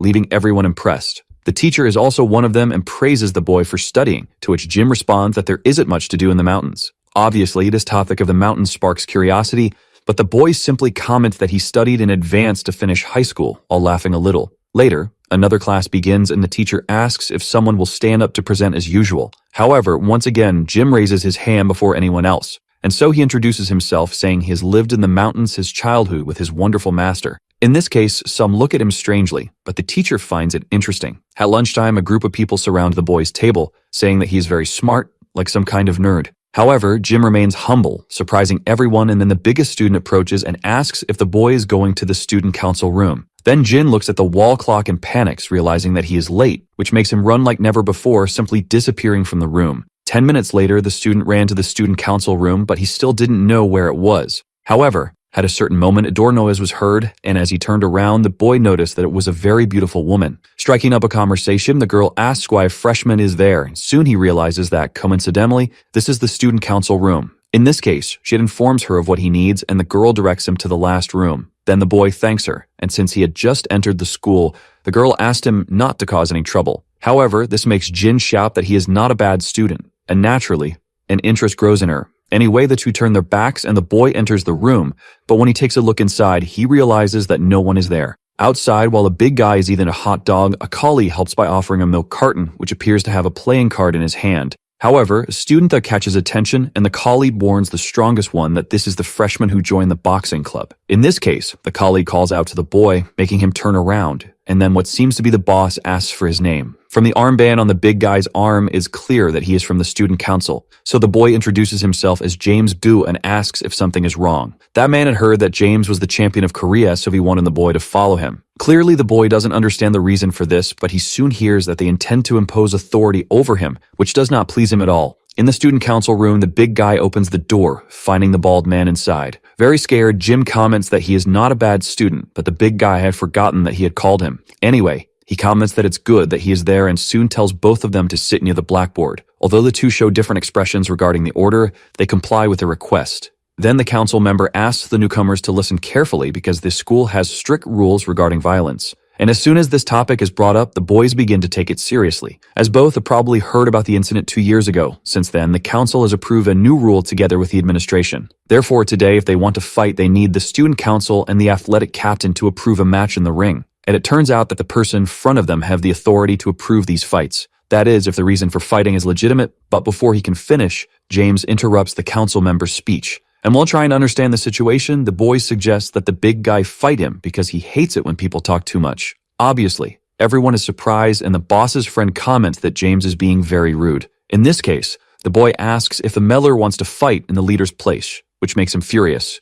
Anyway, the boy doesn't care, but the council member makes a point of saying that he has brought Chang's brother. However, James clearly doesn't care and simply asks if the younger brother will approve a fight with the older one. Upon hearing this, the assistant shouts, questioning whether the newcomer doesn't know who Henry's brother is. But James is aware and states that he came to this school specifically to defeat Brock and Victor, which leaves the two very surprised. Thus, the boy stands up since he has nothing more to say and turns to leave, leaving a bad taste in the representative's mouth. Moreover, he walks past Jin without even making eye contact. With that, the assistant states that they need to teach this newcomer a lesson, and Henry suggests reporting it to Victor. However, since the two were not alone in the room, Jin asked if he could also leave. Then the assistant stated that if he told anyone about this, he already knew what would happen. And he made it even clearer by warning that it would be worse than death, but Jin was not intimidated by that. Anyway, the boy tells the newcomer to disappear from there, and he does, but to the assistant's surprise. Before leaving, he asks how to request this so-called fight in the ring. Later, in the classroom, the boy enters and walks peacefully to his desk. However, it is evident that the atmosphere between the three major figures of the moment is not so friendly. Among the students, a bald guy starts staring at Jin, and it seems he is acting under the assistant's orders, who calls him over. Thus, the two begin to talk and secretly plan a lesson for the newcomer.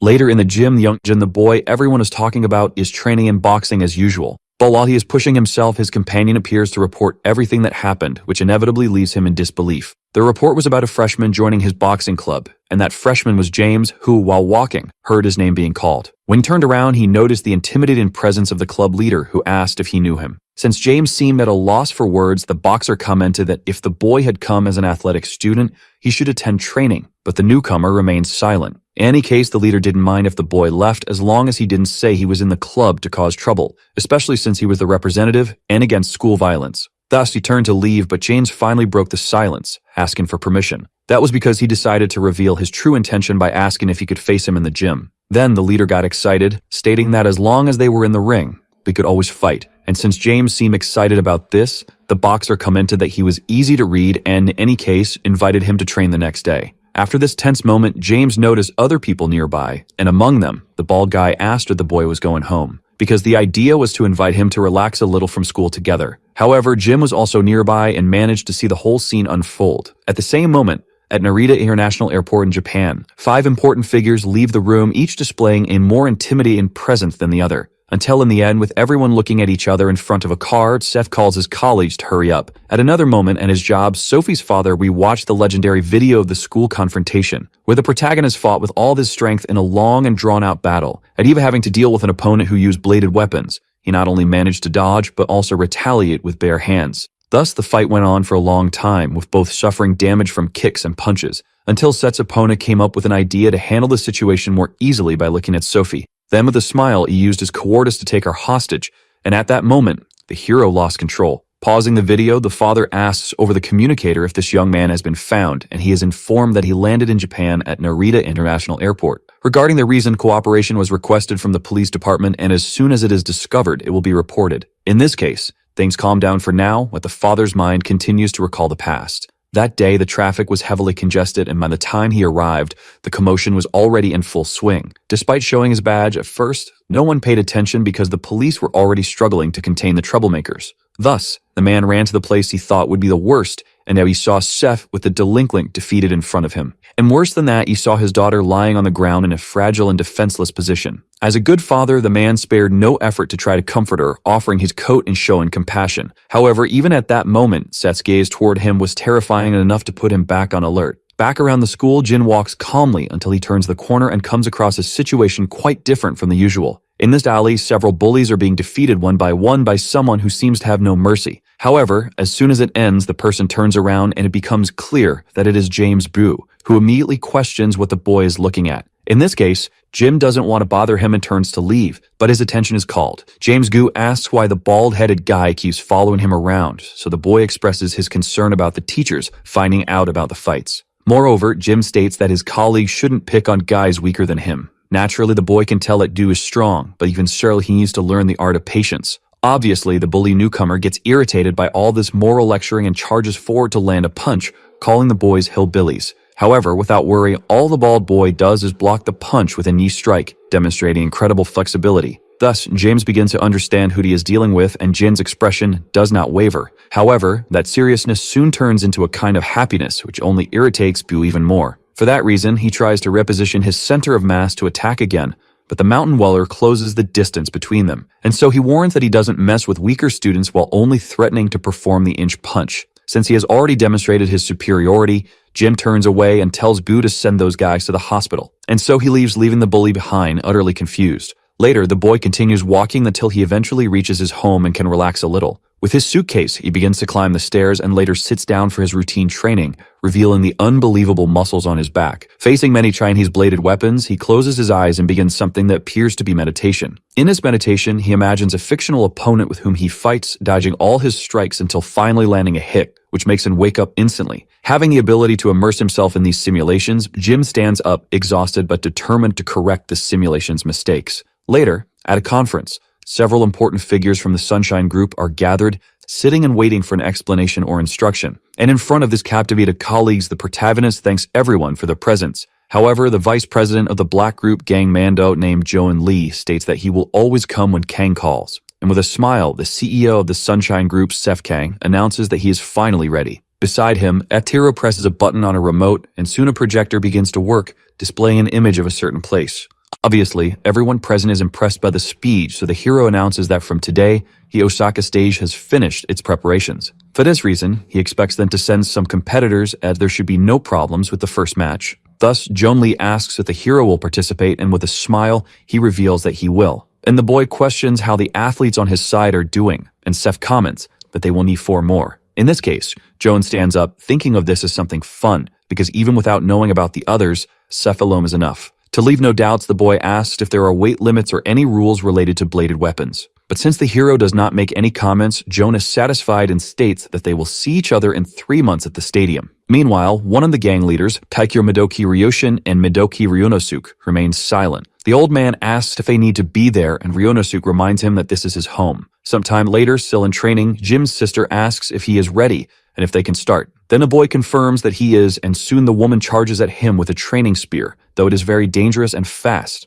So Jin dodges at the last second. Still, something catches his attention because along with the attack, a kick was coming, and even though he managed to block it, it still caused damage. However, that distance was perfect for a counterattack, so the boy responded with a kick of his own. However, his sister was too strong to be defeated so easily, and with a mocking laugh from the girl, the two began exchanging blows at high speed. At one point, the distance between them increased as they repositioned themselves, but while Jim was struggling, his sister only found him amusing. Later, training time was replaced by coffee time, and casually the girl asked how school was going, to which the younger brother responded that it was great. In this case, she questioned her brother about his friendships, and even if distorted, he believed he had made a few. His sister, however, specified that she was talking about girlfriends and asked if their master had said anything before he left the mountains. That was because, at least for her, he had told her that she should seduce a strong man and bring him to the mountains. And because of that, she couldn't go back to the mountains since the man she found wasn't suitable. Anyway, his sister asked Jin to make sure to find a good girl, and this time, one that was normal. At another moment in an arena, while the crowd roared with excitement, the announcer drew attention. Because since his debut 3 years ago, he had defeated all his opponents in less than a minute. And now, the 21-year-old Korean prodigy, Charm, was there to put on a show with a historic fight.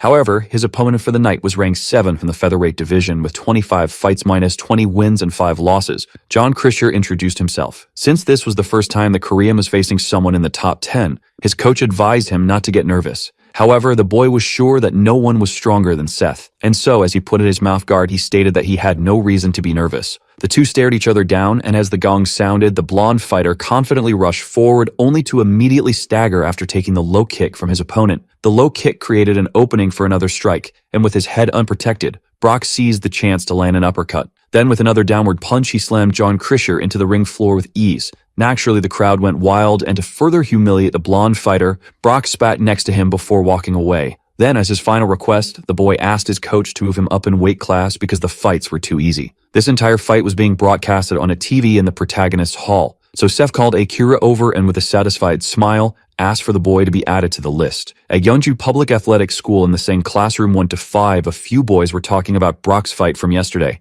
Everyone had seen it and agreed that it was insane. But anyway, the boy was going to knock out the champion soon. Suddenly, Chuli appeared in the room with an injury, sending chills down the students' spines. Then, very irritated, he asked why he was being stared at and quickly dispersed everyone. Along with him, other important students entered the room and passed by the bald guy, heading to their seats without any trouble. However, another person entered and was someone Jade Lee didn't really want to face. Even so, he decided to look, but when he noticed Prue standing behind him, he trembled with fear and the boy ordered the bald guy to leave him alone. The events of the previous day were still burned into his mind, so he didn't have the courage to respond to the intimidation. Thus, Jin appeared once again, telling James Boo to stop picking on weaker people. The remark caught both of their attention, even though the boy had said it innocently. Either way, Gu was already very irritated with these moral lessons and clenched his fist, leaving Jin confused. But a girl quickly caught on to the situation. Since nothing happened, Jin cheerfully commented that his new friend wasn't a bully. However, the girl from earlier walked up to James and the boy immediately asked what she wanted. After analyzing him for a bit, the girl mockingly asked if Gu had been beaten up by the bald-headed guy. To her, everything pointed to that, but Gu warned her to watch her tongue. At that moment, the girl became sure of her assumption. While James tried to intimidate her, she simply told him to look at his hands. Because despite his serious expression, the boy was trembling intensely. However, instead of continuing to mock him for that, the girl understood and decided to take care of Jin. Later in the cafeteria, as everyone gathered at the tables, Jin eagerly prepared to eat. However, his classmates stood beside him with an absurd amount of rice, leaving him stunned. Anyway, the two start eating as if they were competing, and within a few seconds, they finish everything, even making Jin's stomach puff out. However, to his surprise, his friend gets up and goes to the cook to get more food. In this case, Jin admits that he lost, but at that moment, the girl from before joined the table, saying hi. Obviously, the boy is confused, so the girl gets straight to the point, saying that it looks like he's pretty good. Jin, in turn, asks what she means, and a girl comments about James' defeat. However, the martial artist still doesn't know what she's talking about, and the girl invites him to go to the rooftop. Once again, Jin asks why, but with a smile, she just replies by asking if there's something wrong with him. Then she gets up, saying that they will meet after class. Without wasting time, the boy asks his friend if he knows what it's about, and soon the big guy suggests that maybe it's for a fight. Anyway, it's obvious that friends shouldn't fight, and Jin knows that very well. After some time back in the classroom, the boy starts paying attention to the girl. And even during class, he doesn't let his guard down, trying to analyze what she's thinking. Meanwhile, a car drives up to the school entrance and stops in front of the parking lot. Naturally, Akira is the first to step out, and with courtesy, she opens the door as she is serving someone more important. And so the protagonist steps out of the car, eager to return to this nostalgic environment. In a principal's office is the protagonist's uncle, and suddenly he hears some sounds at his door. With that, Akira enters alongside the hero, making the man stand up immediately, as he knows that the seat he is sitting in belongs to Seth. In this case, the boy asks what his uncle thinks of it and if he's enjoying his new job. Being a man of few words, he doesn't respond, so the boy asks about his mother, and the man informs him that she got a student a few days ago. Once again, the two stare at each other for a while until the boy questions the paperwork. However, the uncle doesn't care, and this attitude surprises Seth quite a bit, but in any case, he tells him to keep it that way. Thus, the protagonist starts changing into his new clothes, adjusting everything carefully. However, since this is the same uniform he used to wear, it brings a nostalgic feeling to Seth. After a few seconds of silence, the uncle asks if his nephew will continue with the plan, and Seth's look alone is enough of an answer. In this case, the man makes it clear that finding him is impossible, but Sid finds it very annoying that both he and his mother are acting like cowards. Besides, the boy doesn't think that finding his father's killer is such a wrong thing. However, his uncle tries to break that illusion by saying that Inuma tried couldn't stop him. But with a confident smile, Seth states that that's precisely why he's doing his best. Even so, the uncle doesn't think his nephew is strong enough, but just as he says that, a metal drawer goes flying and crashes into the wall. The man is clearly frightened but tries his best to maintain his composure. Then the hero reminds him that that criminal finished off his father before he ever got to meet him, so he orders his uncle to stop interfering in his life. Later, while leaving the school, Jim hears someone calling him a hillbilly and turns around to see. Then the girl from before appears, and since she was ignored, she confronts the boy, reminding him of their meeting. In this case, Jin gives her a second of his attention but soon turns away again, ignoring her once more. Extremely frustrated, the girl can't stand his game of disinterest anymore and reveals her sword by removing the bandages. Then she charges at him without caring about being cowardly, but the boy senses the attack coming and dodges it easily. Moreover, he gets into a combat stance and more that he doesn't usually go easy on girls. However, luckily for her, someone else appeared to interrupt the fight. With a smile, a girl whom the bald-headed boy recognized as Akira asks if he was studying there too. Upon saying yes, Jin asks the same about her, and the girl replies that she's a senior. In this case, the boy finds it strange since the teacher didn't mention anything, but in any case, he invites her to his house to eat together. Clearly, Akira doesn't seem comfortable with his proximity, but soon she sees the protagonist. And so she bids farewell, saying they will see each other tomorrow since she will be staying for a month. Then, leaving the boy talking to himself, she walks toward the car where Seth is, and seeing this, Jin's expression changes to a more serious one. Naturally, the car drives away with the two inside, and the girl from before, sensing this tense atmosphere, asks if the boy is done. However, he doesn't respond and continues staring at the man who left with Akira. Changing the subject, the girl asks if the bald-headed boy knows that person, which makes him confused. Without thinking much, he says she is a friend, but the girl was talking about the guy. And to clarify, she informs him that the man is Seth Ken, a student who reached the highest peak of the school. Seeing no reaction, the girl asks if he doesn't watch videos on his phone. However, it turns out the boy doesn't even know what a phone is, and he apologizes for never having one, which mentally exhausts her. Later, at a random diner, the bald boy enjoys some dishes that look delicious and doesn't hold back from praising them after every bite. Then the girl finally finds the video and places her phone on the table for the boy to watch. Even though he is confused, he becomes curious and decides to take a look at what appears to be a fight. The video, in this case, is of the protagonist's last fight, where he faced multiple opponents at once. So the girl informs him that this is Seth Kang and that he will be back at school for a month because of his graduation. Anyway, later the boy goes home, but as soon as he enters, his sister is already waiting for him. That's because there is an unexpected guest in the boy's living room introduced as the principal of Yeonjun's school. The two stare at each other for a moment, but Jin shows respect with a bow and asks if something is wrong. Naturally, his sister responds that the boy can have dinner, but he informs her that he ate out and asks about training. In this case, The girl says she will take a break for now, but the younger brother still decides to make a comment. At first he mentions that he met Akira today, and right after he also encountered her son, which surprises her quite a bit. Being very direct, Jin asks if he was brought down from the mountains because of his sister's son. However, after a deafening silence takes over the room for a few seconds, the older sister says it's nothing he should worry about. Thus, the boy accepts and prepares to leave, but states that he will always be ready to help whenever needed. Then he starts climbing the stairs until his sister calls him, and even though she is somewhat reluctant, she asks that if Jim meets her son again, he should tell him to come home. So the boy asks what he should do as Seth refuses, and without thinking much, his sister asks him to convince him. Currently, her son doesn't listen to her, but that is enough for the boy to agree to do something. Later, at the Sunshine Group headquarters, 3 of the protagonist's allies stand before him. As he waits, each one seems more prepared than the other, wielding undoubtedly powerful bladed weapons. Then, without a hint of fear, the boy provokes his partners, telling them to attack already. Since it was an order from the boss, the warriors waste no time, and a first to move is the girl, who throws several blades for the protagonist. As the knives approach, the other 2 advance to set up an ambush, but Seth only smiles and dodges both the blades and the boy's attacks. With a sweeping kick, one of them falls, and though the other manages to land a punch, Seth retaliates in a far more brutal manner. Akira does her best to take advantage of the distraction, but the hero dodges once again. Naturally, they all exchange looks and understand that their only option is to attack at the same time, but the boy doesn't worry about it at all. Later, after training, the protagonist asks if everything is ready, and the girl informs him that she has gathered the competitors with the invitations. Directly from France, in a training hall, 2 athletes clashed of swords in a fencing duel, until at a certain moment, one of them lands a more precise touch that defeats his opponent, making him fall onto his butt on the ground. With that, the blonde fighter realizes he will never win, and Pierre Steffing removes his helmet, stating that if it were a real sword, it would have been fatal. In his case, his friend asks why he doesn't compete in the Olympic Games since he could win a gold medal. However, Pierre responds that it would be boring. At that moment, a certain person enters the place with a respectful bow. He then reports everything he was instructed to say, and without any delay, hands over the invitation letter. After holding it in his hands, the boy becomes quite excited. Meanwhile, in the United States, a man seems to be having a bad day as he has just been knocked out by a kick from Brock. After that, the fighter appears a bit unmotivated, and soon his coach hears his phone ringing. Upon answering, everything is explained over the phone, even without the physical presence of the invitation. In this case, after hanging up, the coach informs Brock that the boss wants him to return, and without much thought, the fighter understands. At the same moment in Japan, the messenger from the Sunshine Group also arrives there. He quickly enters a dojo, reading Master Oscar, as it has been a long time since they last saw each other. Back at school, as the students walk toward their classrooms, a luxurious car drives by, making noise and startling some students with its roaring engine. Clearly, they are annoyed at someone so inconsiderate passing through. However, when the car door opens, it turns out to be none other than Seth Kang himself, and in response to this unexpected opportunity, someone suddenly appears. With a serious expression, Jin simply asks to talk with the protagonist for a moment. Clearly, this request makes Seth a bit thoughtful, and soon all the people around them show some concern. For that reason, the hero doesn't respond right away, so Akira shouts in concern,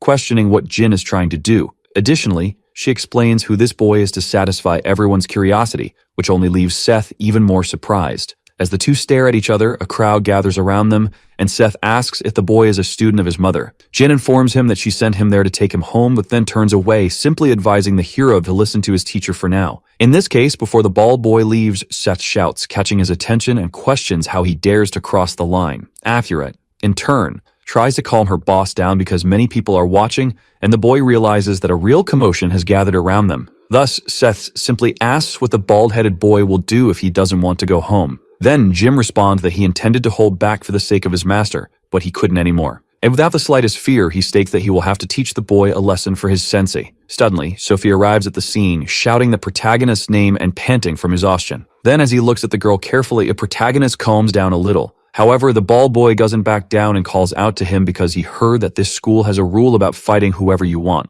Thus, with great confidence, Jim tells the protagonist to prepare himself. However, instead of being afraid, Seth shouts that his mother's apprentice is indeed very interesting. Sometime later, in classroom 8 of the 3rd year, some people murmur about what happened. Then the hero decides to ask Kira about this boy since she seems to know him. At that moment, memories return to her from when she and Seth's mother went to the dojo to pay respects to the master. There his mother talked about some things while Akira stayed outside with Jin. Then, as they were leaving with Akira feeling anxious, the hero's mother greeted the master, turned to her, and told him to stay there for a while to erase the past. By accepting that, this was how she met Jin exactly 2 years ago. However, Akira reveals that even at that time he was already stronger than her and even Seth, which leaves him completely surprised. Among the most striking memories one stuck in her mind when Jim kicked a tree without protection and practically knocked it down. Back in the first-year classroom, the Canada girl asks the bald boy if it's really true that he wants to fight Seth Kane. However, he doesn't say a single word, unlike the others who can't stop das effing. In this case, she asks again but still gets no response, and at the same time, the legendary Brock and his coach arrive at the school. Naturally, all the gossip stops as the students are more interested in Brock's return. As the two walk in a relaxed manner, the coach suggests that they go to the principal's office first. However, the boy refuses because he needs to relax a bit before thinking about that kind of thing. Without wasting time, Brock heads to the training hall and slowly, they begin to approach the ring. Until there, he prepares by removing the clothes that limit his movements and throws his straight punch with all his strength into a punching bag. Next, he lands an even more precise cross punch, and as the sounds echo through the place, Victor is drawn by the noise and approaches Brock to greet him. While training, they start talking about the latest news, but there isn't anything new. In this case, Victor comments on Brock raising the standard of his opponents, and the fighter responds by asking about his friend's boxing championship. However, since the Asian leaves didn't appear on TV, you lost motivation, so Brock suggested a fight between them for old time's sake. But Victor declined with a smile, saying he didn't want to die, and after staring at each other for a moment, the fighter accepted his decision. Changing the subject, it talked about the news of the protagonist's return, which is also the main reason Brock is there. However, even without saying anything, it's clear that the boy is still not capable of defeating Seth, and that leaves Victor a bit disappointed because he thought he would be strong enough. But regardless, the protagonist's power is still engraved in Brock's memory. Sometime in the past, during routine training, the two had a fight, but Seth simply dodged everything while smiling. And many other times, he avoided all the blows until he was eventually pushed against the wall. At that moment, the fighter believed it was his chance to win and prepared a full-force punch, but Seth dodged, making him hit the wall instead. And he only threatened to counterattack, stopping at the last moment to avoid causing damage. With his usual confident smile, he wished Brock good luck in his competition. Keeping that in mind, the fighter knows that if he himself is a monster, the protagonist is something much worse. In this case, Victor suddenly remembers something worth mentioning because the protagonist got involved with a strange guy. So he says they will fight soon, and then it's a freshman, which naturally piques Brock's interest. Later in the first-year classroom, some students talk about going to a cyber cafe. However, one of them asks and his friend didn't hear that the mysterious guy from their class is going to fight the boss, which despite seeming unreal is actually happening. At that moment, before the confrontation, an unexpected person enters the classroom, causing surprise among the students. Wasting no time, Brock walks up to Jin and asks if he is the one who will fight Seth. After staring at each other for a moment, the fighter places a hand on Jin's head as a way to provoke him. Then the boy asks why the big guy is touching him without his permission. Brock is trying to teach the boy a lesson in humility before he faces Seth. However, suddenly his arm is easily pulled by someone, leaving him very surprised. And then the bald boy's friend tries to explain that fights are not allowed there. Given this, Brock asks who the student in front of him is, which only makes him even more nervous. Then he decides to continue, but Jin simply places a hand on the fighter and politely asks him to stop. Even while being held back by two people, the fighter only gets more irritated. So Jin understands that it's inevitable and rotates his hand, delivering a strike that sends the big guy flying. For a few seconds, Brock keeps being pushed back until he finally manages to stabilize himself and stand firm. Jin, on the other hand, remains serious, but the fighter gets very excited about this unexpected display. Naturally, Brock starts advancing again to retaliate, but soon he feels something in his body that makes him drop to his knees. Then Jim stands up and informs him that it will be difficult for the fighter to move for a while and advises him to rest for a few days. However, Brock only laughs at this arrogance and immediately stands up, saying he is completely fine while mocking the boy. Suddenly, the classroom door opens again, but this time, it's the trainer who enters. Noticing the tense atmosphere when the students, he mentions Brock's UFC career. However, unexpectedly, the boy states that he doesn't care about those boring games because this fight seems much more fun. Anyway, later rumors about Brock being knocked down by a freshman with just one strike spread throughout the school. And naturally, as the rumors spread, distortions occur, including speculation that Jin is a Yakuza envoy. Because of this commotion, Akira reports everything to the protagonist, and soon all the other members also hear about it, as the news even reaches the principal. Back in classroom 5 of the freshmen, the atmosphere there is completely tense due to Jin's presence in the room. And even though he doesn't want to cause any trouble, the only one who comes to talk to him is his friend from before, who asks if he's okay. With that, a smile appears on the boy's face, and he admits that maybe he isn't doing so well. However, the rumors don't stop, and at a certain moment, the student council appears to disperse the gossipers. Henry, who is in charge, enters the first-year classroom already very stressed and comments that he always knew the bald guy was a troublemaker. Either way, he hands over a clipboard that his brother asked him to give to the boy. On it, there is a document that Henry asked Jin to sign, and after taking the look, he sees that it's a consent form confirming that the previous fight was officially approved. Obviously, Jin has no problem signing it, but asks for another one for the student council to provide. Upon hearing this, Henry asks why, hoping that the bald guy doesn't want to fight him. And to his relief, the paper is because Jim will have a match against Seth Kane later. Sometime later at the school's boxing gym, the coach questions what his athlete is doing. But to certain disappointment, he asks if Brock thinks he has time to fight all the students there. This really leaves the coach disappointed, but the fighter insists that this guy is special. And while taking off his shirt to show the result of the last punch, he comments that Seth must already know. Noticing the injury, the two stare at each other in silence for a moment until new visitors arrive. Making those already there apprehensive, Jim's group enters the gym with determination. The kendo girl, in turn, warns that the hillbilly isn't following the right order since he is skipping too many steps to challenge Brock. There's a process to reaching the top of the school. Brock is someone even UFC champions avoid. However, Jim confidently asks if she thinks he will lose, which leaves the girl very surprised. Then, while the bald boy stares at Brock, the girl advises him to apologize before it's too late. However, Jim trusts his own strength, and with a single leap, he enters the ring in style. In faces the fighter with his hands still in his pockets, and before those two, the crowd goes wild. Unlike Akira, who's also watching, Seth is extremely excited to see the outcome, while Victor coldly observes the entire situation. Before the fight starts, the coach asks them to maintain good sportsmanship, and within a few seconds, the sound of the gong is heard. At the very instant the fight begins, Jim lands a powerful kick on the fighter, knocking him to the ground and kicking up a lot of dust. While the audience cheers, Seth gets even more excited, and Jim provokes him, calling him out to be the next to fight. Just a few seconds later, the fighter gets up, asking when the bald guy is looking. Despite his injuries, he recovers, and Seth praises Brock because he has always had the best endurance. Without wasting time, the UFC fighter charges forward, trying to grab the boy, but Jim continues dodging every single time until one hand finally grabs onto his jacket. Then another manages to grab his leg, making it possible to execute a technique that brings the bald guy to the ground in submission. Even in this position, Jim doesn't seem worried, but the fighter doesn't care about the oddness and attacks with everything he has. The sounds of punches landing are enough to bring agony to the audience and concern to Seth. The fighter keeps attacking until the coach decides to intervene, but at that moment, Brock realizes the reality. Because Beacon was Jin, completely unharmed, who simply asked if he was done. And since he didn't hear a response, he changed his expression and announced that now it was his turn. Not understanding what was happening, the fighter tried to attack again, and the strike came very close to the bald guy's face. However, before that, Jim landed a knee strike on his back, and after Brock lost his stance, an extremely fast punch followed straight to his face. This made him fall face first onto the ring, forcing him to use his hands and knees to keep himself from collapsing. Naturally, even though the fighter isn't knocked out, a second takedown makes the crowd go wild. And this time, the protagonist doesn't seem very satisfied with the fighter's performance. Even so, he gets up once again to continue fighting, but the moment he turns to attack and raises a high-kick aim at Jin's head. Jim simply dodges by jumping over it and counterattacks with an incredibly powerful punch. Brock tries to stay on his feet at all costs, but the bald boy closes the distance between them, and he landed that same strike from before, this time with full force, right into the fighter's stomach. Even while trying his best to endure it, the fighter is sent flying with an unreal impact. As Brock slides across the ring, trying to regain his balance, the injury is already visible to everyone in the audience. And because of this, most students don't know what to think, including even Seth. That's because, despite still standing, Jin simply touches a finger to the fighter, and that alone is enough to make him fall face first onto the ground. This way, the boy's strength becomes evident to everyone, and after the initial shock, the students erupt in excitement. Once again, Jim takes the opportunity to stare at the protagonist from the stands, but despite being concerned, Seth simply tells Akira to put the boy on the list. Later, as they leave in the car, Akira tries to gather the courage to talk to her boss. And even though she's afraid if she swallows her anxiety and warns that Jin isn't the type to follow orders. Therefore, she believes it would be best if Seth asked his mother instead, and without much thought, the hero orders the driver to turn around.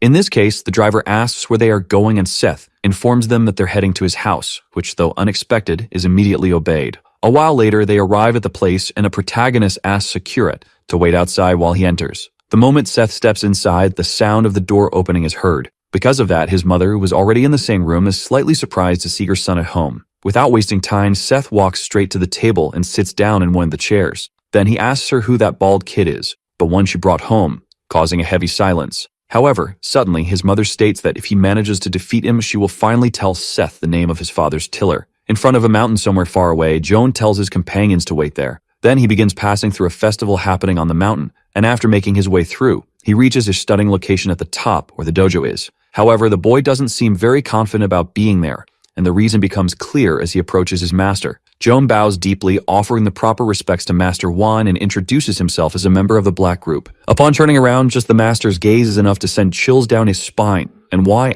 asks if the warning wasn't given, and if the boy's father didn't tell him what would happen if he ever appeared before him again. In this case, fearing for his life, Joan tries his best to apologize as respectfully as possible. However, there was something he needed to say, so the master thought for a moment and stated that this information would decide whether Joan would live or die today. Shaking in fear, the boy announces that they are organizing a competition where many strong people will participate, betting their lives on him. But the master starts approaching and strikes the boy's throat with an unreal force. Just the mere fact of being included in a competition among weaklings sounds like an insult, and all that power was delivered with just 2 fingers. In this case, Joan quickly informs him that one of the competitors is the successor of the Sunshine Group, and now this is valuable enough information for the master to let go of the boy. With this, one asks if that martial arts girl will also be there, but the boy isn't sure. So for a while, the master reflects on whether it would be worth participating in the competition. Later, at the Sunshine Group headquarters, Akira states that only the heir of the old arts knows the origins of this fighting style. And since his mother was the previous heir, that bald boy is now the current successor. Clearly, the protagonist doesn't know what these old arts are, so the girl comments that there is a warning passed down to those who study martial arts.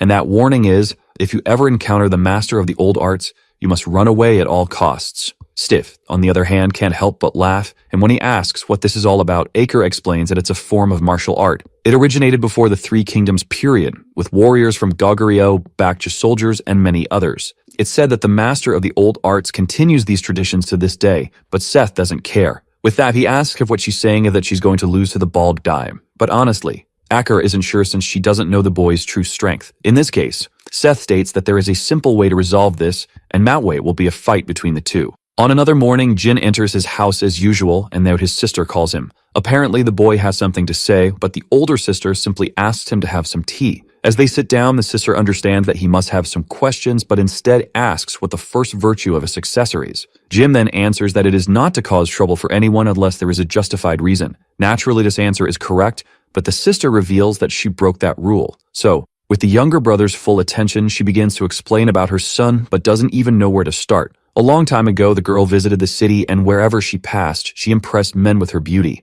At that time, she begged her master until he finally allowed her leave the mountain. Naturally, she fell in love with the city at first sight, but suddenly, a person was sent flying. And behind that person, a group walked toward her. It was at that moment that she met him. For a brief moment, their eyes met until some cars appeared, blocking the road. From those cars, an enormous number of criminals emerged, and after looking at each other for some time, the group from before reacted. A fight broke out with the girl caught in the crossfire. It was definitely brutal, and at a certain moment, one of the men threw a blade at Seth's father's blind spot. However, even without having time to defend himself, he was saved because the girl blocked the blade with her own hand. Even without knowing him, she decided to make that risky move, cutting herself with the blade to the man's surprise. Meanwhile, Seth's uncle retaliated against the man who threw the knife with a punch that left him completely finished. Naturally, the fight started to turn in their favor, and the girl was finally able to drop the blade and leave. However, before she left, Seth's father became curious about her and asked for a moment of her attention. Sometime later, the two met at a cafe and had a few good moments together. Little by little, their closeness grew, but ever since she met him, she had already fallen in love. At the end of the outing, the man made a point of driving her close to the mountain,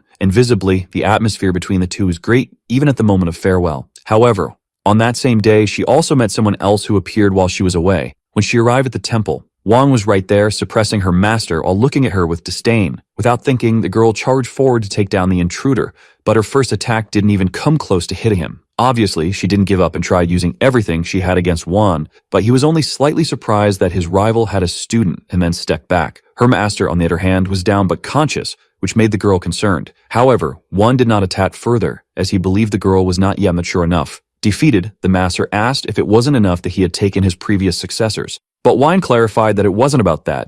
It was about finding a worthy opponent. In this case, the master questioned if that wasn't enough, but his rival considered him an old tiger. Either way, Wang stated that he would give the girl 3 years and would return once she became stronger. Since he had given her this chance, the old master told her not to disappoint him, and just as he came, he disappeared into the forest in an instant, leaving behind the defeated master of the old arts and his student with an unmatched sense of powerlessness. Returning to the present, the sister explained that it was at that moment that the master told her about the history between the old arts and the Supreme Blacks. After that day, she trained until that man appeared again, but Jin asked about the Grand Master. Then the girl explained that he tried to stop her by ordering her to leave the mountains. In this case, the bald boy asked if Juan was really that strong, and his sister's expression said it all. However, it was said that he did not appear after the promised 3 years. Instead, it was Seth's father who came, kneeling before her with a bouquet of flowers. That moment was so touching that even the master smiled, and with that man's honest declaration, she ended up leaving the mountain. After this revelation, the girl admitted that she loved the time she spent with her husband, and happiness and comfort were all she could remember. Wherever he went, he shined, no matter who he was with, and because of that, he took control of the underground gangs and started his own business. However, even after opening the Sunshine Directorate, fights never stopped, and this led to a conflict with the Japanese Yakuza and the Chinese Triad. One day, they ended up meeting in the same place, with the protagonist's father seen in the corner. But that day, right above him, standing on a container, the girl appeared, and naturally, she joined her love to help. That was when she discovered that the man had been looking for her again, and at that time, she was already pregnant with Seth. Because of that, all she could do was avoid him. She hid, but her husband cooled it. He couldn't abandon the Sunshine Group. His mother had always been worried after Seth was born, but his father was completely different. So one day, he took out his anger by slamming the table and yelling, demanding to know the name of that damn man, but the girl didn't want to involve him in this. Regardless, Simon Kane claimed he was strong enough to protect both her and Seth, but his wife insisted on keeping things a secret until their son was older. Sadin was clearly furious at this master won, so the girl asked him to promise not to go after him. However, even after repeating the request multiple times, her husband wasn't the type to avoid fights.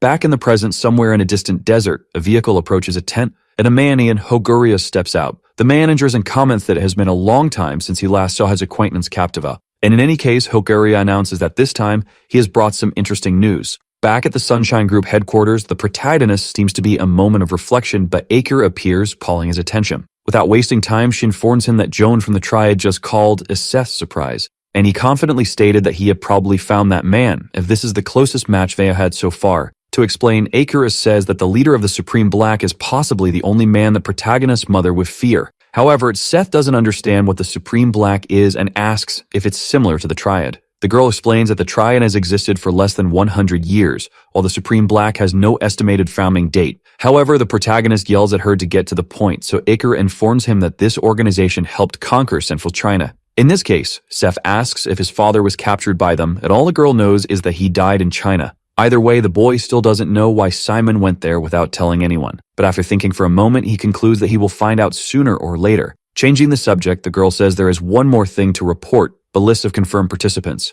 Among them, this Pierre Stephan from France, known for being the best in fencing. There is also Hoguria from Brazil, famous for being the best when it comes to jiu-jitsu. From China, there are 3 competitors, including Joan Lee, and there are rumors that one of them came from the Supreme Black. In this case, Seth asks if that's all, but Akira also mentions the name of Sakurai Ogura, said to be a father of Japanese martial arts. In the past, Keanu was unable to defeat him 5 times in a row, which greatly excites the protagonist. Moreover, Akira informs him that several others are trying down the list. With great seriousness, Seth states that he needs all the strongest people available for the competition. Back in the Desert 10, Hoguria manages to get Captiva to pay attention to the news. Then the Brazilian informs him that a tournament is being organized where each competitor will earn $100,000 per fight, and if they win all of them, they will receive a $2 million bonus. More importantly, the most crucial rule is that finishing off opponents by accident is allowed, even using weapons. Upon hearing this, Captiva stands up inside the tent, revealing his arsenal of bladed weapons strapped to his waist. And without hesitation, he leaves with his Brazilian friend, heading to this so-called competition together. Later, at the Sunshine Hospital, Victor is tending to his old friend, who is lying on a stretcher. Then, when Brock wakes up, the two stare at each other in silence for a while until the boy informs him that his organs and ribs are damaged. Even so, the fighter tries to get up, but Victor suggests that he stays still. Rock starts feeling agonizing pain as he tries to move, because after what happened, you will have to rest for at least 2 months. Even now, the memories of the fight with Jim return to his mind clearer than ever, and the fighter remembers every blow he took while failing to land a single hit. Both on his face and chest, the attacks were brutal, until that last one hurt him in a way he had never imagined. Victor, in turn, asks if Brock knows who that guy is for his friend to have lost. But upon receiving no response, he comments that it's depressing, and that being the case, he announces that he will face the bald guy. However, he asks his colleague not to worry about his well-being because he will use boxing. Sometime after school, Henry watches over the entrance as a member of the student council, until suddenly Jin's footsteps make him break into a cold sweat until he finishes passing by his side. At that moment, however, a girl with a camera calls the student, making him question what she wants. Then she comments that she prefers a smile and introduces herself as Kathy Yoon, a reporter for Daily Sports. Wasting no time, she states that she heard about Jin's victory over Brock and therefore wanted an interview. However, Jim claims he has nothing to say, simply leaving the girl behind with a feeling of defeat until suddenly, Victor appears by her side and she shifts her focus to him. Yet again, the reporter is ignored by the boys, but upon looking more closely, she realizes that the two are talking. And naturally, knowing what's going on could lead to a better story. Back at the boxing club, punches upon punches are thrown at the punching bag alongside precise dodges, until James notices he is no longer alone and stops for a moment because Victor has just arrived. With a certain level of respect, he greets the club leader, but is startled to see that the boxer has brought a guest, none other than Jin. Within seconds, Victor locks the place and hands a pair of gloves to the bald guy. However, Jin asks what is going on because he was called to talk, but Victor claims that men talk with their fists, and although it irritates Jim, that was not the boxer's intention, so he stated that he just wanted to check the difference between them. Even so, Jim didn't understand why he should help, but Victor put his pride aside and asked politely. From a distance,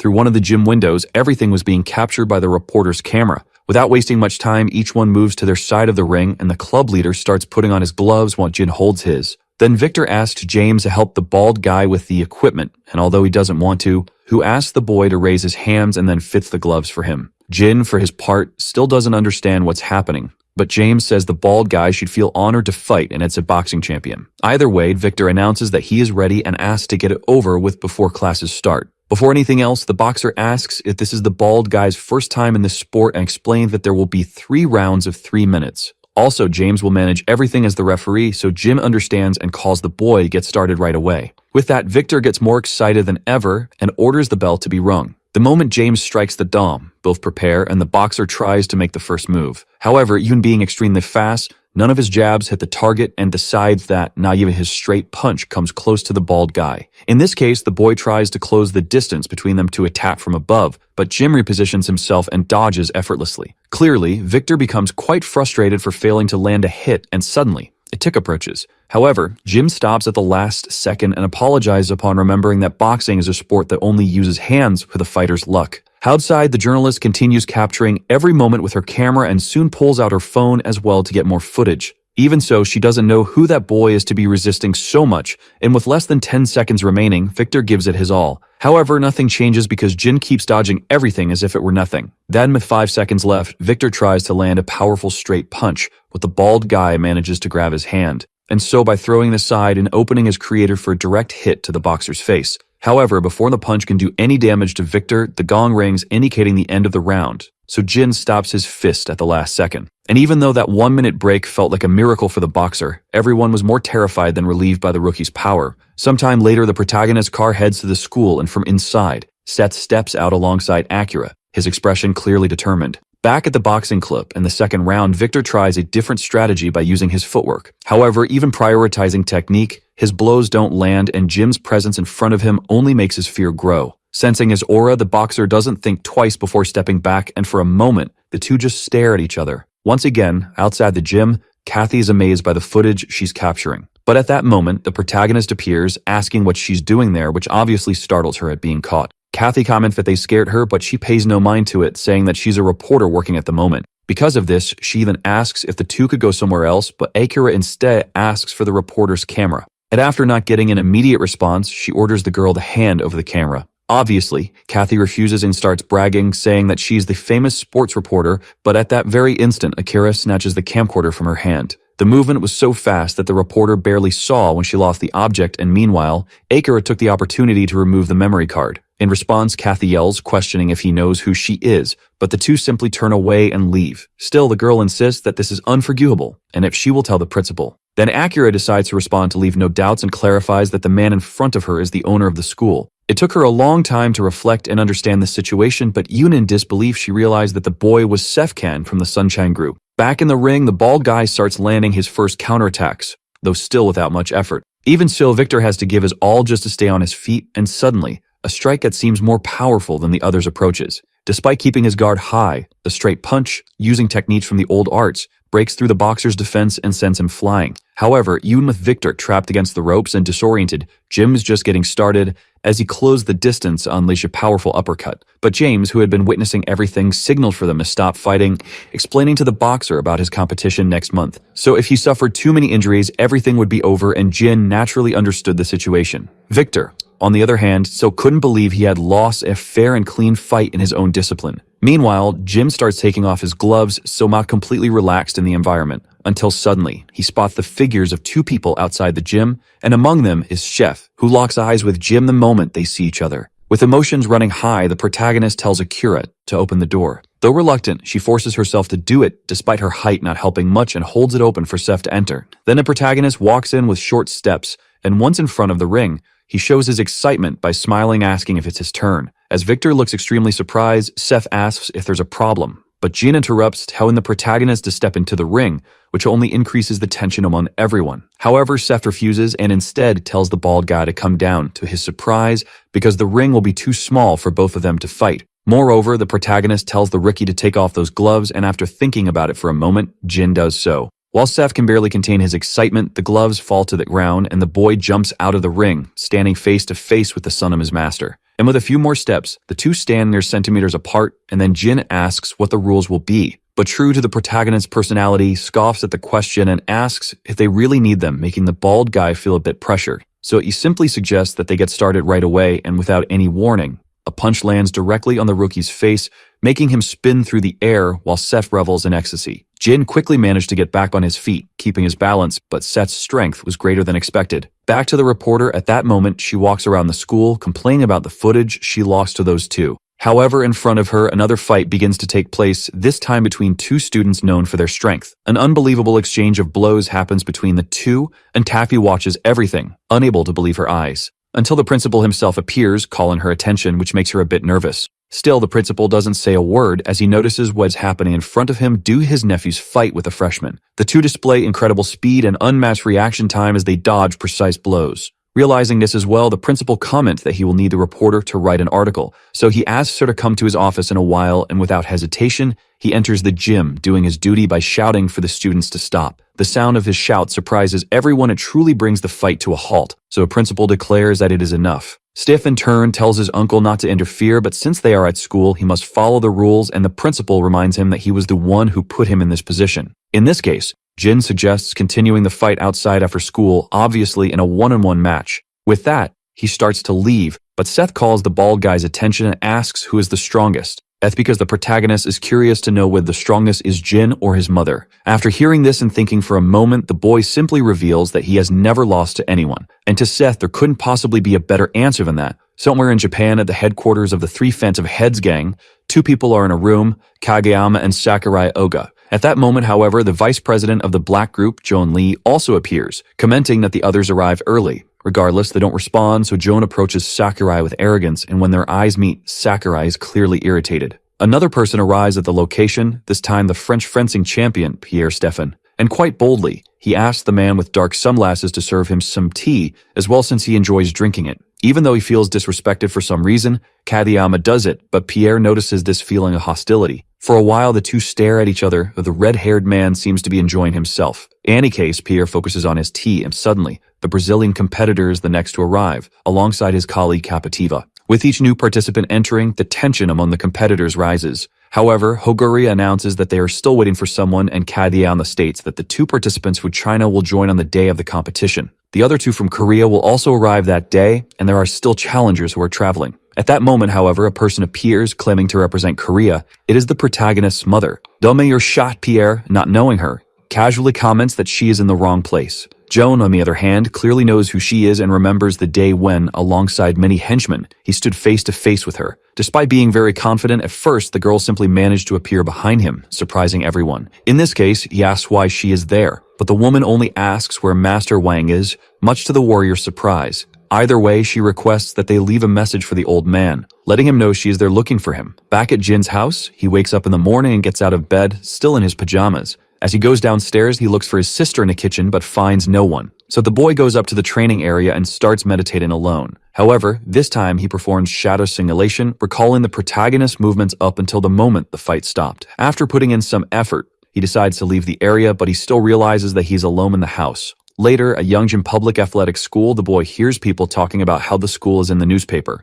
And to everyone's surprise, Victor, the IBF boxing champion, was caught fighting in the school's gym. Even so, the students don't know whose opponent was, but they recognize that it was the same person who fought Brock before. In this case, they gossip about the fight, unaware of the one responsible for the commotion is passing right behind them. Meanwhile, inside a company's car, the protagonist is extremely irritated, because upon reading the news, the Economic Daily announced that he was causing violence at school and impacting his group. Furthermore, the Sports Daily questioned whether Youngju School would be able to maintain its status after this incident. But instead of being worried, Seth was just irritated by this dirty game. And from his office, the principal observed the entire development of the situation of the cold demeanor. Elsewhere, Sophie's father read the same news and became quite concerned since his daughter was involved with Seth. However, suddenly someone knocked on the door, apologized for the interruption, and informed him that there was a report that seemed quite important. Clearly something like this at such a moment piqued the officer's curiosity, so he accepted the document and dismissed the staff member. To his surprise, it contained financial statements from various groups, including the Sunshine Group. However, the officer still wondered what all of this meant until a phone rang, and on the line was the president of the public athletic school. With that, Sophie's father asked what he was trying to do,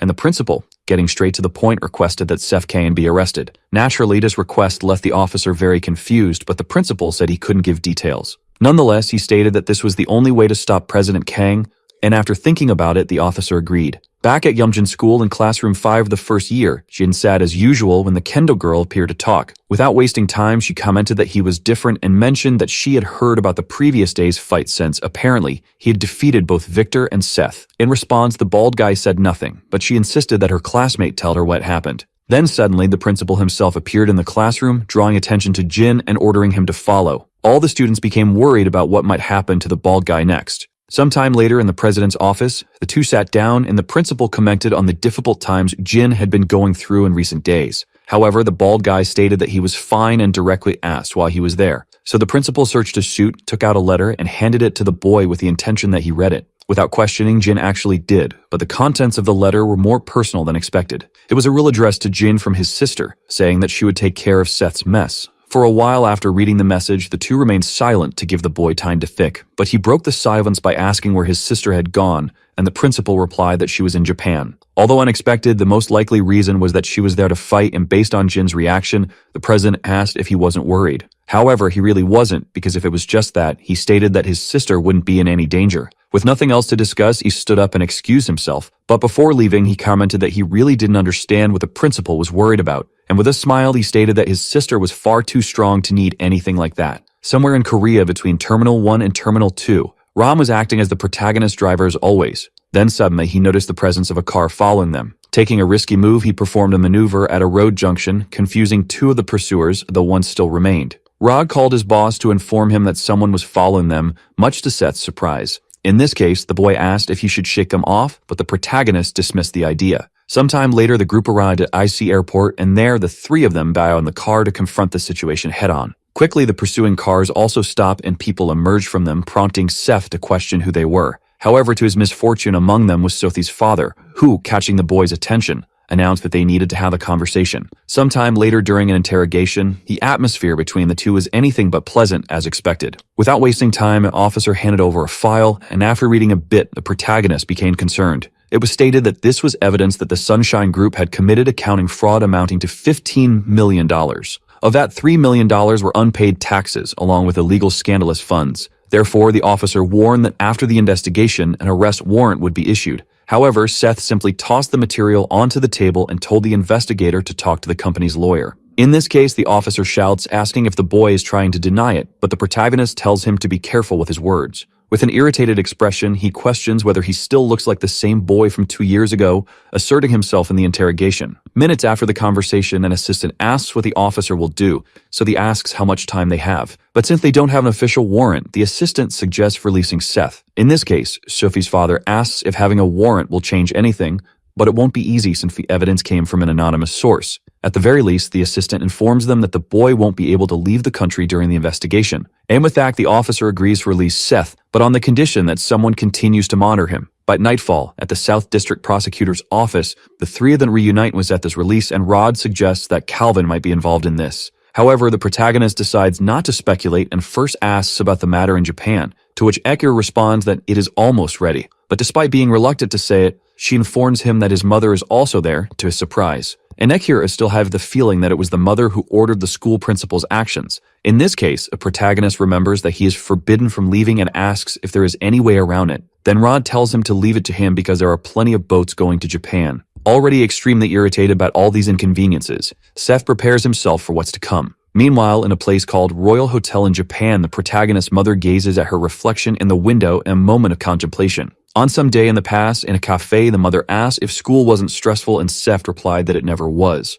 At that moment, Simon arrived at his car outside the establishment. Quickly, the woman went outside and the two greeted each other, allowing the father to catch a glimpse of his son through the window, which definitely made them both happy. Changing the subject, the mother asked that he was going somewhere far, but Simon said he would be back soon. After all, you wanted to live with her again after handling some business. So Simon stated that he was going to make Sunshine clean and turn it into a legal company, and he asked his wife to trust him, saying he wanted to be a better father. Before the wife could even respond, Simon simply embraced her, expressing his feelings under the full moon. When the woman became embarrassed, he laughed, saying he would finish quickly. In the end, just as he had arrived, the protagonist's father left, but even today, his wife still blamed herself for not stopping him that day. Back to the present, suddenly some noises are heard at the door, so the woman quickly goes to check what it is. Kageyama, along with Sakurai, apologizes for disturbing her, which irritates her. However, Sakurai reveals an unusual request for the master of the ancient arts. He wants to be trained by her, and even though it was unexpected, the young man did not show any hesitation in his days.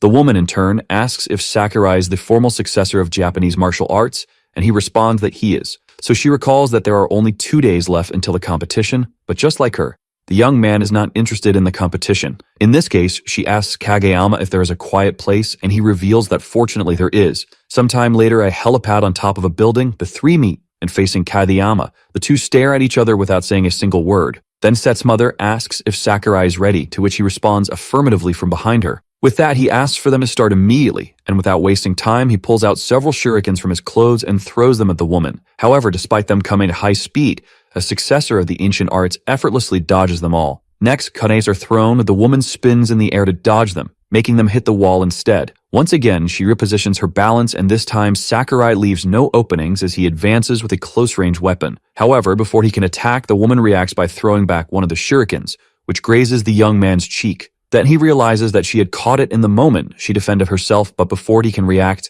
Seth's mother appears above him, preparing a kick. Barely, Sakurai manages to retreat and create some distance, but the woman warns that fighting barehanded is difficult, and she asks if she can also use one of those bladed weapons, leaving the young man worried. Without hesitation, she unbuttons her shirt, revealing her equipment belt, and from it, she pulls out a folding sword that, with a single motion, takes on a Reggie form. That way, she asks what the boy is doing just standing there, and if he wants her to make the first move. Meanwhile, Jin continues his rigorous training in the basement of his house. After noticing his improvement, he decides to keep training until a noise at the door catches his attention. Naturally, the boy asks if Akira isn't coming in, making the girl very embarrassed at being caught. However, Jin still doesn't understand why, since they are friends. But noticing her strange behavior, he asks if she is there on Set's orders, and inevitably, Akira admits it. In this case, Jin reassures her that everything is fine because he knows his friend has her reasons. So he asks her he has to go now to fight Seth, but Akira clarifies that this is not what it's about and hands him a letter. Though reluctant, the girl informs him that Seth is waiting for him in Japan,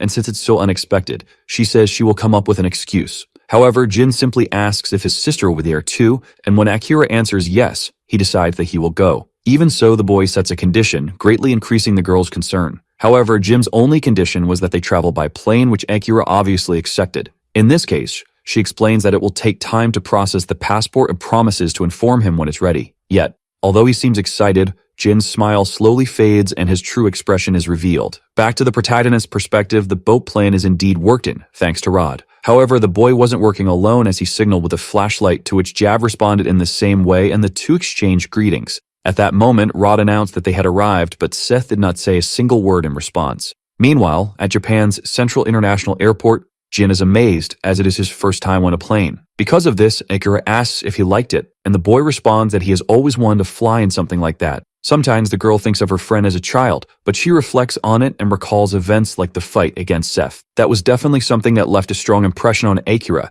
as she watched until the very last moment, though she decided not to comment on it. Then the bald guy tells his friend not to worry because he will handle everything and claims that he's the strongest among the strong. After some time at Narita International Airport, the two arrive at a rather fast pace. And at that very moment, a car appears in front of them, from which Kageyama steps out with his usual irritated expression. Seeing this, Akira greets him while the bald guy plays around with his surroundings, but when the man orders the girl into the car, Jin asks where they are going. In this case, the girl simply tells him that he will find out when they arrive, and Jin trusts her. However, before getting in, the bald guy suddenly feels a chill run through his entire body, prompting Akira and asks what's wrong. Yet Jin does not respond, and his expression quickly turns extremely worried. He begins scanning the people around him until, among them, he spots the Supreme Black Cult's master. And beside him, in the middle of the crowd, stands a seemingly dangerous martial artist. In this case, Akira asks what the problem is, but the boy remains silent, confusing the two. Sometime later, the three continue their journey normally in Kadayama's car, but the girl asks if something is bothering her friend. Not wanting to worry her, he dodges the question, saying he is just feeling a little parsick, then changes the subject by asking where they are going. In this case, Akira informs him that she has booked a hotel room for him to rest tonight, and once again the boy shouts in excitement. Jin asks if his sister will be there too, and she replies that she probably will, making the bald guy think more seriously about it. Meanwhile, the protagonist is greeted by Jab, who treats President Kang with the utmost respect. However, Rod questions what that piece of trash in the shape of a car is, to which the boy explains that it was all he could get. Regardless, they need to use it, and Rod is disappointed that he won't be able to drive since he lacks an international license. To his surprise, however, Jab comments that he has one, saying he is always prepared. In this case, Rod agrees to let him take charge for now, and after some more time on the road, the protagonist asks how much farther they have to go. But Jab informs him that it will be a long journey and advises the president to get some rest, which in the end he accepts. Sometime later, the arena finally comes into view and a car approaches a barrier. Quickly, some guards order the visitors to stop, but Jab identifies himself, and at that moment, the henchmen step aside to clear the way. This way, the protagonist finally steps out of the car, witnessing the full moon of Japan firsthand. At that moment, Joan appears, greeting Seth and commenting that everything better be ready, but the boy does not respond to his provocations. In any case, another car arrives at the arena, so Joan adds that at least they are almost ready. And from that car, no ordinary people step out, but rather Master Wan along with his representative from the Supreme Black Group. Immediately, the protagonist feels the pressure of the presence and Joan greets the master. Additionally, he leads them to the proper location, but before that, Wan walks eyes with the protagonist for a second and suddenly shifts his attention to Jab, who is standing right beside him. Seeing this, the master asks Joan if his boy will also participate because he smells like blood. However, Joan responds that he will not, while pointing to Seth as the competitor, and Wan understands after exchanging glances once more. Rod, on the other hand, is a bit confused by the old man's words, but the master simply turns away and leaves with his group. However, before departing, he warns Seth in a threatening tone that he hopes today's event will be worth his time. As they leave, Jab comments that the old man is quite rough and Rod finds his eyes unsettle him. However, Seth merely tells the two to hurry up, and his subordinates obey his orders. Back at the Royal Hotel, Jim continues his training routine even while on this trip. This time in his mind, he tries to visualize the master of the Supreme Black Group, but just the presence of that figure in his imagination forces him to wake up, leaving him extremely weakened from the attempt. A few seconds later, the boy hears a noise at the door, and to his delight is his master. Without wasting time, his sister apologizes for making him come all this way, but Jin doesn't mind until he notices an unexpected companion with a woman. Noticing her gazes crossing, Sakurai says that it's a pleasure to meet the boy, which confuses him. Logically, after a few more seconds of staring at each other, his sister explains that she brought the young man because she thought he might be helpful. But this only confuses Jin more. She then clarifies that his practice and training are good but different from the real tournament. Because of this, the master looks at Sakurai for a moment, which makes him recall the fight they had before. At the moment the woman decided to go on the offensive, he became extremely concerned. Instinctively, he intercepted her advance, attacking first with his kunes. However, this time, the successor of the old arts was fully equipped and managed to defend herself without even meaning to dodge. Seeing this, Sakurai moved to mid-range and used his kusarigama to attack from a still advantageous position. But the moment the attack came from above, the master managed to dodge it, and with the blade stuck in the ground, she advanced.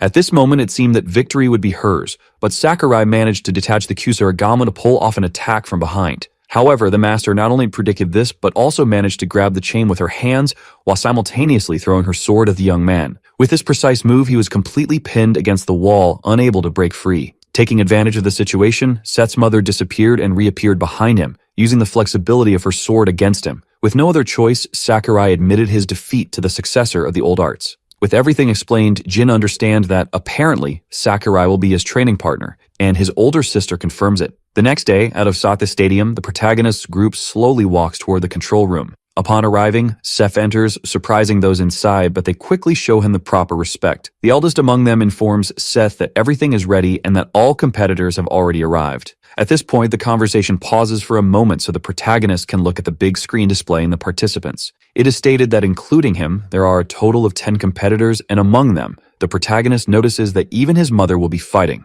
Additionally, the name drawing for matchups will take place tomorrow morning, and people from all over the world are eager to bet on this tournament. The old man proudly comments that the minimum bet is $100,000. However, to his surprise, Seth declares that he is not interested in the money and tells them they can keep it all. After all, he is there to fight, and that is something the staff can understand. Regardless, the protagonist's attention turns once again to the competitors, especially to his mother and most notably, Juan. Sometime later, Akira drives with Sakurai in the front seat while Jin sits in the back with his master. At a certain moment, they stop in front of the stadium, and from there, Jin steps out looking extremely serious about the situation. The four of them walk down the corridor, and at the end they see the light leading to the arena. At the center of the venue, all the participants are already there, along with the organizers. And now, with the last 3 competitors who arrive with Akira, the preparations are complete. For a while, Seth's mother stares at her son, but he does not show friendly expression. Then suddenly, Wine breaks the silence by stating that all the weaklings are finally here. Naturally, this draws the attention of all the competitors toward him. To prevent things from heating up further, Joan speaks up, thanking everyone for being there. He then announces that they have gathered to give everyone some time to greet each other before the competition starts tomorrow.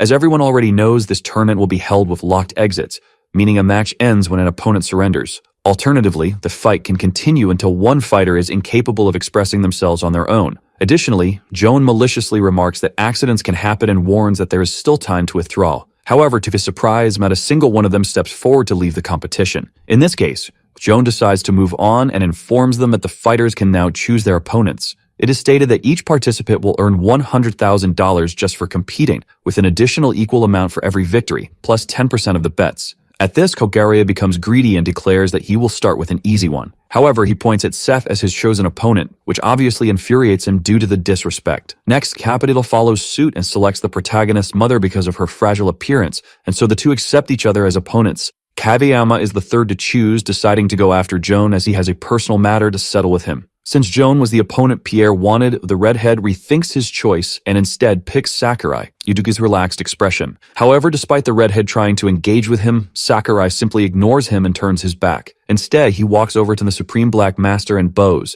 asking if he would do him the honor of a duel. Wyan genuinely considers it out of respect for Japanese martial arts. However, Sakurai clarifies that the duel will not be with Wan himself, but rather with the boy beside him who's willing to take his place. That boy is Jin, who stares at Wan with a determined expression, clearly satisfying the old man. However, the Supreme Black Master laughs at the idea of fighting this young man before him. He commented that they probably do not realize who they are dealing with, but while Sakurai remains silent, Jin directly asks why that matters. Still maintaining his serious expression, he asks if Master Wang does not think he can take him on. Knowing exactly who he is but still seeing such confidence, the old man becomes slightly more interested. Meanwhile, back to the other pair, Capitula and Set's mother stare at each other without saying a single word. At that moment, Wan declares that he will save the best for last and refuses the duel for now, instead turning his attention to Pierre Stephen. With his usual arrogance, the redhead asks who the old man is, but Wan respectfully states that he wants to witness the Western swordsman's abilities. Pierre responds that he doesn't like intimidating old men, and this time the master can no longer hold back his irritation. While the two exchange sharp words, Jin observes everything with the man who came with Wan catches his attention. The man asks if Jim truly dares to challenge his master, which leads the bald boy to realize that he is a disciple. Regardless, the man declares that Jim will be fighting him instead, and the boy does not refuse.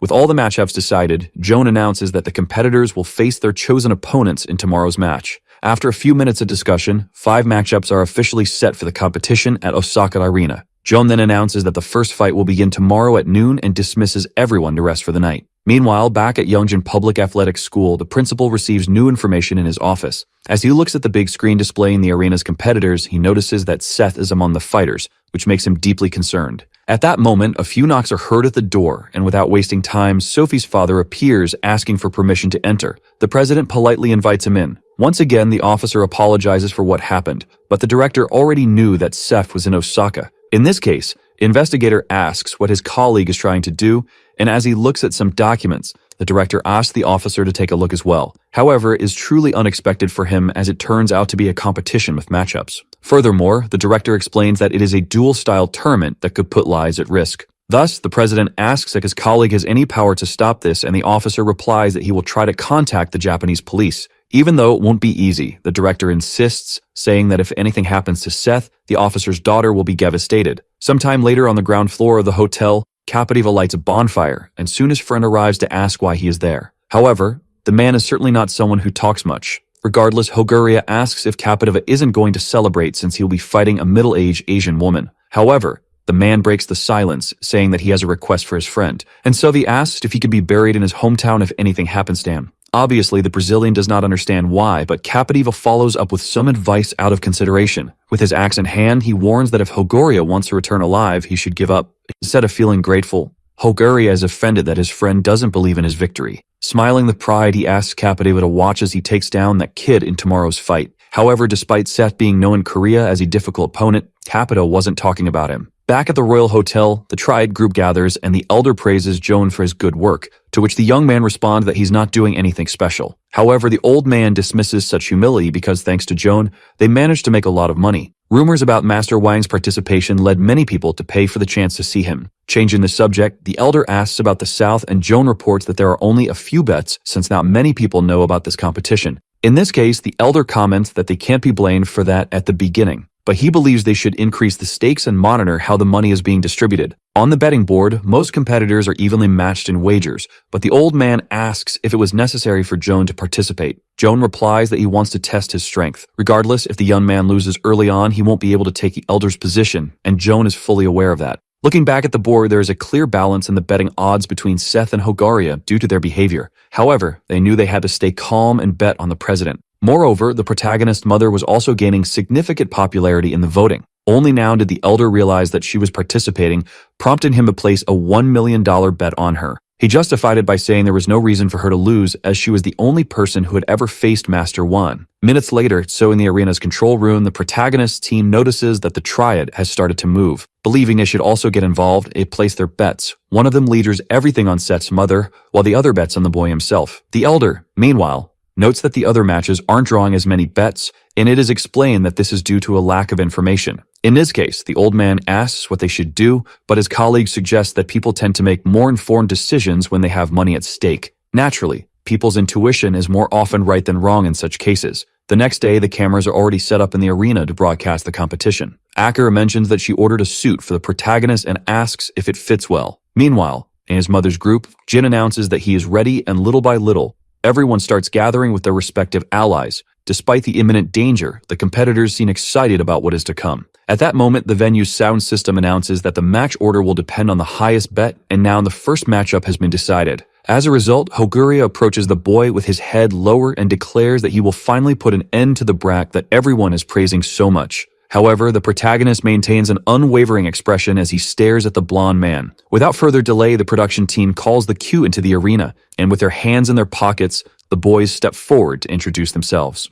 However, with the cameras rolling, Hoguria appears very confident and questions whether the young man really intends to fight. After all, it's still not too late to back out, but that only irritates Seth. In this case, the blonde man asks if the boy isn't afraid of him, as well as if he hasn't heard about his last opponents. One lost his legs and another way himself. Hearing this, Seth remarks that the Brazilian talks too much, making Hoguria even more aggressive. Finally, the last minute for betting ends with the total reaching $4.3 million. Me and the winner will take 10% of the pot. Additionally, as mentioned before, there are no rules, and with everything clarified, the fight begins. Without wasting time, Hoguria charges in with confidence, but the protagonist intercepts his advance with a precise punch, putting him back in his place. Clearly, it was more of a warning than an attack meant to eliminate the opponent. As a result, Hoguria becomes extremely irritated by the humiliation and switches to grappling. Using everything he knows, he works his footwork and shifts his body weight in his favorite executed takedown. However, before he can succeed, a slap lands directly on his ear, disrupting the fluids in his auditory canal. The sensation of dizziness becomes constant, and within seconds, a Brazilian's ear collapses. With his inner ear thrown into disarray, his balance is severely affected along with his hearing. Even though he is still conscious and willing to fight, Hoguria sees things moving erratically and can barely close his hand properly. He tries several times to regain his footing, but Seth turns his back on him, prompting him to shout for the boy to wait, insisting that it's not over yet. At this point, the protagonist looks directly at the cameras and asks if this really needs to continue.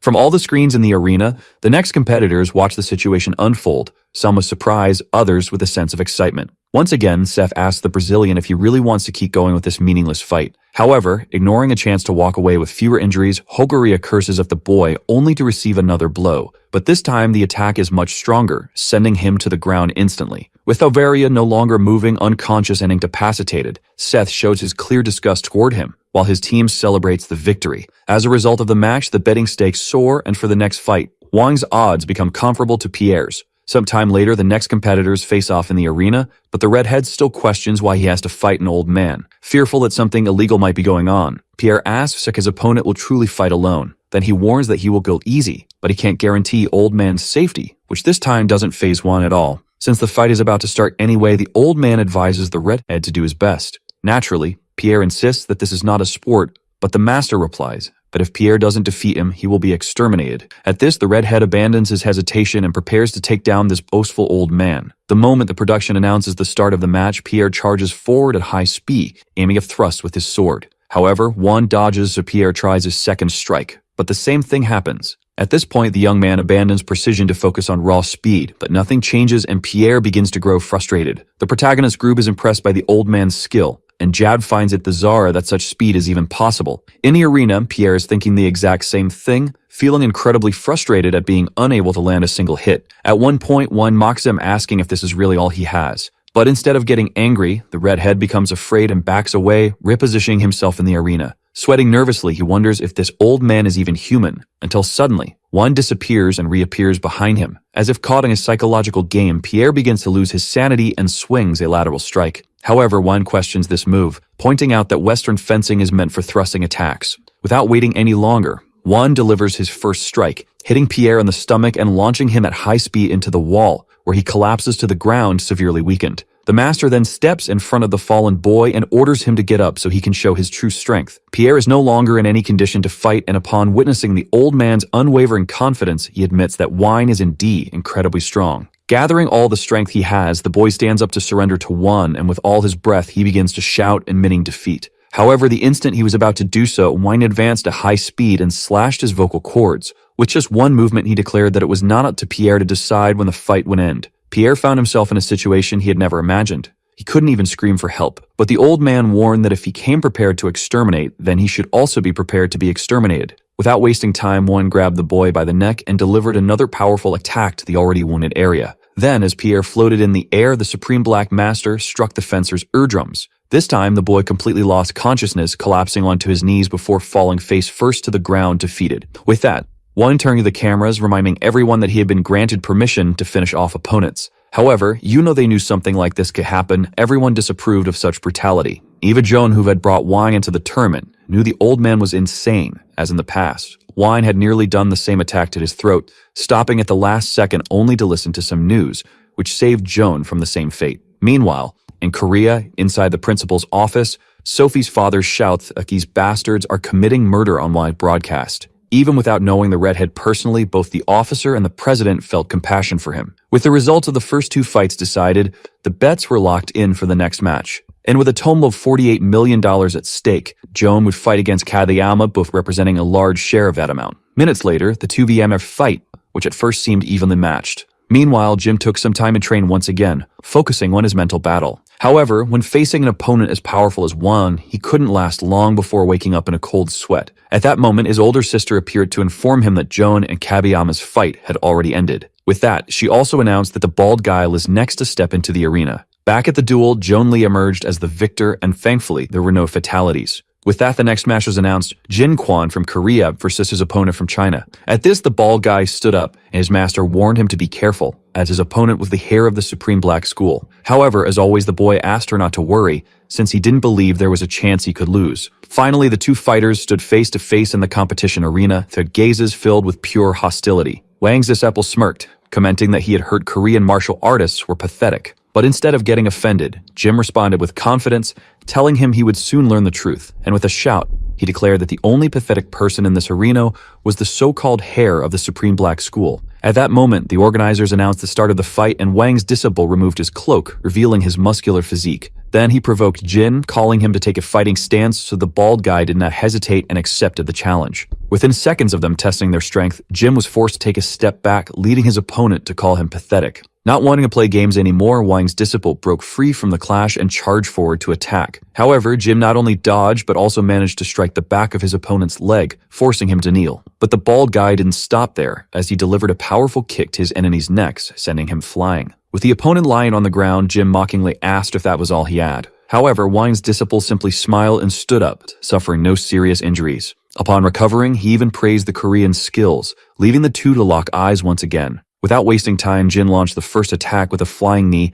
but even after taking the hit, Wang's disciple countered with a devastating elbow to the ribs. In response, Jin grabbed his opponent by the ponytail, preparing one of his most powerful palm strikes. The attack landed cleanly on his opponent's face, slanting him into the ground at an incredible speed. As Jin stood over his fallen opponent, all the competitors watched the scene attentively. While Joan looked surprised, Juan appeared slightly intrigued. Minutes later, as the victor walked through the corridor, he was congratulated by his older sister, to which he casually replied that it had been easy. With that, the betting for the next match was locked in, and this time, Jin's master would be fighting. At that moment, her expression changed as she made her way toward the arena, while Captiva appeared just as serious. However, the moment she leaves, Jun relaxes his posture and begins to tremble in pain, because that elbow strike from before really hit him worse than expected. With both of them in the arena, the announcer declares the start of the next fight, and deciding to attack first, Captiva throws an axe toward the lady. Immediately after, while she dodges, he jumps in her direction to finish her off but ends up hitting the ground instead. Without giving up, he advances again and this time manages to grab the shirt of the successor of the old arts.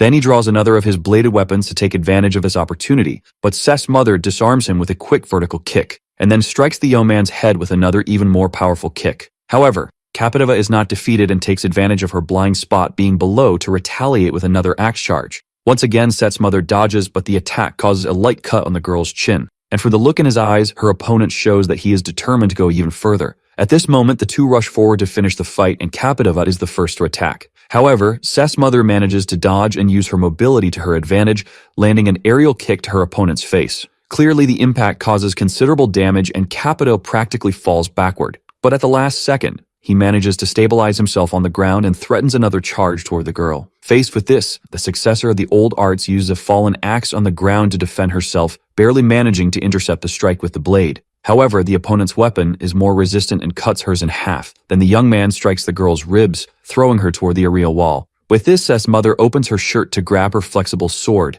and using it, she manages to reposition herself on the ground. At this moment, the two look at each other before making another decision until Captiva takes the initiative, as usual. But this time, the successor of the old arts is wielding her equipment, which allows her to immobilize the warrior's hand. By wrapping it around Captiva's arm, the girl eventually dislocates it, causing a brutal injury to the fighter, but undeterred, he grabs his hand that is still holding the axe in midair and throws it toward the lady, which obviously surprises her with this unexpected action. However, despite dodging, this creates an opening for him to close the distance and press the lady against the wall. Several times she tries to defend herself by taking the fighter, but he strikes her with his injured arm without hesitation, causing unexpected damage for a battle like this with an unknown opponent. With this, he takes the opportunity to finish the duel, but Seth's mother warns Captiva to stop moving. After all, with the sword wrapped around the warrior, she warns that the next target will be his neck. Naturally, the fighter's spirit remains alive, but upon seeing the lady's determined expression, he accepts his fate, to the surprise of Seth and Jin. And somewhere more private, one states that things are getting interesting with his disciple destroyed beneath him. In the end, the victory goes to the competitor Anna Jin from Korea, and in the arena's control room, everyone remains attentive to the results. So far, bets are focused on the winners, and among them,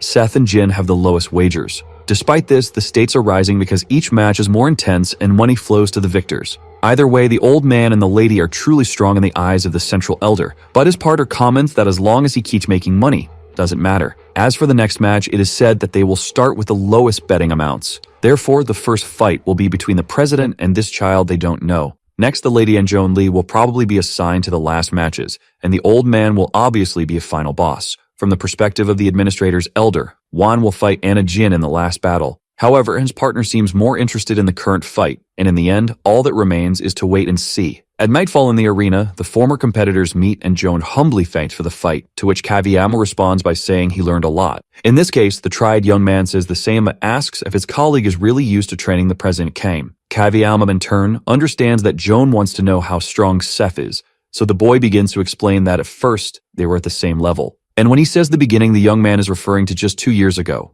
But now he is no longer a match for him, which greatly surprises Joan. Kageyama in turn questions whether his colleague shouldn't be more concerned about Anna's strength. After all, he states that if it's her, not even 10 of him would be enough to win. Once again, these words affect Joman since the last fight was not easy at all. And while Kageyama says his goodbyes, the boy reflects on what he will do until he leaves his colleague alone. Still deep in thought, Kageyama sits beside the control center and relaxes for a second, but soon he turns toward the panels. And there you can see an image of Master Wan, but for some reason, he's getting closer and closer, which causes the young man to tremble. Within seconds, the Master of the Supreme Black opens the control room door to the boy's despair. However, laughing with pleasure at this situation, Wan tells the young man he doesn't need to be afraid, so Kageyama asks what brings the Master there. Very directly, the old man asks the young man to get rid of the trash in his room, giving the excuse that he doesn't want a loser as his disciple. Moreover, Wan becomes even more excited and asks what the other competitors are. Thus, Kageyama begins to tremble at the thought of what will happen and asks why he wants to know. Then Wan shies in boredom while commenting that he doesn't need to give any reason beyond his own will. However, the young man informs him that he is not authorized to disclose this information, so the old man decides to obtain it by force. Obviously, Kageyama draws his men to try to fight, but his glasses are crushed in the old man's hand, and he is slammed against the wall. While keeping the young man suspended, Wan warns that he is thirsty for a fight, and since the next match is only in 2 days, the old man presses the boy's face even harder while once again asking where they are. Later, the losers of the last fights walk through the city, but none of them seem very happy about the situation. Because of this, Hogaria complains about getting involved in such a problem for just $1 million. However, Kapitova asked his friend to be happy since at least they are still alive. In this case, the blonde accepts but keeps thinking that things would have been different if he hadn't let his guard down. Until suddenly, he realizes that his friend's attitude is different, which makes him ask what's wrong. But Kapitova not only doesn't respond, also draws his weapon, leaving his colleague even more confused. Because of this, the Brazilian asks what is wrong with him, but at that moment, he also realizes why. Right in front of them is Wan. Hogaria questions why the old man is there, so Kapitova tells his friend to be careful. You know they are not in the stadium. Wang in turn really comments that this should be fun. And upon noticing the way Kapitova stares at him, he gets even more excited by the fact that this Western boy feels his threat. In this case, the old man throws away all good manners and decides to embrace savagery. Still, the blonde does not understand what Wang is doing, so Kapitova tells his friend to stay back and warns that this old man finished Pierre. Naturally, Hogaria is shocked and his partner informs him that a lot has happened since he was knocked out. Either way, as the master of his Supreme Black walks toward them, Kapitova grips his axe and questions why the old man wants him as an opponent, given that he lost, to which Wine replies that it's simply because he is the closest. With that said, the two prepare for battle, even with little chance. Kapitova does not give up on defending himself. At the same time, in the hotel, Jin is now meditating with Anna, while outside the room Sakurai stands guard. However, at that moment he notices someone approaching and despite averting his gaze, Seth stops in front of the warrior. Thus, the protagonist states that he is there to see his mother, but Sakurai comments that she was the one who asked him to stand guard. Because of this, the atmosphere between the two becomes tenser, but Anna's voice crosses the door, giving her permission. So without further delay, the boy enters the room and finds his mother alongside her disciple. Anna, in turn, simply asks her son to sit down, so Jin says he was going to wait outside. However, the master comments that it's fine if he wants to stay, which makes him accept. Once resolved, Anna asks why her son is there, as he acted as if he would never see her again. Then, after a few seconds of silence, Seth asks if it is that old man, to his mother's surprise. And then he follows up by questioning whether Warren was responsible for his father's death, which naturally became clear the moment his mother did not answer the question. In this case, even though Anna does not seem very pleased, Seth is satisfied and stands up as his suspicion has been confirmed. However, in a desperate act, his mother screamed that her son will not be able to defeat him, repeating it a second time. Jin continues watching in silence, and Seth decides not to argue this time. At dawn, Rod has a conversation with Jab, and the two agree that everyone is on another level. Rod, in turn, highlights Anna for being truly strong, but Jab also praises the indeed fighter from before. In this case, the short one comments that he wants to fight him too, but his colleague states that he will be destroyed. Rod claims that he is powerful since he is called Roddy the Bloody, but Jab assures him that gains are easier to face. Suddenly, both feel a striking presence, and in a second, one appears there, the traces of his last game. Thus, the protagonist's allies gather their strength to remain calm. Clearly dirty from his last clash against the losers, Juan comments that it seems he is in the right place. Back in that alley, the traces of the fight were imprinted both on the ground and on the walls. And while Hoguri had marks on his body from finger-sized holes and completely shattered bones, Capitol was beside him, finished by his own axe that he used to wield in battle. Back outside the arena, the young men ask if the old man needs anything. Then Wang states that he can smell blood on both of them. But while Jab analyzes everything seriously, Rod mocks the situation, saying that the old man is crazy, which makes him feel very disrespected. Regardless, Jab asks his partner to report this to the president, but Rod refuses, while he must stay there as well. In this case, Wang suggests that they all have fun together and charges forward with unparalleled speed. Wasting no time, the two draw their weapons and disperse to opposite corners in an attempt to gain an advantage. Both boys try to attack the master of the Supreme Black, but he easily dodges by ducking and manages to counter with a strike on each. And despite being a simple move, the two are sent flying like rag dolls. With that, one charges once again, even more determined to satisfy his urge. And now the young men begin to realize the extent of the trouble they are in. Wei makes his first strike against Rod, and with a simple hand movement, his nails cut through the boy's torso. His partner screams desperately for his friend, but before he can react in any way, the old man's hands reach him as well, and along with his collie, the two are pinned to the ground. With the young men subdued, wine gradually begins to increase the pressure on their necks. But fortunately, at the last second, a few blades approach the old man, forcing him to retreat to dodge. Within seconds, the old man fully stabilizes and then finds himself facing his new opponent, Akira. Seeing that she is a girl who knows martial arts, Juan gets even more excited to fight, saying that it has been a long time since he eliminated one. However, Akira is visibly terrified of this battle, so Jab shouts for her to run away. Fortunately, her martial arts skills gave her an advantage, allowing her to dodge the attacks. And before things could get worse, Seth appeared, interrupting the fight by flying in Wang's direction. Seconds after catching sight of the boy, he closes the distance with a kick. And since Wang dodged the first, his second strike follows, but once again, it is unsuccessful. All the old man's arrogance only makes the boy angrier, so he declares that he will put an end to Juan, but the master merely enjoys how serious Seth is. Dodging yet another of the protagonist's eater attacks, the old man counterattacks for the first time, making Seth feel a strike to the stomach. Just Seth's expression of pain is enough to make one ecstatic. However, instead of collapsing to the ground like the others, a protagonist remains standing and merely spits a little onto the ground. Thus, Seth's fury increases exponentially, but one continues to enjoy how the fight unfolds. The protagonist rushes to finish off the old man and tries to land multiple blows, but none manage to hit him. With that, after dodging the last attack, one takes advantage of their proximity to grab the boy's arm and counter with a strike to his face. Thus, the old man waits to see if Seth is already defeated, but the hero proves to be very resilient by not showing any injuries and grabbing onto his opponent's clothing. Wang tries to understand what is happening, and the protagonist laughs uncontrollably. Naturally, the old man recalls Simon, who was an opponent with a very similar attitude to this young man. Without wasting time, Seth moves in and lands a headbutt on the master of the Supreme Black with all his strength. This makes Wang tremble a little, and despite also getting hurt, Seth feels proud. Extremely irritated, the old man shouts, questioning the boy's audacity, and to the protagonist's surprise, the sharp nails of the master of the Supreme Black touch his throat in an instant. However, before anything could happen, a Kusarigama appears from above, directly above both of them, and it quickly moves to attack the old man, who is forced to retreat to avoid being hit. With that, as he repositions himself on the battlefield, new participants appear, Seth's mother and his ally Sakurai.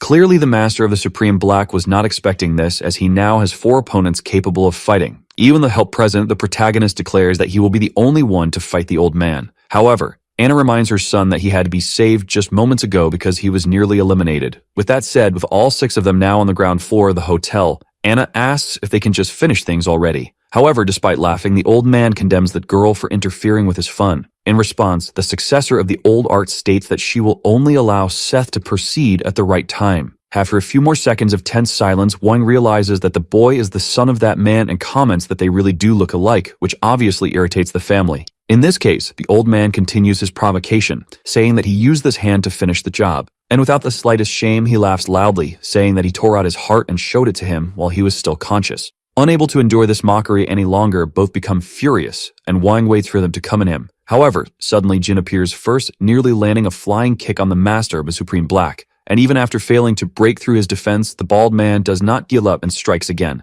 this time with more force. That was enough to push Juan back and make him focus his attention. But Jin simply states that, as someone strong, the old man should have some dignity. All this boldness and courage leave the allies surprised and Wang even angrier. However, at this moment, Jin does not care, as he introduces himself as the heir to the old martial arts and declares that the old man will meet his end today. Back at the scene of the last fight, or Capativa and Hogoria, or massacre, the police investigate the situation. And as they follow the traces, they find the 2 young men in that completely desperate condition. Quickly, one of them shouts into the radio that it is an emergency, but it is clear that the trail of blood is leading somewhere. So they do arms themselves and decides to follow the trail to try and find the one responsible. Until sometime later, they come across the scene of the bald man declaring that you and the old man. Because of this, they draw their weapons from their holsters, identify themselves as police officers, and order everyone to stand still. As Wang is caught red-handed with his clothes completely stained, Anna comments that that's enough for today. However, the old man states that she is not the one who besides and remarks that his blood is boiling for a fight. In this case, to continue his fun, the master of the Supreme Black first turns toward the officers,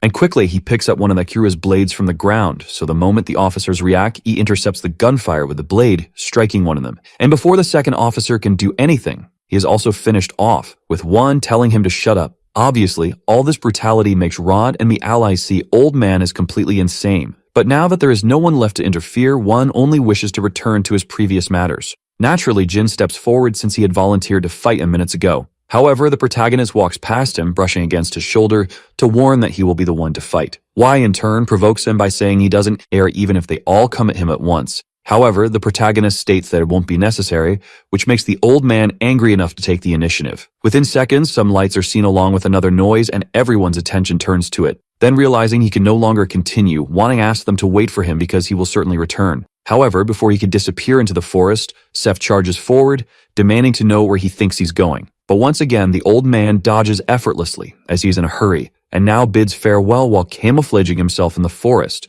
Clearly, the allies leave this confrontation frustrated, so Anna tries to console her son, but Sakurai intervenes, saying he will take care of the rest. Because of this, the boy's mother asks everyone to follow her while Seth stays behind for now to vent his anger. Still at the Royal Hotel of Japan, the following morning, the news of the brutal crimes from the previous night is published in the newspaper. And not only does Anna read the article, but also Akira inside President Kang's car. Rod, in turn, comments that he has never seen anyone as insane as Wang to do that to the police officers, and at this moment, Seth stares at Wang's photo with deep resentment. Later in the arena, one of the staff members informs the boss that they cannot continue with the matches, so the protagonist asks to see Joan. On their way, the hero's group enters the control room and comes across the administrators and the triad. Then, without wasting time, one of them reveals to the protagonist that, unfortunately, Kageyama has passed away. In this case, Seth decides to deal with his business with Joan immediately, and nearly out of control, he demands to know where the old man is. Back at the Royal Hotel, the protagonist's mother reflects on the recent events alongside her youngest son.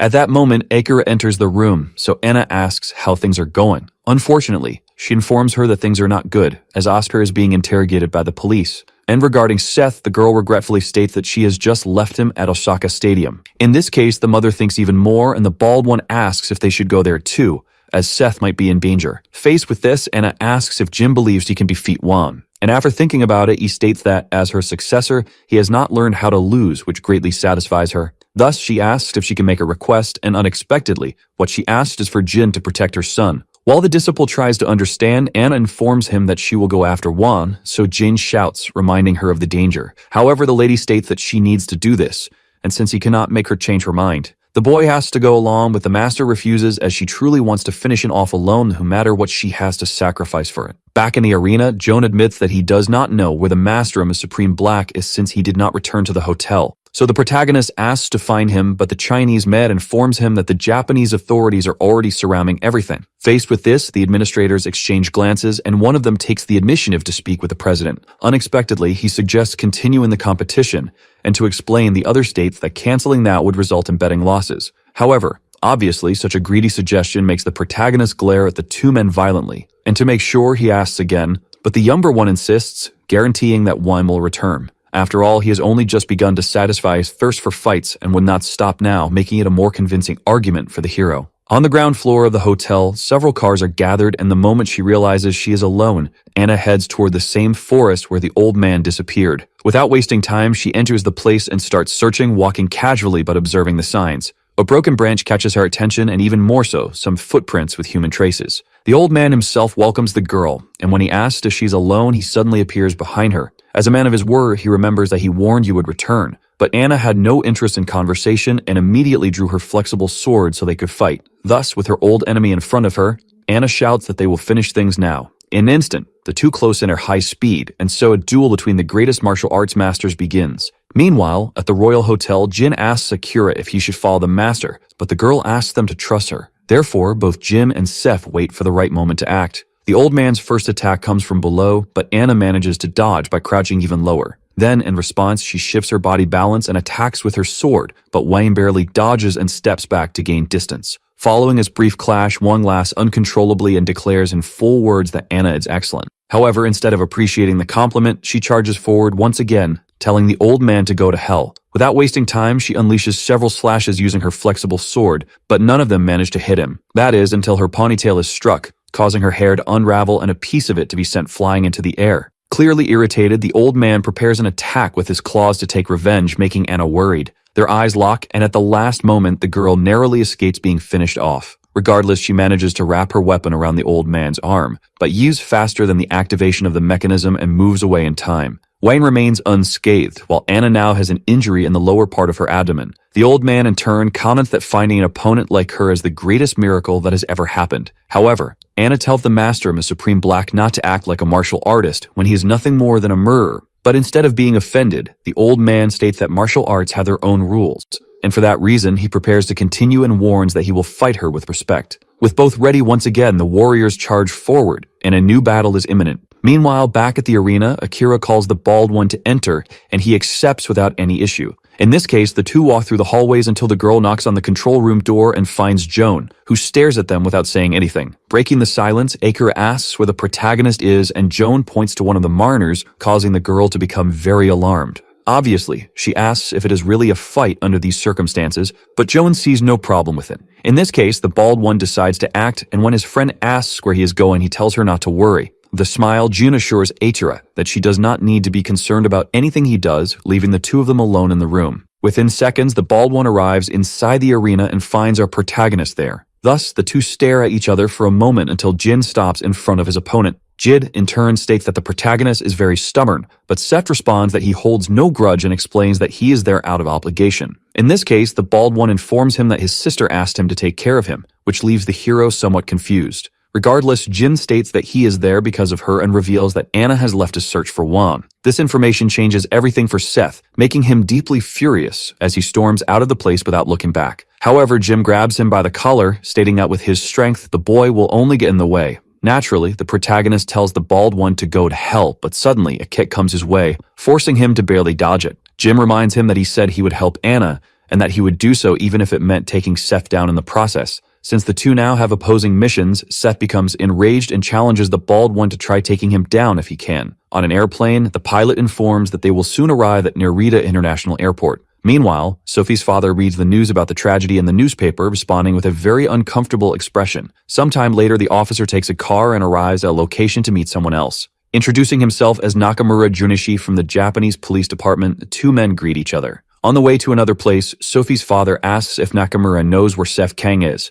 However, the Japanese department officer asks his colleague to look at the tablet first. The moment he lays eyes on it, he cannot believe what he is seeing, as it is a live broadcast of the underground competition. In this case, the officer asks why the authorities are not stopping them, and Nakamura informs him that the killer has disappeared and the stadium has been surrounded. Thus, Sophie's father demands to be informed in advance and declares that both Seth and the others will be detained by him. Back to the fight on the tablet, the protagonist is unable to land a hit on the bald one, and in contrast, Jin does not find the fight easy either. At one point, both retreat in the arena to gain more distance. With their feet sliding across the ground, they finally manage to regain their balance. Sith, in turn, is extremely irritated with Jin, and as he rips off his tie, he declares that he will end him if his mother gets hurt. However, the bald one assures him that such a thing will not happen because he trusts his master. Naturally, the protagonist's fury reaches a desperate point, so he charges forward and Jin sprints as well without cowardice. Suddenly, Seth's fist appears near the bald one's face, and he barely manages to dodge it. For some reason, the protagonist is faster now, and sensing that he must act quickly, Jim throws himself at the boy. And while Seth tries to understand where the attacks are coming from, Jin uses his speed to stay in his blind spots.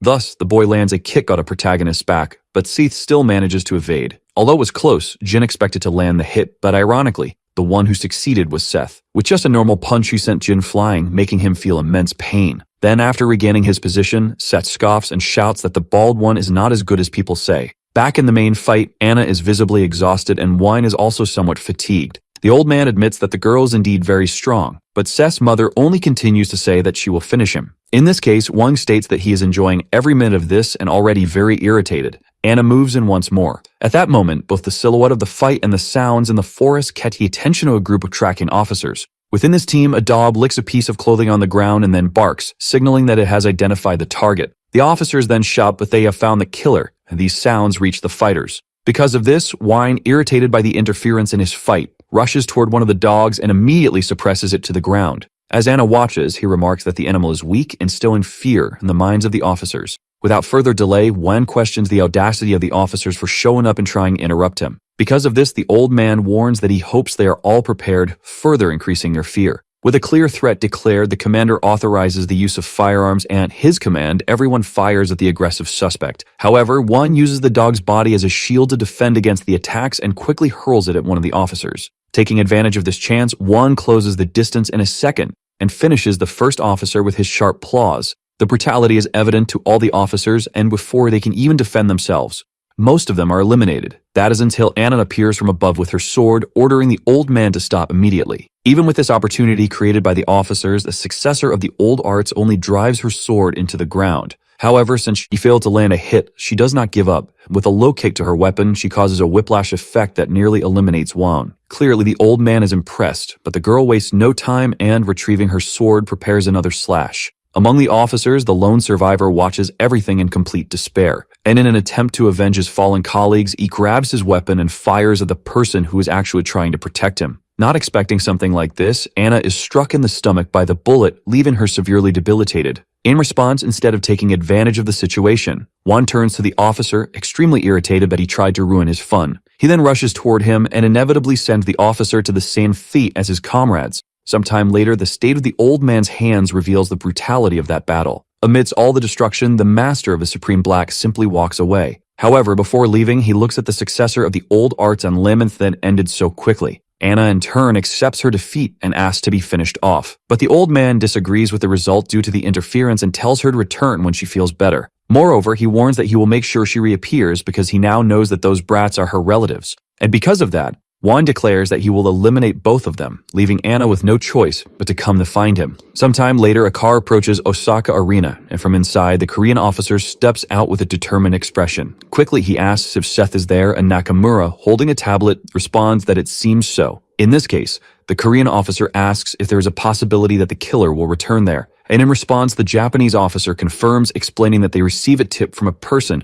who is a chief in the department he works for. Understanding this, Sophie's father looks around and notices that the police are everywhere, because despite having military personnel dressed as security, civilians are in disguise. However, in a moment of calm, one of the undercover officers is struck with a powerful blow in the darkness of the alley. And with the obstacle eliminated, Wan makes his return to continue the competition. Back inside the arena, the boys are still fighting and Seth is determined to win, attacking repeatedly. Even so, Jim manages to dodge everything, but since the punches keep coming, he retreats to reposition himself. Already extremely irritated, Seth yells at the brat to stop dodging and curses at him, sweating from exhaustion. Naturally, the two prepare to fight once again, but suddenly, the lights go out. And before the protagonist can even complain to those responsible, he witnesses Wan falling from above and landing right in the middle of the boys. The old man's entrance raises dust and causes surprise, but instead of being afraid, Seth becomes furious. Then Wine calmly asks if the protagonist has been looking for him. However, Jim panics upon seeing the old man there because it means his sister has been defeated.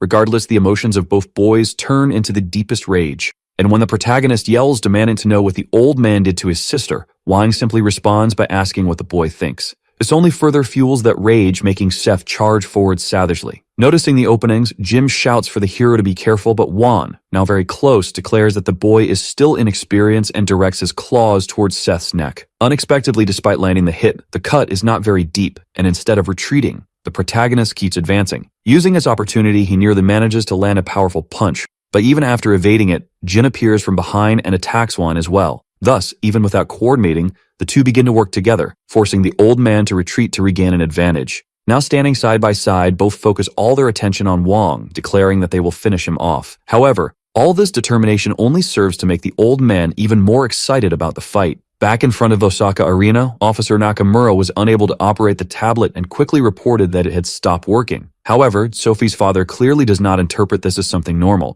Without wasting time, Nakamura makes a call to understand what is happening, but hears something terrifying. Not wanting to keep the Korean officer in the dark, he explains that the team that went into the forest to investigate was attacked. Apparently, they captured a woman who had been shot, so the Japanese officer states that he will have to go there. Sophie's father then asks if there is a possibility that the killer has entered the arena. After all, if he managed to escape, there is a high chance he would return here, and Nakamura agrees. He informs on the phone that they will be entering the stadium. However, the Japanese officer asked Mr. Kim to wait, as this case belongs to the Japanese police. Over the radio, Nakamura calls everyone's attention to initiate Plan B, warning that the bastard may have entered the stadium and instructing his colleagues to stay on guard. Back inside the arena, Wang states that he is getting more and more excited, and this comment enrages Seth. However, Jim is the first to act, dashing forward at high speed and jumping to land a kick. Naturally, the boy fails to hit, but he remains determined to land at least one blow, until suddenly, Wang is surprised because Seth approaches from behind at high speed and lands a strike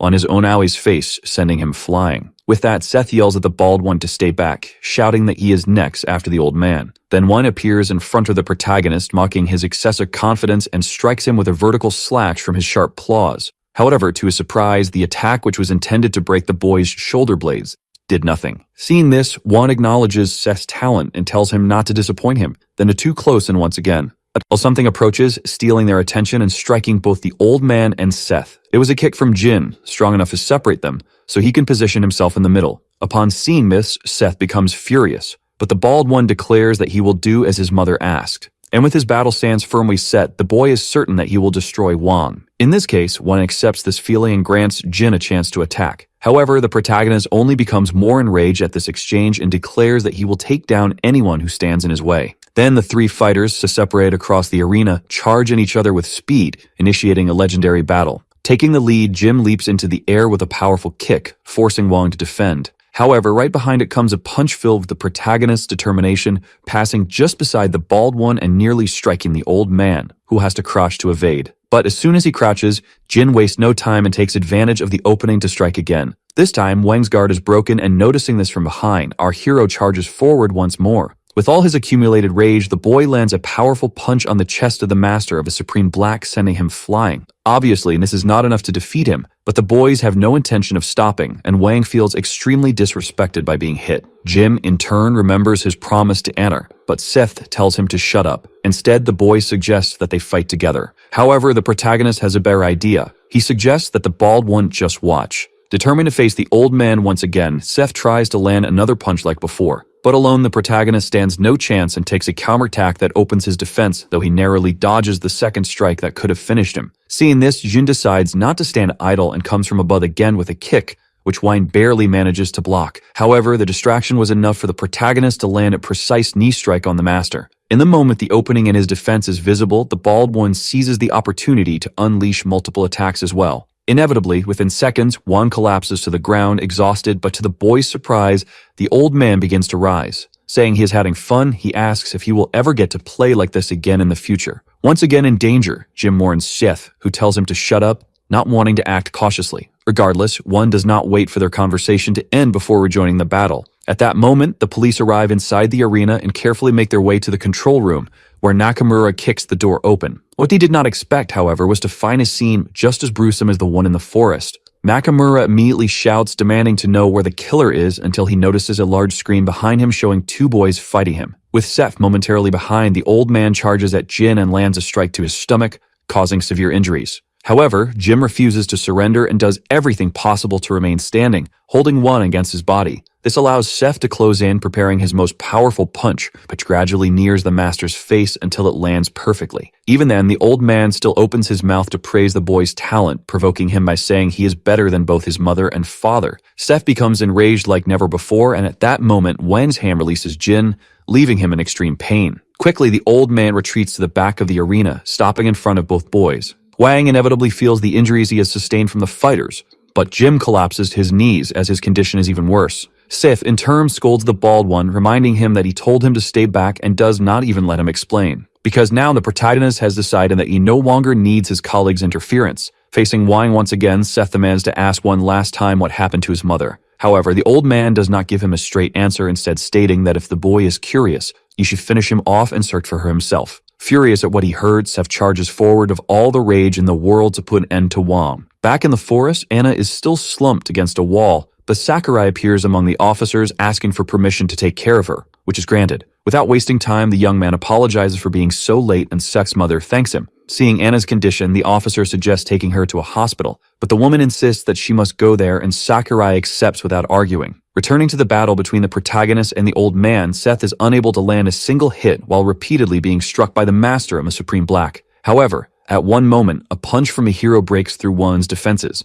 and just as he tries to recover, another, even stronger strike follows, but this time the old man manages to dodge and escape. Nevertheless, the protagonist chases after him and lands a solid blow straight to his stomach, sending Wang flying. Once again, the two reposition themselves in the arena, but Seth takes the initiative, charging from above. Both fighters scream, demonstrating the intensity of the battle until the old man feels something. He realizes that despite his injuries, Jin is grabbing onto his feet. However, before he could finish the boy off, Seth sees the opportunity to appear from behind and deliver the most powerful punch of his life, unleashing all of his fury. As Wang tried to recover, he was slammed forcefully against the ground. Now completely subdued, he was forced to endure a relentless series of consecutive attacks that did not stop. Even so, the protagonist could not let go of his rage, forcing Jin to stand up and stop him. Because, whether he realized it or not, Master Warren was already completely defeated. However, instead of feeling satisfied, Seth only grew angrier at how quickly his revenge had ended. A bit further back, the police officers rush, reporting over the radio there were more victims.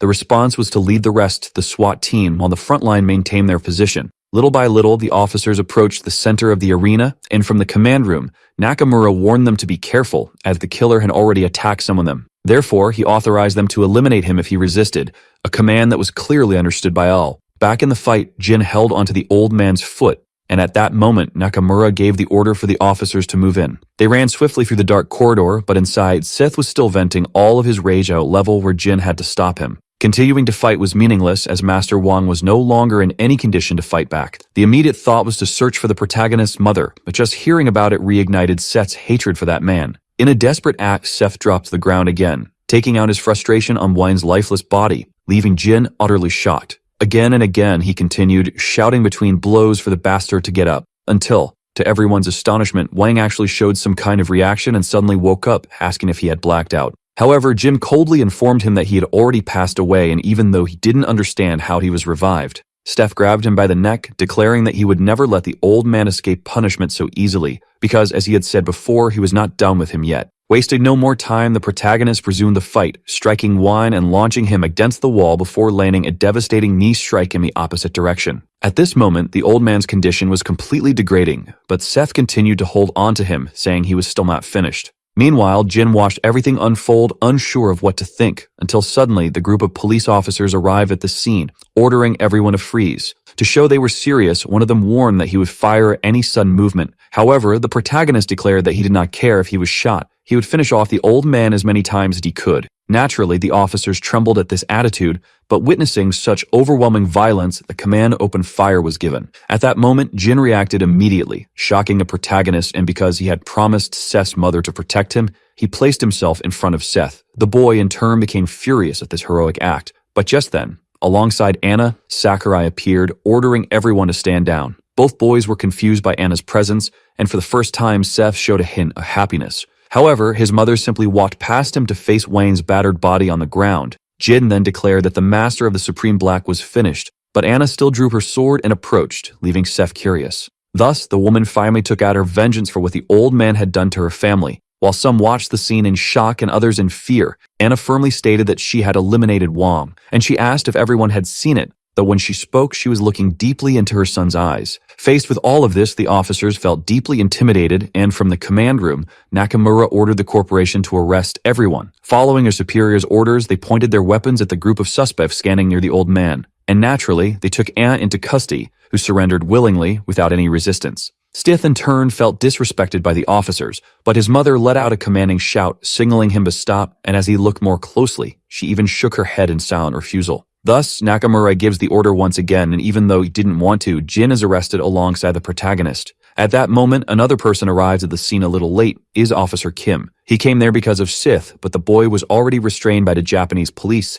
leaving nothing to be done. In this case, Anna, who was in the same situation, asked the officer to take good care of the children. And as the group was taken to the police station, Tim felt an overwhelming frustration at being powerless in such a critical moment. Sometime later at the Japanese police department, the Korean officer commented that things were not going as agreed. That was because Nakamura had promised to let the suspects return to their countries to be judged. However, the Japanese officer felt personally attacked by such an insinuation, considering the situation at hand. So far, 12 police officers had lost their lives, so Kim argued that the one responsible for this had already been eliminated. However, Nakamura slammed the table in anger, stating that this was exactly the problem they were facing. The fact was that the department would look pathetic if they let everyone go free, which meant they couldn't simply release them. In this case, Kim suggested that Nakamura speak with the International Alliance, given that Wang was Chinese, but the officer refused. After all, having another country take over the case would also be a humiliating outcome. As a last resort, Kim asked that his colleague could at least allow Seth and Jin to return to Korea. Then Nakamura admitted that he might be able to arrange it for Jin, but it would be difficult for Seth. After all, not only had he entered the country illegally, but he was also responsible for organizing the underground competition, which meant that there was no way they could let him go, and with his veins bulging from anger, the officer declared that the boy would be punished for his crimes in Japan. At Narita International Airport, the director of the athletic school stepped out of a taxi. Later, at Japan's General Hospital, Rod celebrated the fact that they were alive, while Jav asked about Akira. It was then revealed that she had been placed in a private ward, but had yet to regain consciousness. At that moment, the school president suddenly appeared in the hospital room, and the boys were obviously very surprised to see Jake there. Both tried to stand up to show respect, but the director told them it wasn't necessary. Still, the two knew what they had done, so they apologized, though it didn't make Jake any less irritated. Suddenly, the director's phone rang, and on the other end, Congressman Genzo contacted the Sunshine Group. After some conversation, Jake commented that now was the perfect time for him to show his appreciation for the corporation. And so the school president bid farewell, saying he would see Genzo at the designated location. As for the two hospital patients, the director informed them that they would be finished once they returned to Korea, and both accepted their punishment. Sometime later at Japan's City Hall, Jin approached and out of jail alongside the director. And soon his eyes met with the police officers, though the bald one tried to avoid any interaction. Regardless, Jake informed him that Seth would return to Korea in 2 days because the Korean public prosecutor had agreed to take over the case. However, he also said that there was nothing he could do about Anna, who would be judged in Japan. In any case, Jake was sure he could leave the rest to Kim, but before leaving, he asked him to keep in mind the kind of person Wang had been. And as the officer remained deep in thought, the director stated that they would meet again in Korea before parting ways with Jin. 2 days later, at Narita International Airport, Officer Tim stepped out of a car, followed shortly by Seth. The boy had a cloth over his hands to hide the handcuffs, and Sophie's father told him to keep moving, which the protagonist did. Meanwhile, in prison in central Japan, Anna sat meditating in her cell, her gaze reflecting the determination of someone who had not yet given up. At Japan's Supreme Court, the president judge announced the beginning of Anna Jin's trial, in which she was accused of murder. The woman stood before the jury, calm and patient for what was to come, while her colleagues watched anxiously. Without further delay, the hearing began and a lawyer stepped forward to present the case. Since the defendant had already confessed to being responsible for eliminating the brutal killer Wan, the lawyer asserted that there was more evidence to support her guilt. With all the proof displayed on the screen, it became possible to establish a connection to the Yakuza. And it was a fact that she participated in an illegal fighting tournament, obtaining enormous financial profit in the process. Naturally, the prosecutor acknowledged that Wan deserved his fate, but Anna had interfered for personal reasons. As the case's prosecutor, the man requested that the court sentence the woman to capital punishment. With these words, indignation filled the courtroom. Both Rod and Jab were furious, in contrast to the accused herself, who remained expressionless. However, the case did not end there, as the defense attorney objected and the judge granted him permission to speak. It is already clear the bald one reminded everyone that Wang was responsible for the deaths of many Japanese police officers, and despite reinforced search efforts, law enforcement had been unable to capture him. However, he was finally defeated thanks to Anna, who, had she not acted, would have left a madman loose on the streets. And most importantly, according to the defense, was the fact that Master Wang had publicly threatened the life of the defendant's son. Therefore, he concluded his argument by asking if it was wrong to protect one's own child and stated that he had nothing more to say.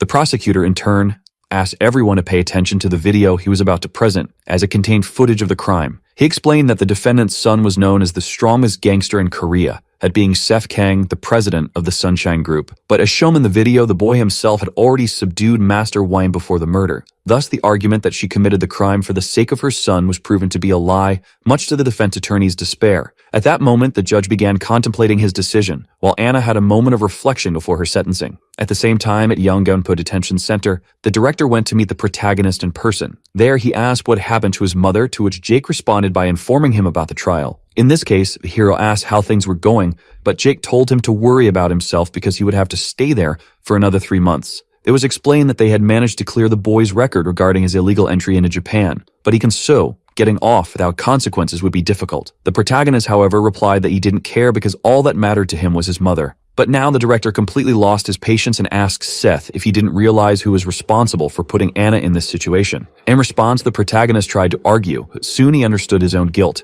And because he had great regard for both of them, Jake simply called Seth an idiot and stood up to leave the room. Before opening the door, however, the director informed him that Sunshine was doing everything possible to negotiate with the police. Therefore, in the meantime, the protagonist needed to keep his head down, something that, even if it wasn't his nature, Seth couldn't refuse. Sometime later at the Southern District Court, a slightly smaller hearing was taking place. Both the defense and the prosecution were preparing to present the case of Seth Kang, who waited as the accused. At the bench, besides the director and Jin, even Sophie was present to witness the outcome, and soon the judge reviewed the documents. From what he read, the judge understood that the boy had not only entered the country illegally, but had also organized an illegal fighting tournament. And despite being the president of the Sunshine Group, he was just a 19-year-old boy. However, since this was his first offense and due to Sunshine's influence in the country, the judge announced a fine of $100,000 along with 120 hours of community service until Seth suddenly interrupted the sentencing by shouting that he had something to say. Logically, this unexpected action caused tension in the courtroom to rise dramatically,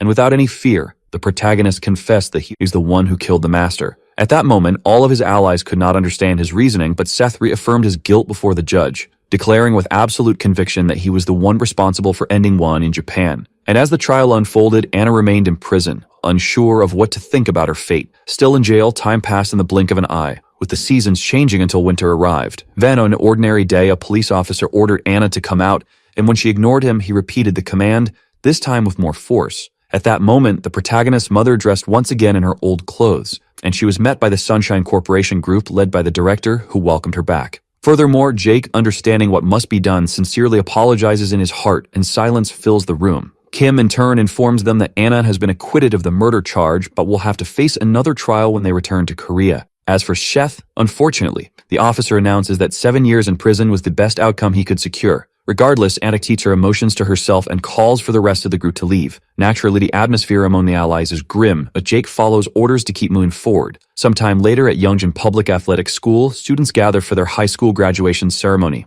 With everyone assembled in the auditorium in organized rows, the event begins, and one by one, the senior students receive their diplomas. After that, the boys receive some words from their fellow students, and although it is a happy moment, Sophie cannot bring herself to smile. Victor, on the other hand, is pleased that they have finally completed this stage of life and asked Brock if he will be going to the United States now. However, Brock responds that for now, you will continue pursuing martial arts, prompting his friend to ask what he plans to do next. In response, Brock clearly states that there is a place he must visit as soon as possible. Later, at the Sunshine Group headquarters, all the executives are gathered, and naturally, the mood is just as tense as it was at the graduation. Jake explained that they are being blamed for the tried number Jong Lee, and on top of that, Bakdu reports that many Chinese people have been entering Incheon. Sang Madam in turn reminds them that the Yakuza are also making moves, and in response, the director suggests they should strike first. However, Anna, who is now the new person in charge of the presidential seat, believes he's better to keep an eye on them for now. She asserts that she herself will take control if things spiral out of hand, whether in China or Japan, and all the executives understand without questioning the president. Sometime later on the same day, but in a mountainous area surrounded by winter snow, Jim continues his training with even greater intensity than before. Amid his strikes, Aker appears, commenting that she knew she would find him there and complimenting his dedication. Obviously, the bald one is very happy to see his friend, but he is startled when he notices Brock standing right behind her. Because of this, he questions why the two are together and whether there is something going on between them. However, Brock, looking bored, simply asks if this place will make him stronger. Understanding the question, Jin smiles before confidently affirming that it will, which is exactly what the big guy wanted to hear. Meanwhile, at a Korean prison, a bus arrives carrying inmates who are instructed by the officers to familiarize themselves with their new home. The person in charge quickly orders them to move, and finally Seth appears among the criminals, his hands bound. At this, one of the officers yells that he is part of the last group, but another is surprised, noting how young he looks. In response, the officer scoffs at the boy, stating that his parents did a terrible job raising him. Then he shows the boy inside, joking with his colleague about the possibility of him being assaulted in prison.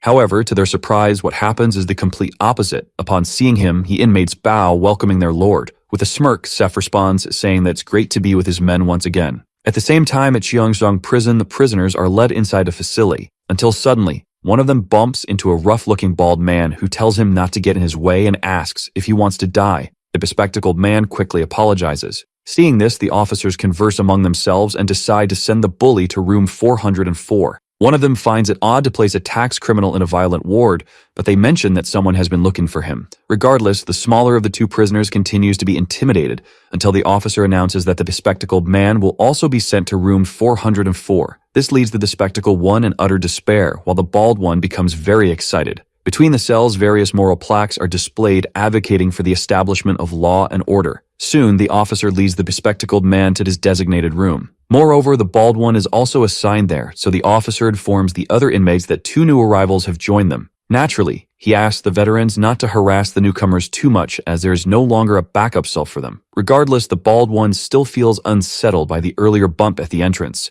Therefore, he approaches the one with glasses and kicks a table, trying to assert his dominance. The same man shouts, asking who his boss is, but one of the prisoners just laughs at the entire display. Obviously, the bald man becomes furious and asks what the hell the man is laughing at. Then the former president of the Sunshine Group and Kurt number 2 in command, Jisaemin, stated that a cute guy had entered. Since he was also a criminal, the bald man gradually recognized this person and asked if he was the leader. However, the young man just nodded to the side of his head because despite who he was, the leader was someone else. And to satisfy the bald man's curiosity, Seth Chang appeared with his hands in his pockets and his usual proud smile. Despite this, the bald man couldn't understand, and being much bigger, he asked if this child was the leader. So instead of speaking, the protagonist decided to demonstrate, and with just a touch on the young man's bicep, he sent him flying. Even though it wasn't meant to hurt, it was enough to command respect. Without further delay, Seth approached the second newcomer because he had heard that he was a professor at Seoul University, to which the man fearfully confirmed. At that moment, silence took over, increasing the tension, but unexpectedly, the hero asked to be taught, surprising the professor, because as strange as it seemed, the truth was that once he got out of there, the protagonist wanted to go to college. Meanwhile, at some venue, spectators were impressed by a fight that was happening because one of the competitors no longer seemed to be in good shape. Then with another quick punch landing on his defense, the fighter staggered backward. And so another blow came, a kick to the ribs that drained all of the opponent's strength. Thus, the fighter fell to the ring floor, defeated at the feet of Brock, who was crowned the undefeated champion of the tournament. At the end of the fight, the host congratulated the boy for becoming the strongest human, and with great excitement, he handed the microphone to Brock to explain how he was feeling. However, instead of being happy, the boy questioned that title, making the Sunshine allies proud but leaving the host confused. And with the USC championship belt in hand, Brock revealed that his contract had ended with this match. He announced that he would no longer participate in these boring fights, dropping the prize onto the ring floor. Obviously, the host didn't understand anything, but the coach congratulated him, unlike Victor, who found his attitude shameful. However, Brock didn't care about that because his attention was on another young man who, despite his changed appearance, was Jin. At that very moment in the USCCO's office, a man watched recordings of the illegal Osaka tournament on his tablet. And while thinking about what Brock had said about USC fights being boring, he noticed the difference between the competitions. Because if those kinds of people were out there, tournaments like the USC would certainly be dull. However, if it were something like the event in Japan, he believed he could make a lot of money. On another day, everyone was gathered in the prison's social area, and while doing bench presses, Seth listened to advice about derivatives and integrals in mathematics. Then he said he understood, but suddenly, his attention drifted as someone else arrived. Jisangman thanked the professor for his work, leaving him scared, but then asked to be alone with the boy for a while. Which of course the man accepted, even though the protagonist was a little confused by it. Seth soon asked if there was still no news about his mother, but since she wasn't there, it seemed that Anna was not in Korea. However, noticing the hero's irritated expression, he ruffled his hair, telling him not to worry. After all, Seth knew better than anyone what his mother's personality was like most of the time. But even so, the boy missed her because it was almost a year since they had been separated. Some time before, during his family visitation at the prison, Anna asked her son to be well, but he did not respond. So she simply asked him to wait a little longer. Seth replied that he was fine. On the other hand, the boy wanted to know about his mother, and with a smile, she said she was fine too. However, the woman believed she would have to go somewhere soon and that it would take some time. The protagonist asked where she was going, but his mother said it was a secret she would only reveal when she returned. Either way, she told him not to worry and got his attention with a flick to his forehead. Instead of worrying, Anna asked her son to keep his promise and pass the GED, General Educational Development, and despite smiling, Seth takes it seriously. Back in the present, the protagonist asks what his uncle said, and Jisaemin replies that they mentioned there had been 3 assassination attempts. Therefore, if the boy says something he hasn't said before, he could turn the case into something much worse. Initially, the blame was placed on the Chinese man, Juan, but after calling the triad, they discovered that Anna had been in China alone. To explain, he believes everything is happening because of the fights from before and because of the Black Society's Dragon King. In the end, Jisaemin simply makes it clear that the matter is far from over, and Seth faces everything with seriousness. At a fast food restaurant in Los Angeles, USA, the customers in the place are very frightened because there are foreigners there who are different from usual, eating uncontrollably. Still, none of them care about these prejudiced looks and continue. Until outside, Sophie analyzes the place and believes that Kim's dinner is the designated location. Without wasting time, she enters and upon finding her colleagues, Jin waves with great excitement, unlike the others who seem embarrassed, as does Sophie. Sometime later at a hotel, the former bald man thanks everyone for being there now, and he confesses that they went through tough times because they arrived there without an interpreter. However, for that, the boy blames his colleagues who only exercise their muscles and forget about their brains. To ease the tension, Sophie says she liked it and that it was good to see the others after so long. She also remembers that there will be a fight for Sumjin in 3 days, and Victor boasts that if he wins, he will earn the title. However, she states that she will not watch the fight because she hates those things, which dampens the boy's excitement. Either way, Jin states that the boy will win, and the two agree with that. Because although he is not a monster like his colleagues, Victor believes he is invincible in boxing. However, Brock, as always, mocks that title because to him, the only monsters are Jin and Seth. Jim, in turn, also praised Brock a lot because he had become very strong, and in just 2 years, he could already be compared to him. But the fighter made it clear that his goal was to defeat the protagonist, so Victor questioned what came next. However, upon remembering those memorable fights in the Osaka arena again, Brock simply remained silent, and breaking the mood, Sophie announced that she was going to rest. But she suggested that they should go to Las Vegas tomorrow, and Jin accepted immediately. During the conversation, suddenly someone knocked on the hotel door, and the boy quickly went over to answer it. He was very respectful, but when he looked up, the visitor was someone he had never seen before and who also seemed imposing. Without wasting time, the man spoke with Brock, asking to borrow some of his time. And upon noticing the hostile expression, the man assured that it would be quick since it was a business proposal that might sound interesting. Thus, the atmosphere in the room suddenly shifted to a general feeling of distrust as they waited for an explanation. At first, Brock recalled that his contract had already ended and stated that he didn't care about other things. However, the man said he knew what Brock wanted, and of course the boy doubted that. Then a USC CEO showed him the video on his tablet with the fights from that arena, surprising some and making Jin curious. Without wasting time, the man continued, stating that Brock wanted to participate in that kind of fight where life is put at risk, and since the fighter did not disagree, the man announced that he would prepare a proper stage and asked if Brock was ready for it. Again, the fighter did not respond, so the businessman understood that the answer seemed clear. In that case, he turned to leave, stating that he would be hiring Brock soon. Jim, in turn, asked Brock what that man was talking about and asked about the video. Then the fighter revealed that the man had said he would reopen the match, which of course Jim felt was insane. Either way, Brock directly asked the former bald man what it felt like to be a participant in that. For a long time, the boy had wanted to know what the protagonist felt and what Jim felt in that battle. Therefore, Emma's disciple made a point of reminding them that martial arts exist to destroy, and in the end, Brock knew that better than anyone. Still, after seeing his colleagues in that video, he no longer wanted to remain as the frog at the bottom of the well. And in the midst of it all, the truth along with the frustration in his colleagues' eyes, Jin understands. The boy states that not a single word was incorrect when the ambassador received them. And when Brock asks if anything was said about him, Jim reveals that he was compared to the protagonist himself. That was because both were men who didn't train but had to fight, destined to always live on the edge of the sword. Inevitably, the fighter identified with that, and since Seth once wished for the same,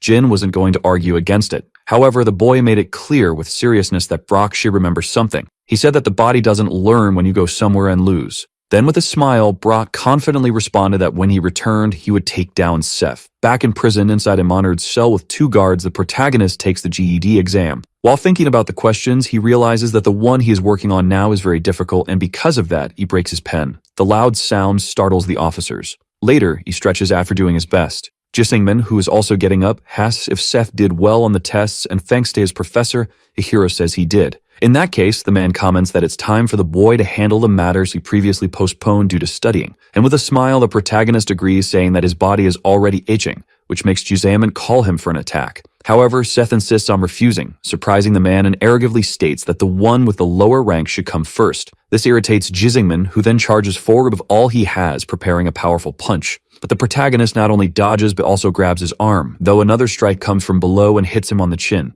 Even a small cut is caused, and seeing this, Seth makes the best decision. Retreat to think of a new strategy. The protagonist comments that he has seen this move somewhere a few times before. But Jizaeman only remarks that he trained all this time and that even so, the protagonist was still dodging. Sif in turn questions how his uncle learned it, so Jizaeman decides to explain everything. After nearly dying by falling into a river, he learned many things while wandering the continent. And seeing the protagonist's serious expression, he asks if the boy is scared. However, Seth denies it, explaining that he is just disgusted and threatens his uncle, saying he will take him down if he uses Wang's technique again. Instead of being afraid, Jaemin simply provokes him, telling him to try if he is capable. With both of them filled with emotions, they rush at each other again, and while Seth is furious, his uncle enjoys it immensely. After some time fighting, Jaemin collapses to the ground in exhaustion while his nephew remains standing. Then he admits that the protagonist has become very strong, to which Seth responds that he could take down anyone. At this, his uncle asks if that includes his mother, but Seth tells Jaemin to stop talking nonsense because his son would never do such a thing. Either way, the boy's day of freedom is approaching, so his uncle asks what he plans to do. Without any hesitation, the protagonist simply says that he will attend university. Hearing this, Jaemin asks about Sunshine.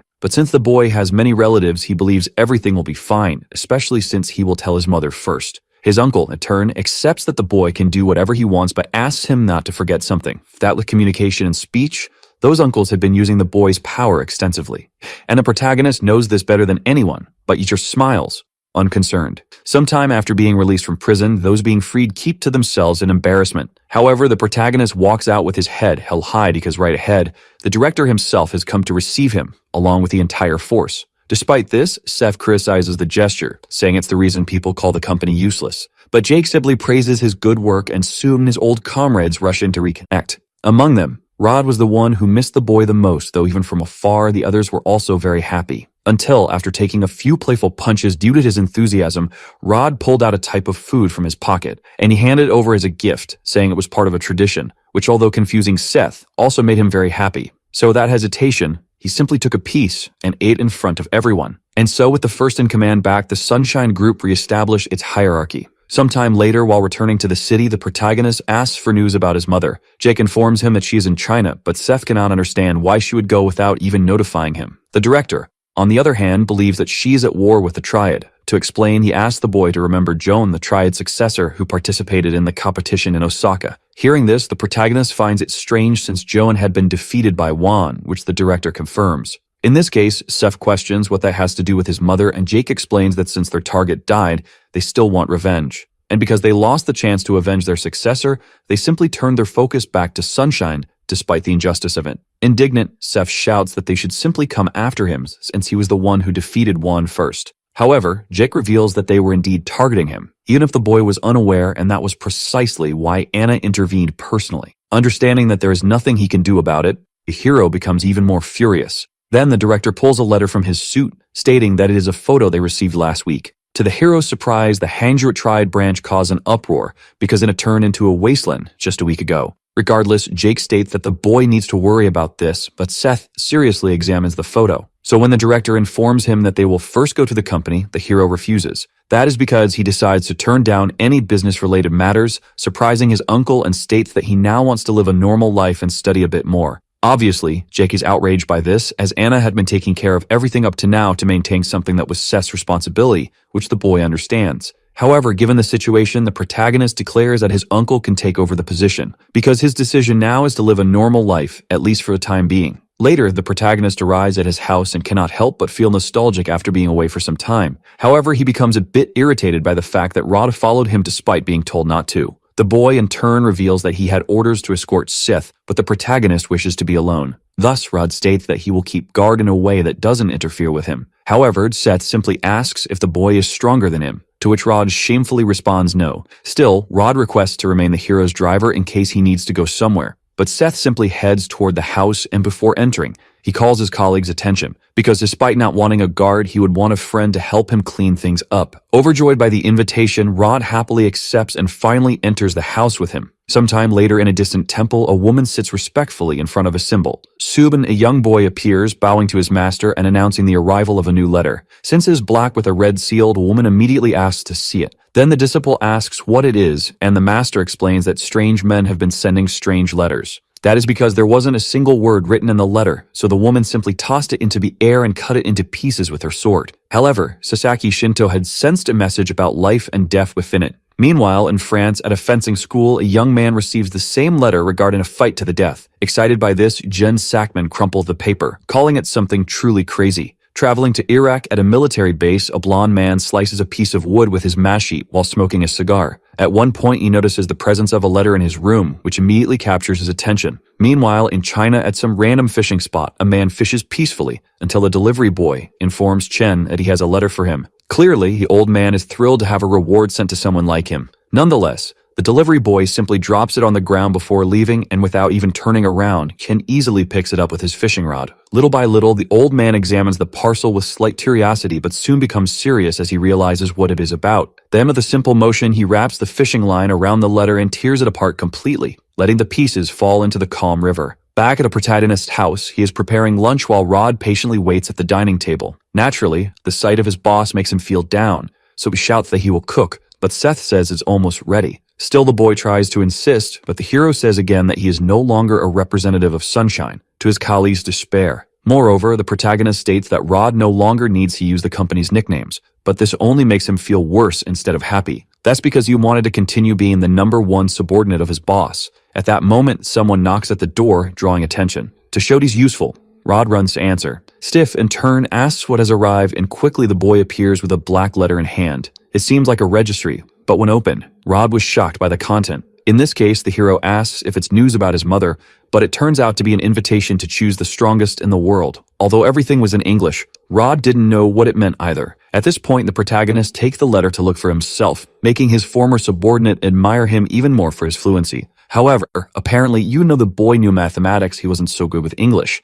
But instead of being disappointed, Ron shifts focus and praises Seth's honesty, which makes him feel overwhelmed. Anyway, the two decide to eat some ramen first before continuing. In an abandoned factory in the United States, a crowd is gathered to watch a fight. With just one punch, one of the competitors falls to the ground, defeated, crowning the victory of a very muscular blonde man. Reporting everything on his phone, the boy comments that it's as expected and asks who will be the next challenger. Moreover, he says he will give $500 to whoever beats Jimmy, and since no one responds, the boy asks if there are only cowards there. But Guy states that if they keep this way, he won't get any views till he raises the bet to $1,000. He is ready to raise it more until someone finally appears to challenge Jimmy one-on-one. Seeing the new competitor, the boy recording is impressed by his monstrous stature. Rock, in turn, with his usual irritative look, asks if the cameraman wants him to fight with this man, and obviously, Jimmy feels disrespected. Suddenly, the CEO of USC appears, laughing behind the previous boy, and then asserts that it won't be like that. That's because from his own pocket, he pulls out $100,000 and shows it to everyone. Thus, the businessman claims he will give the money to whoever defeats the champion,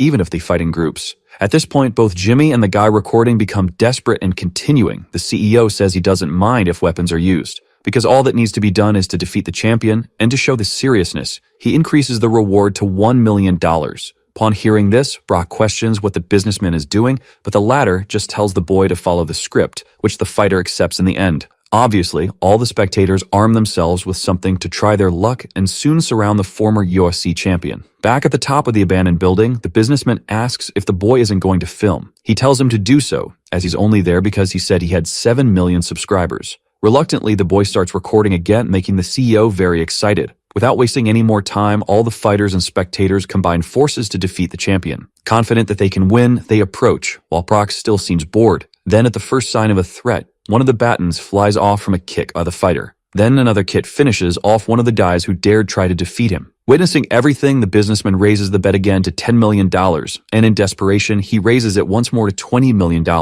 In the end, he declares that if anyone needs something beyond the money, he will try to give them everything. Because as long as the businessman hasn't found the strongest man on Earth, this fight will continue, which already leaves Brock a bit stressed. Back at the protagonist's house, E and Rod are watching Victor's fight on TV, where he was challenged for a title match. All the boys' moves were great, and he was landing sharp attacks. This, of course, made both of them very happy to be close friends with Victor. However, while the announcer spoke, a protagonist noticed 2 people in the background in the audience. Among them was Sophie, but beside her, Jim was cheering for Victor instead of for himself. Because of that, Seth couldn't help but feel a little bad, but noticing his master's expression, Rod called out to him. He explained that Seth's old friends had contacted him and asked if he should reach out to them. But despite seeming like something he wanted, Seth refused because he first needed to be accepted into college. Understanding his boss's new phase, Rod shouted that he would search for universities worthy of him. And in the same instant, he grabbed his phone, which made Seth laugh a lot. Then back on the TV, the new world lightweight champion was announced, Victor Chu. Sometime later, several students gather around a commercial building as it is a good place to prepare for the GED exam. And officially, for the first time, the protagonist truly dedicates himself to studying. Sometime later, both the hero and his subordinate leave the building and head to a public table. But even there, Seth doesn't stop studying. He doesn't pay any attention to Rod, who is already getting bored. Because of this, the boy starts entertaining himself with his phone until he comes across a YouTuber's video. He notices that the channel had streamed a fighting tournament in which Brock was participating. Sometime later, the time finally comes for the academic ability test at Korea University, and the protagonist is among the candidates taking the exam despite feeling quite nervous. Later, as he exits the test, Rod, who is waiting outside, shouts congratulating him. But the embarrassment of that happening in front of everyone makes Seth think his college life is already over. Either way, Rod asks if his boss did well on the test, and with a smile, the protagonist, as he probably did. In this case, even more excited than before, Rod suggests they eat pork belly and drink soju celebrate, which Seth agrees to. At a restaurant, the subordinate praises the boy's hard work over the past months. He asks Seth to grab a glass for the drink, but when he calls Rod by name, the latter embarrasses him again by bowing down. While they eat, the boy clarifies that for him, things never change. Once a boss, always a boss. But if that's the case, Seth says that Rod won't be able to stay by his side. Hearing this, the subordinate jokingly pretends to cry, saying he's very sad. So Seth grabs the bottle and warns him that he's serious. Inevitably, spending all that time in prison made the protagonist think about many things. And now he realizes that for a long time, he was truly a foolish and bad person. Naturally, Rod shouts that his boss isn't like that at all. He's charismatic and stronger than everyone. But the hero responds that that's exactly the problem. To argue, the subordinate reminds him that he has the best fists in Korea and is the heir to sunshine. However, the real issue was that he loved fighting but hated losing, which he admitted as he took another shot. A little irritated, Seth stated that if he stayed in sunshine, he would continue fighting stronger and stronger people. Naturally, he would grow to love that feeling more and more until perhaps he could no longer be stopped. Even now, Seth comments that his blood is yearning for a fight, bringing back memories of past battles and how he felt in those moments. However, he will no longer let things remain as they are, as he has matured during his time in and out of prison. More than anything, Seth knows he is responsible for what happened to Anna, because he sought revenge for a father he never even knew, without caring that he was putting his mother in danger. Rod, in turn, tells his boss not to worry because Menon is strong and sometimes calls to say she's fine. But despite knowing that the hero understands how he would feel if something were to happen to her, because he knows he wouldn't be able to hold himself back and would use it as an excuse to return to fighting, which terrifies him, the possibility that he might never be able to stop. Hearing this, Rod simply places his hands on his boss's shoulders and comments that this is who he is. After all, he is the one they call the best fist in Korea and the leader of Sunshine, whom everyone respects. So Rod assures him that no matter what anyone says, he will always be the best. After those comforting words, he goes back to drinking with as much enthusiasm as possible. And soon, already a little out of it, he shouts for everyone to protect the boss, until he collapses onto the floor. And then he shouts even louder for him to come to him, leaving Seth speechless. Later, the protagonist has to carry his subordinate back home. Even now, Rod doesn't stop shouting nonsense like "get them," while Seth repeatedly asks him to be quiet. At one point, the hero warns that he will leave him there, but to his surprise, his mother opens the door for them to enter the house. With a smile, she simply asks if her son did well on the college entrance exam. While Rod sleeps drunk on the couch, the protagonist asks when his mother returned. She apologizes for being late and says she wanted to arrive before the test to make breakfast. In this case, Seth asks if she knew he was studying, and Anna replies that she heard about it from his uncle. Then the protagonist asks if her dangerous work is over, and his mother informs him that she came after finishing it, which is a huge relief to him. Regardless, the two have a good moment together, and Anna is impressed with how much Seth has grown, especially since he is now going to college. Since he thinks he did well, his mother praises his hard work. However, the hero trembles, saying that she is the one who did a good job. So Anna calms his hands, telling him not to worry about anything and to do whatever he wants. After all, she states that both she and Simon surely feel a lot because, due to them, the boy spent so much time in turmoil. Then Anna reminds him that none of this is his fault, so he can go back to doing whatever he wants. And so the hero's indignant expression gradually transforms into an honest smile.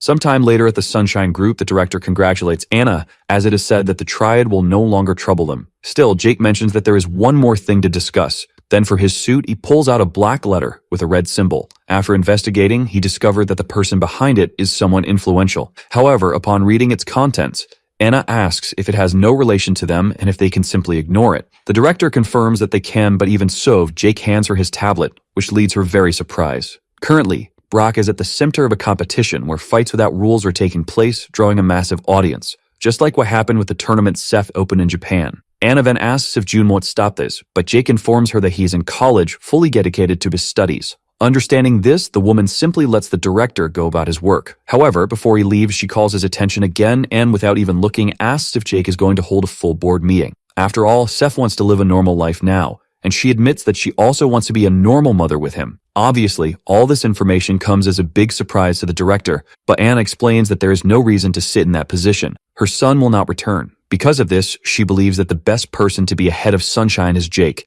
and although he is a little frustrated at first, the director eventually accepts his new position. Meanwhile, at Korea University on a soccer field, a boy throws the ball into the air until it eventually reaches another player. As the language and literature teams compete for victory, Sophie watches everything with excitement. After all, among the players is Jim, who is about to take a ball straight to face. However, as a renowned martial artist, he simply faces the threat with a devastating headbutt. This redirects the ball straight to the ground and then high into the air again. Then he jumps toward it, and with his back to the ball, he executes a bicycle kick more beautifully than many professionals. Naturally, to send the ball straight into the goal, scoring an incredible point for his team. The players go wild and the audience even more, except for Sophie. And outside that same university, Seth Kang stands there for the first time. Still facing the college, the hero feels happy but decides to leave. So while Sophie and Jin shared good times together, Seth continues studying. Naturally, the seasons pass from autumn to winter until finally, spring arrived at Yen University. And because of the season, several orientation signs for freshmen were put up.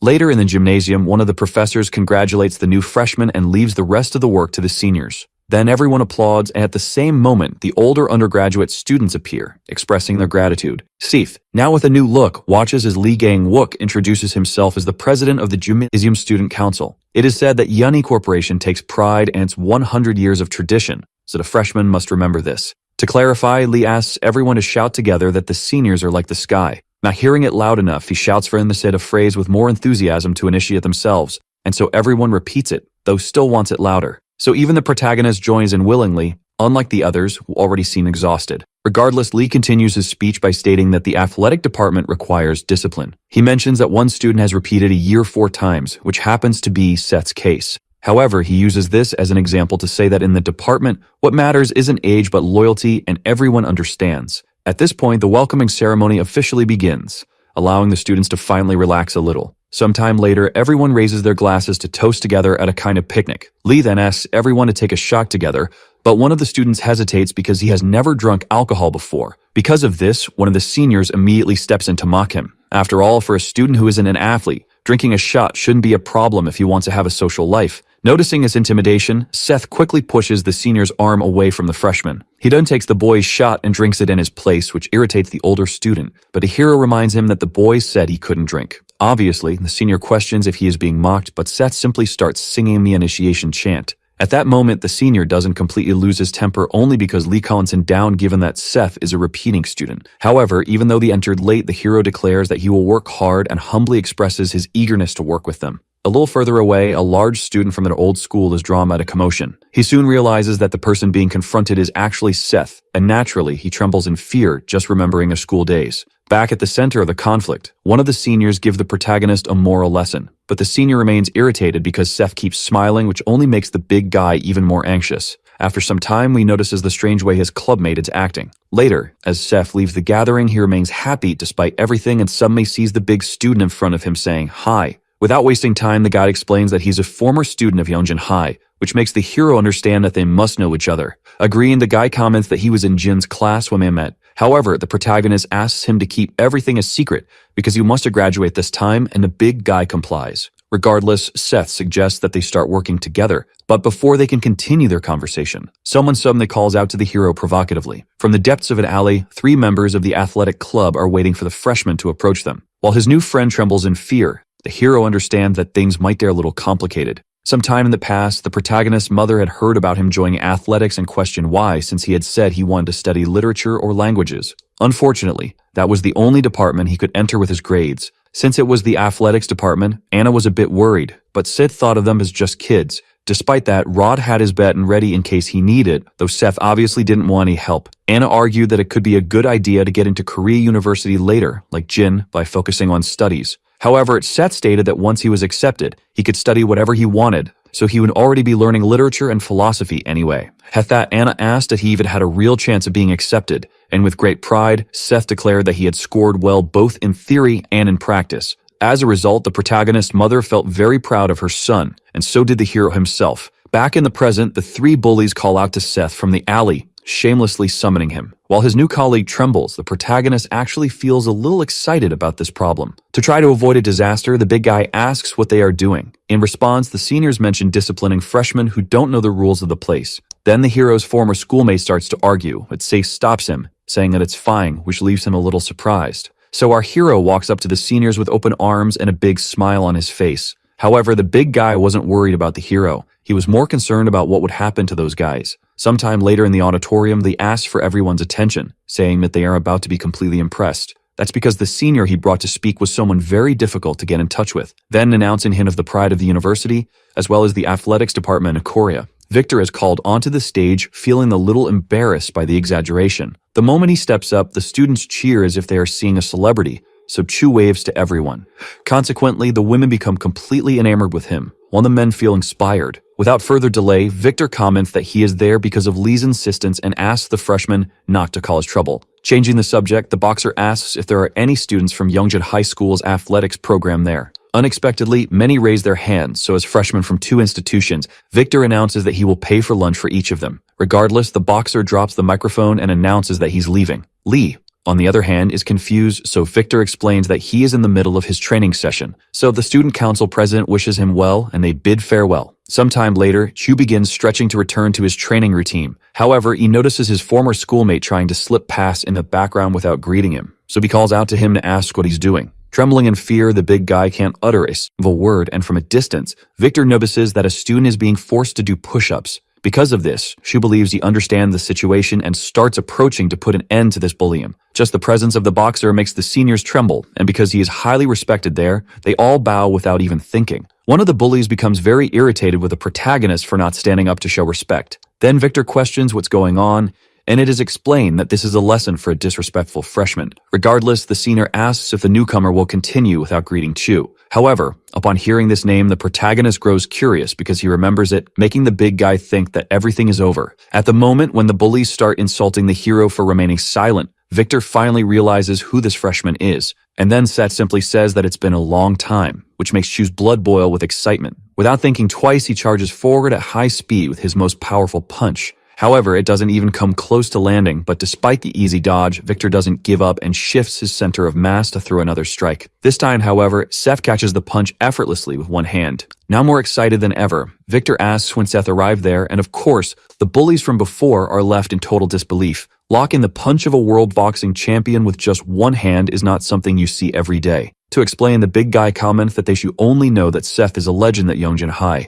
because if they found out more than that, they definitely wouldn't be able to live their academic lives morally anymore. Later, at the same restaurant as before, Rod smokes outside while the two converse. Victor asks when the protagonist got out, and he responds that it was last year. In that case, the boxer questions why he never got his contact information and asks if the others know. But Seth responds that there was no reason to tell them since it was all in the past. Despite that, Victor calls the protagonist a bum, saying they should have stayed friends. Sith, in turn, prepares a shot for his old colleague, but Victor refuses since he has a title defense match next week. So the hero asks how he was supposed to look for them, believing it's better to live without reconnecting. Hearing this, Victor simply ignores those words and instead asks if Seth knows what Brock is doing now. And since he apparently doesn't, the boxer places his phone on the table to show him. Without wasting time, the videos from that violent underground USC competition are shown. With 7 million views, a blonde man tried to attack the fighter with a knife, but Brock simply dodged all of his strikes. Demonstrating incredible agility despite his size, he was soon backed against a wall.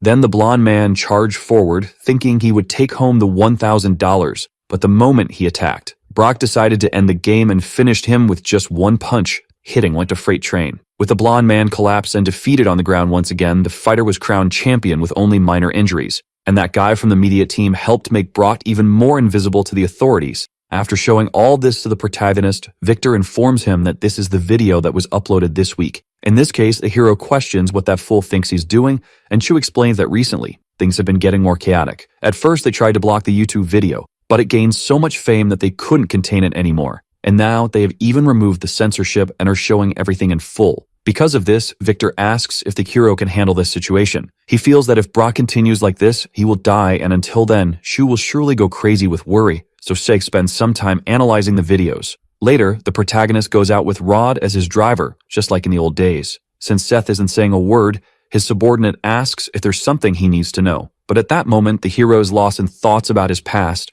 making him hide his intentions. Regardless, Rod notices that this is not the expression of someone who is okay, but he doesn't press the matter, and soon they arrive home. Back at home, Rod acts more like a son than the protagonist, so Anna gives him some attention. Changing the subject, his mother comments that Seth is a bit late, but what matters is that he enjoyed his day of studying. Back to the underground Terman recordings, the mastermind behind it watches everything and concludes that Brock is his true bold mind. So he gets up from his chair and facing the window smokes his cigar to clear his mind. With a highly excited expression, he believes that the time is finally approaching to properly open the ring. It seems the businessman has received confirmation from the competitors he sent letters to, and in addition to that, he counts on the presence of people like Jin, Anna, and even Seth. The next day at the protagonist's house, he tells his mother that he is heading out, and she asks him not to cause any trouble. With a gentle smile, the hero assures her that he is no longer a child and leaves together with Rod. Little by little, Anna's expression turns more serious because the director is also there for a conversation. In this case, Anna asks what it's about, stating that if it concerns Sunshine,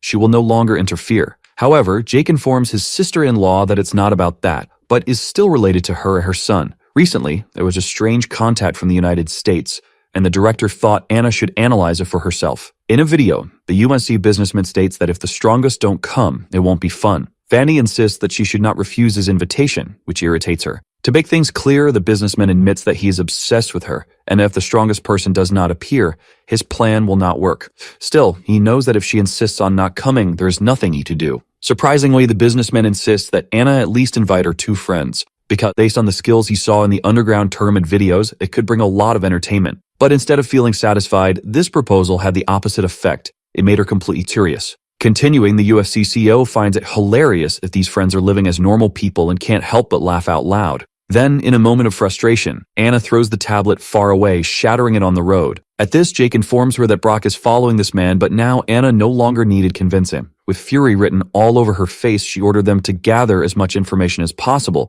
though it wasn't necessary, as Jake already had everything with him. Back at Korea University, all the students are entering to study, until at the entrance, Jim catches Sophie's attention, who is waiting outside. Thus, the two greet each other and begin chatting amicably as they walk, until suddenly another person appears. It's Victor, leading to another conversation. Since the boy remains silent, Jin asks if Chu shouldn't be trained for his fight next week. However, Victor simply responds that he has something to say, and after another moment of silence, the boxer reveals that that guy is back. Naturally, at first, neither of them understands what he is talking about, so Chu clarifies that he means Seth Kem. Due to her past experiences, Sophie becomes slightly melancholic, while Jin grows apprehensive. Regardless, Victor pauses to say one more thing and decides to reveal that Seth is attending this university as a freshman. At that moment, the atmosphere turns more tense, and the boxer bids farewell to leave. Noticing the heavy silence, Jin asks if his friend is okay. And as she replies that she is, the boy suggests that they could go together since he also wants to see Seth. However, Sophie unexpectedly refuses the proposal and before smile, states that the past is in the past. She got asked him to keep walking, leaving Jin a little confused. But the truth was that, as she walked, the girl couldn't stop thinking about the time she'd spent with Seth. That's because some time ago she had gone to visit him in prison, anxious to see him and expressed her concern for him. However, the protagonist shouted that those annoying visits from the outside only made things harder, and then he simply stood up and asked her never to come back again, leaving Sophie completely devastated. So the video ends here. If you don't want to miss the next part, activate the notification bell, and see you next time.